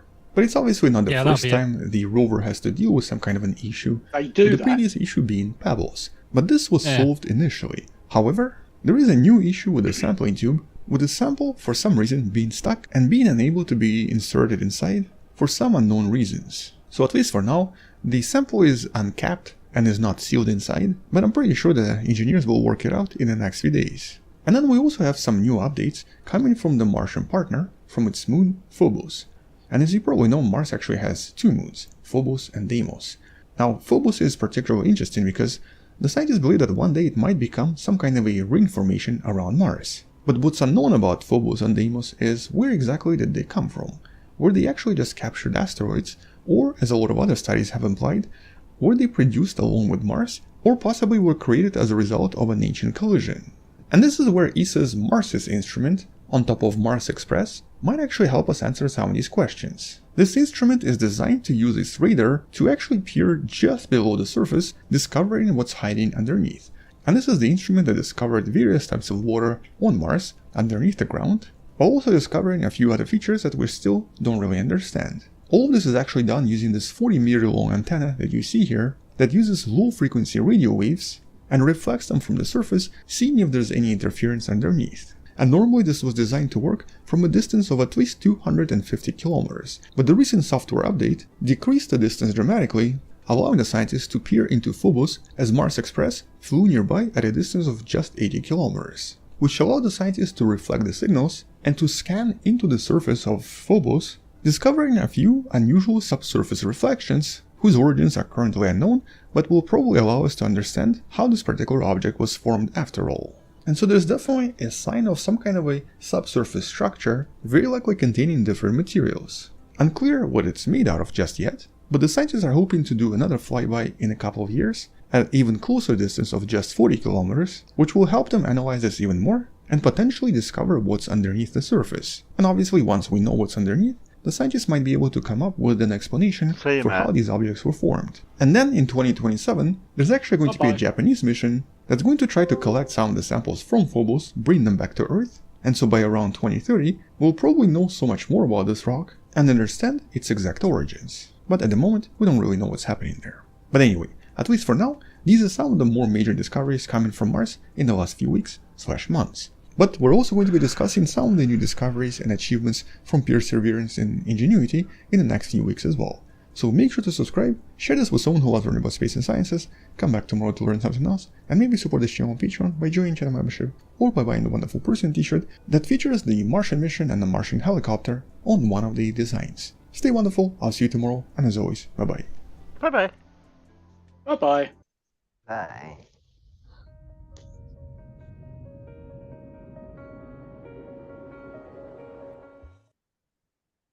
So who let the cat out?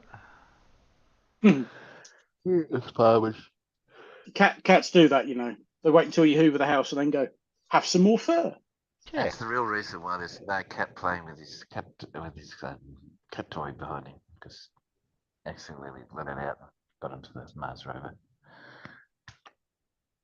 No, Farmers has got his own cat toy. Yeah. Because the cat won't play. This is actually for me. This isn't for Yeah. I've built all of this just so that... Oh, shit. Did you just break your toy? Where'd it go? I've got a spare one. It came with a spare, but where's the... Oh, there it is. It's under the chair. Anyway, where were we? Oh, yeah. Yeah, that's it. Brilliant. The cat will come in and see you doing that and just look at you funny. She does. I try to encourage her to get on this thing, and she's just like, yeah, no, not interested. Wait until her bed disappears, then she might change her tune. Mm. Gaff tape will keep doing it.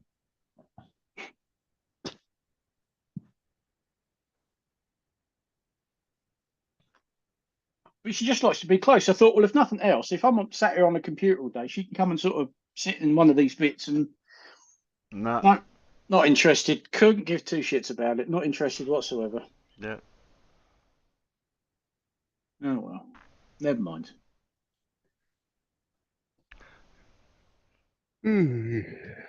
Yeah. I didn't do that. I did. Oh, okay. Yeah, it's not that far away. Oh. Well, I'll hand up to that one.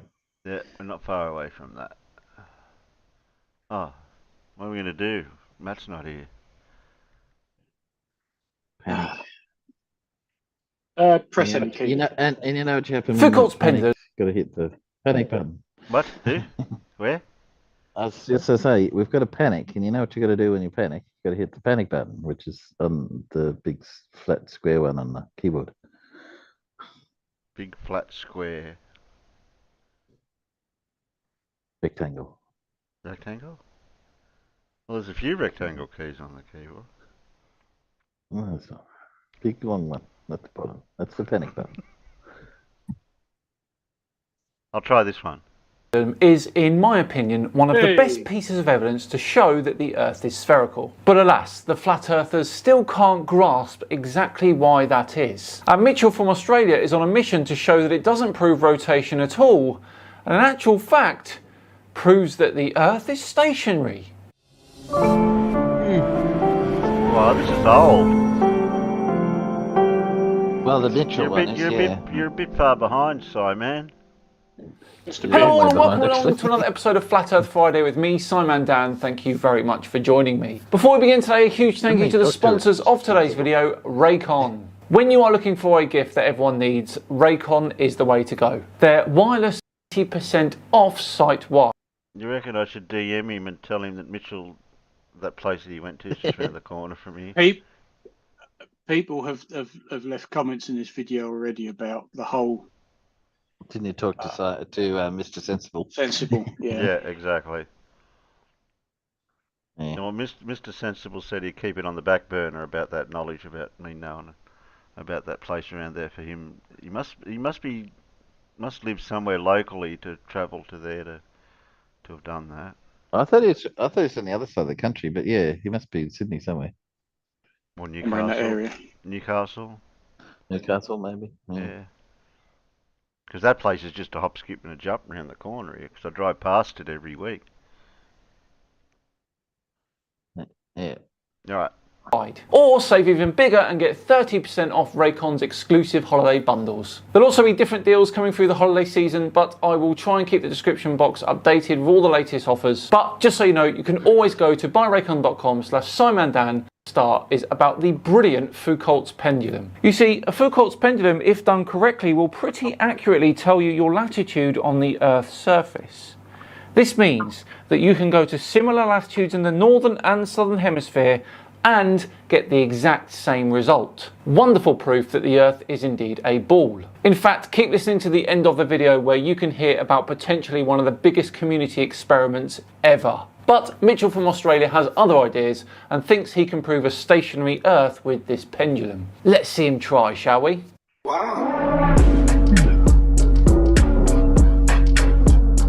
We are here today at Science Space to observe this Foucault pendulum. The globe model claims that this device can be used to demonstrate the Coriolis effect and therefore prove that Earth is rotating. As I said before, it's beautiful proof, and not necessarily of rotation, but the fact that the Earth is a ball. Let's explore what the globe claim actually is. What is happening? As the pendulum swings back and forth, the Earth is rotating. An astronaut in space watching a pendulum at the North Pole would see the direction of the pendulum remain the same, but the Earth would turn below it once every day.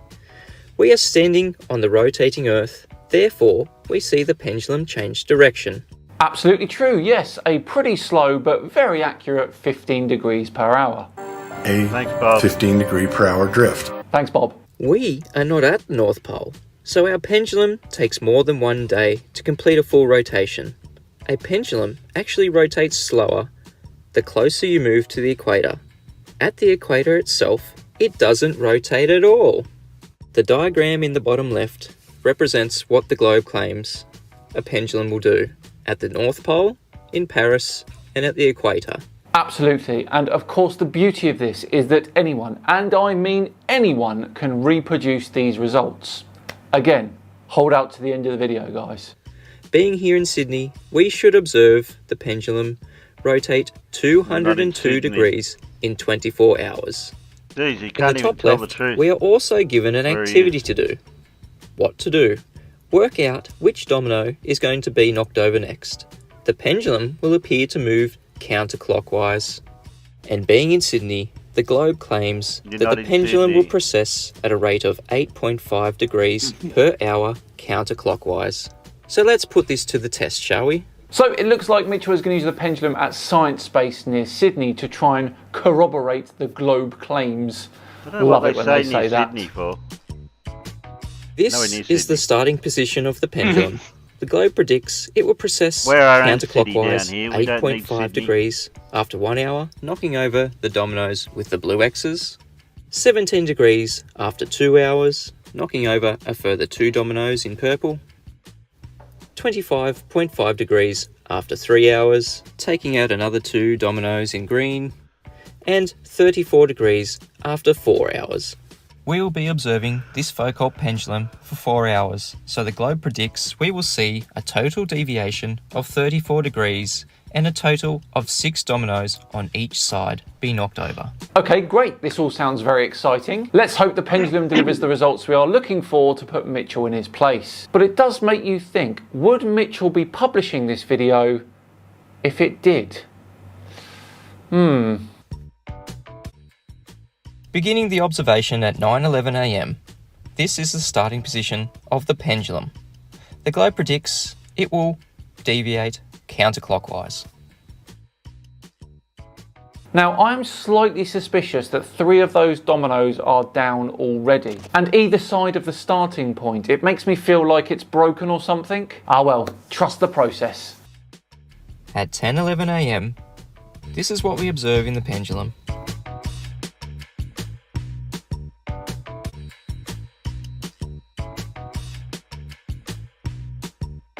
The globe predicted that the pendulum should have deviated 8.5 degrees in that first hour, but it is still on the same starting position. At 11:33 AM, we see the pendulum still in the starting position. Okay, well, I do have some points, but let's continue. The globe predicted after 2 hours it should have deviated 17 degrees and knocked over the dominoes highlighted. 10:12 PM, and the pendulum is still in the starting position. After 3 hours, the globe predicted it would have deviated 25.5 degrees. It's only for children. Proof of concept or whatever it is. And finally, at 1:16 PM, the pendulum is still yet to show any sign of deviation. The globe claimed, after 4 hours, it should have deviated 34 degrees and knocked over a total of 6 dominoes on each side. So what is the conclusion that we can draw from this observation? First off, 4 hours is a hell of a long time just to wait around. Interesting that you don't supply us with some sort of proof of the time at the location of the pendulum rather than just the time on your phone. Additionally, you said the first video was taken at 9:11 AM. But the Science Space website states it does not open until 10 AM. Now, all of this, of course, doesn't mean that you fabricated the results, but it also means you can't really trust them either. Let's formulate a modus tollens valid logical argument. If P, then Q, not Q, therefore not P. And just to confirm, this is the claim of the globe, that we are standing on the rotating Earth, therefore we see the pendulum change direction. The modus tollens argument will be as follows. If the Earth we're standing on is rotating, then we will see the pendulum change direction. From the observations of the pendulum for 4 hours without any deviation, we can then conclude we don't see the pendulum change direction. Therefore, Earth is not rotating. So the next time someone claims that the Foucault pendulum proves that Earth is rotating, point them to this video and just let them know the Foucault pendulum proves Earth is stationary. No, it doesn't. Okay, but you're taking the results from one pendulum, which may or may not be working correctly, and may or may not have been videoed correctly. So let's put this one to bed once and for all, shall we? Now, I am looking for volunteers who are able to do their own Foucault's pendulum experiment from their home. Ideally, I'd like as many people as possible spread over as many latitudes as possible. So, as many as we can from south all the way to as many as we can to as far north as possible. The closer we can get to the North Pole, the better, and the closer we can get to the South Pole, the better, and as much as we can in between two. Now, if you're interested in that and you think you can make it work, then please do drop me an email at simondan@gmail.com and make the subject Pendulum Experiment Volunteer. Thanks very much, everyone. If we get enough volunteers, we will prove Mitchell wrong in a big way. Right, well there it is for another Flat Earth Friday. I do hope you enjoyed watching today. This one could be really, really big if we get enough people. I do hope so. Remember, email me if you think you can do it. Thank you so much for watching. It truly is appreciated as always. If you enjoyed it today, please do consider subscribing to the channel and liking it as well, the video in particular you've just watched, of course. And if you really enjoyed it, please do consider sharing the video too. Just enough time to once again thank Raycon for sponsoring today. Remember, visit buyraycon.com/SciManDan to get 20% off site-wide using the code EARLYBF, of course, or save even bigger and get 30% off Raycon's exclusive holiday bundles. I've been SciManDan. Have yourselves a great weekend, and I'll see you all on Tuesday. To do it, but we'd need a standardized what's the word for it? A standardized size that would be acceptable. Yeah, there's a height issue. Yeah. I think if you want to do it reliably, you need. Well, I was going to get Blue to do it, but he'd have to dig out his garage a few feet. He can't go up. No. Yeah. Can you get hold of an excavator, Blue? No. He doesn't want to dig his workshop up. That's what it is. Yeah. And I don't blame him. Yeah. I think the other problem you have is having the pivot point being able to rotate freely. Yeah, that's designing a certain mechanism that can do that. It'd have to be on some sort of ball-bearing ball system, so with a pin through it, so it'll pivot left, right in any axes and rotate freely.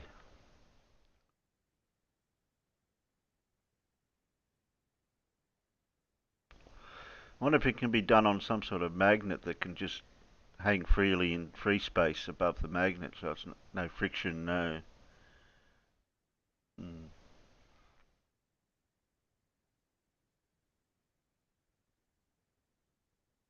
I was on mute. I was telling you how to do it, and you didn't hear me.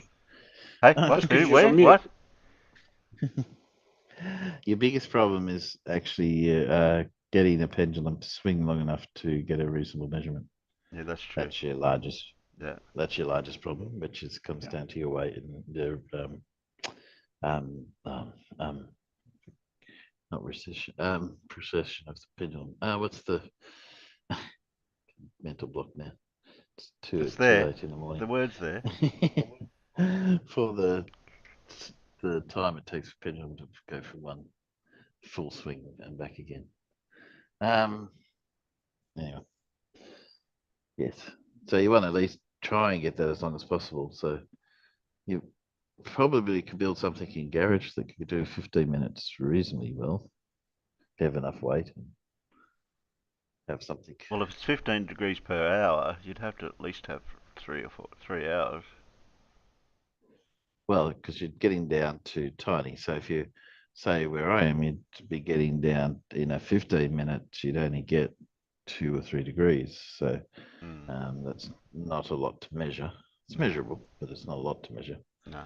So the longer you can get it to go, the more you can measure. So you have to look into what you can make a kicker out of. Or you put a kicker on it, you're going to get nothing but criticism about that. So the best bet is to try to find a ceiling that's about 200 feet tall. Okay. Which is what Foucault did. Yeah. How tall's your unit, Farmer? I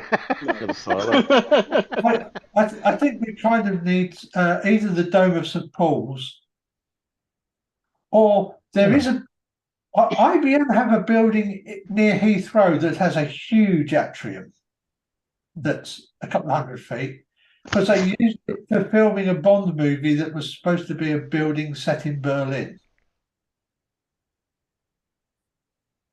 Locally, I've got a tower that's 400 feet high, but it is only a tower. So you've got hardly any movement inside. It's a lift tower at Northampton. Is it that test one? Mm-hmm. Yes, my ex for charity abseiled down the outside of it. Yeah, not particularly wide though, is it? That's the problem. You've got plenty height, but you've got no bloody width. It's only about, well, I don't know, 30 foot across maybe. It's not very wide, but it is quite a landmark. But and it's got some very, very tall shafts inside. But you and don't preferably get any something swing. indoors, out of the weather. Yeah, but you could do that, but you ain't got enough swing. That's the problem. It's not wide enough. I think going to find out if the Questacon, which is the Science and Technology Museum, has one. Because obviously, if they've got one that's not. But you know what the flirfs are like. We do all these experiments like that, but they'll throw another caveat in, which you'll know. Probably give you one guess what they'll want it done in next. What, in the vacuum? Yeah. Yeah, that makes a difference. Yeah, doing it in a vacuum would help. I mean, it would reduce a lot of the damping. Would it? What do you think? Well, yeah, most of the damping is going to be due to air friction, isn't it? Mm. Well, internal friction in the supporting cable. Yeah, I did say a lot. I didn't say all. Yeah.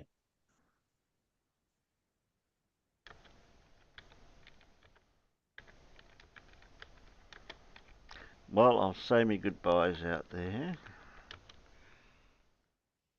I do. That particular one you're saying goodbyes, I do have suspicion about Mitchell either knowing that was broken already before he got there, or observing it was broken when he got there. Because well, apparently not long after Mitchell filmed that, there was a sign appearing on the Foucault pendulum saying it wasn't working. Yeah, well, which order was that done in? Yeah, exactly. Exactly. I have wondered since that story came out whether or not Mitchell may have gone down there and seen the sign that said, "Oh, this is broken." That'll do for me. I'll film that. And then Thank you. took the sign away and made the picture.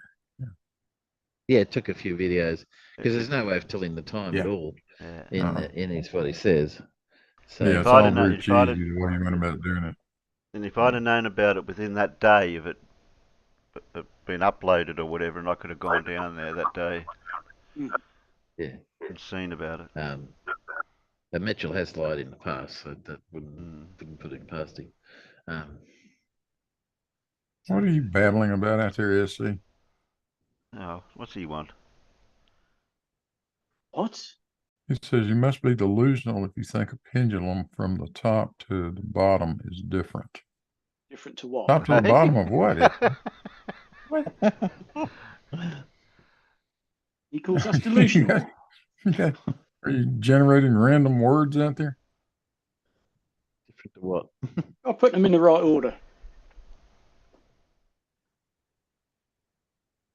It's like saying it's like a tree. A tree's different from the top to bottom. What meant to be the same? Yeah, trees generally are different from the top to the bottom. Yes, Judy, Mitchell would lie. You're damn right. He has done it in the past. We've seen him do it. Yeah. Got a lie to fluff. Well, I suspect that's why his account isn't on his own name; it's on his missus' name. Yeah, and he got into trouble. And Mr. Sensible got and into the fact trouble. he's good enough. Well, SC, not only do I think the pendulum at one spot is not hanging parallel with 100 feet away, I proved it. And many other people have shown it. Besides, he's wrong. Both pendulums are actually plumb. They're both plumb, exactly. They're just not Just parallel. not to each other. Yeah, what's relevant to? They're just not parallel. Right. He doesn't even know what he's trying to criticize. Yeah. Of course he doesn't. What are you talking about? Two different. We're not trying to argue about that. We're talking about the precession of what a pendulum does.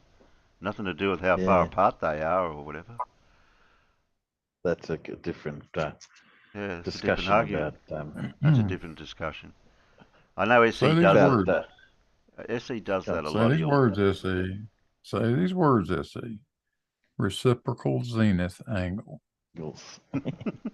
Say it several times and then run like hell, because that's your undoing right there, my friend.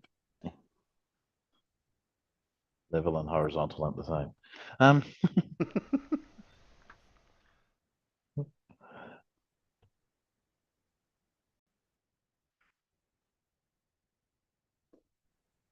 You're not talking about that image that I used for my thumbnail at all, are you, Blue?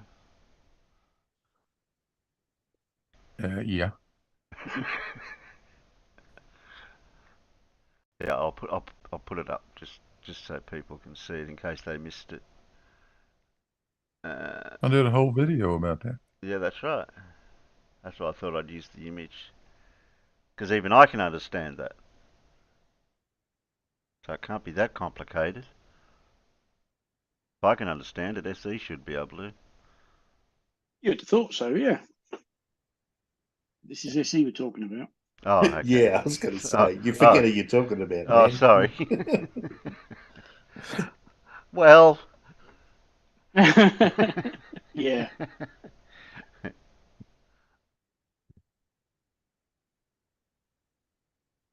He's trying to pick something out there, and I hate people out in text chat trying to say stuff when you don't know what context they're saying things in. Yes, Fred, you have Miss Lindsay.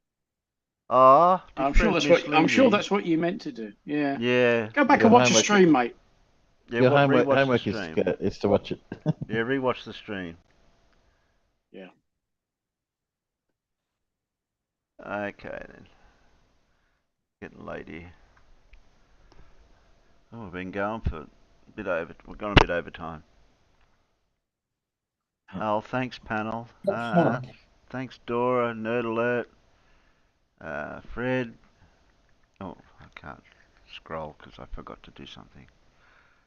There we go. Now I can scroll. Dora, yes, SE Montreal. I'll give you a shout out just to keep you happy. NANA, GD, Geronism, LB Things, Stuff and More, Nerd Alert, GD Bassett, Dora. I'll just scroll up further. Fred. Where's everybody? Carl. I know Clive was there earlier. Who else was there earlier? Spooky Bed Hair.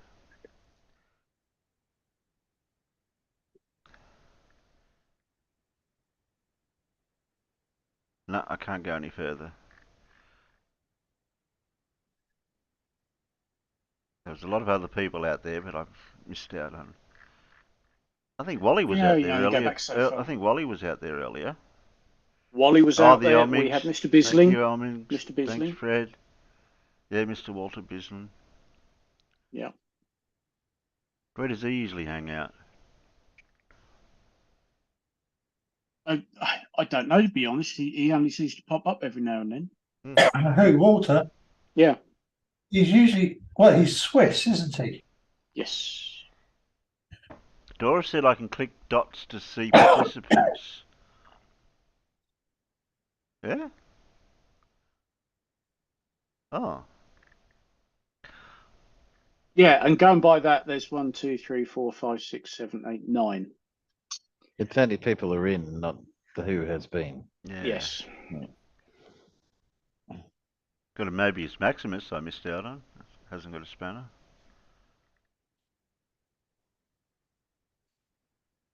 Oh dear. Montreal, if you're using voice to text, it needs to update its dictionary. And if you're texting it yourself, learn to spell. That's really not how you spell fallacy. No. Stolen concept fallacy. Does Montreal even know what a stolen concept Dean was fallacy here is? for a little while, Nerd Alert. He was. And where does that apply here? Imagine I've got the whole of this fallacy. Maybe it's Canadian fallacy. The door says got 3 seashells in a bar. Nobody barrows ass. Most have seen the movie though. Demolition Man. That's funny. Have you heard of the stupid dip text chat fallacy? And maybe as Maximus says, first rule of perpendiculars, we don't talk about perpendiculars. Are you subbed, Mobius? You can have a spanner.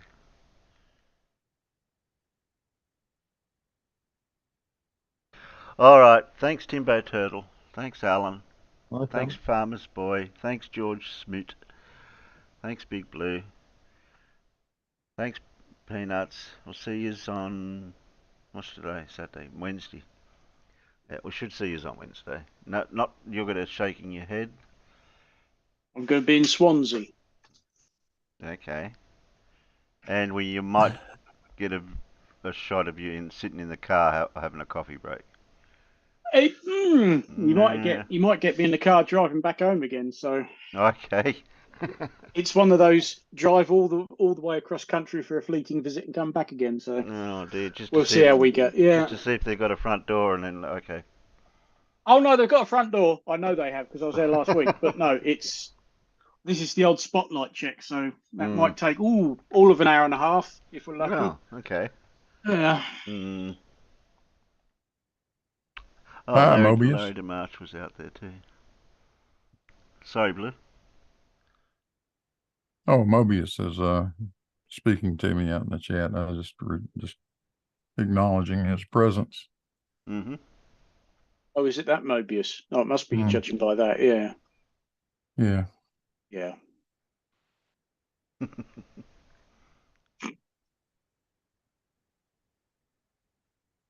What? I got no idea out there sometimes, these peanuts. Yeah, you're better off just leaving them. Yeah. Well, SE, that's part of the... do you know when SE's been sarcastic or being honest when he says good show, Terry?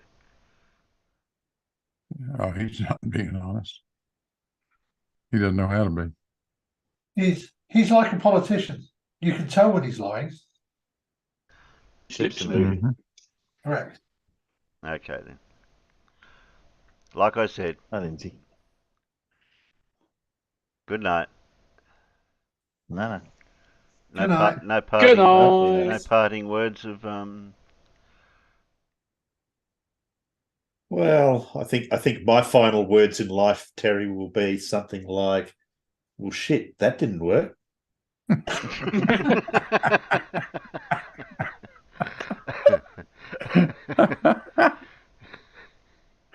as long as you didn't find out the hard way. Hey kids, when I say how stupid can you be, that is not a challenge. That's a question.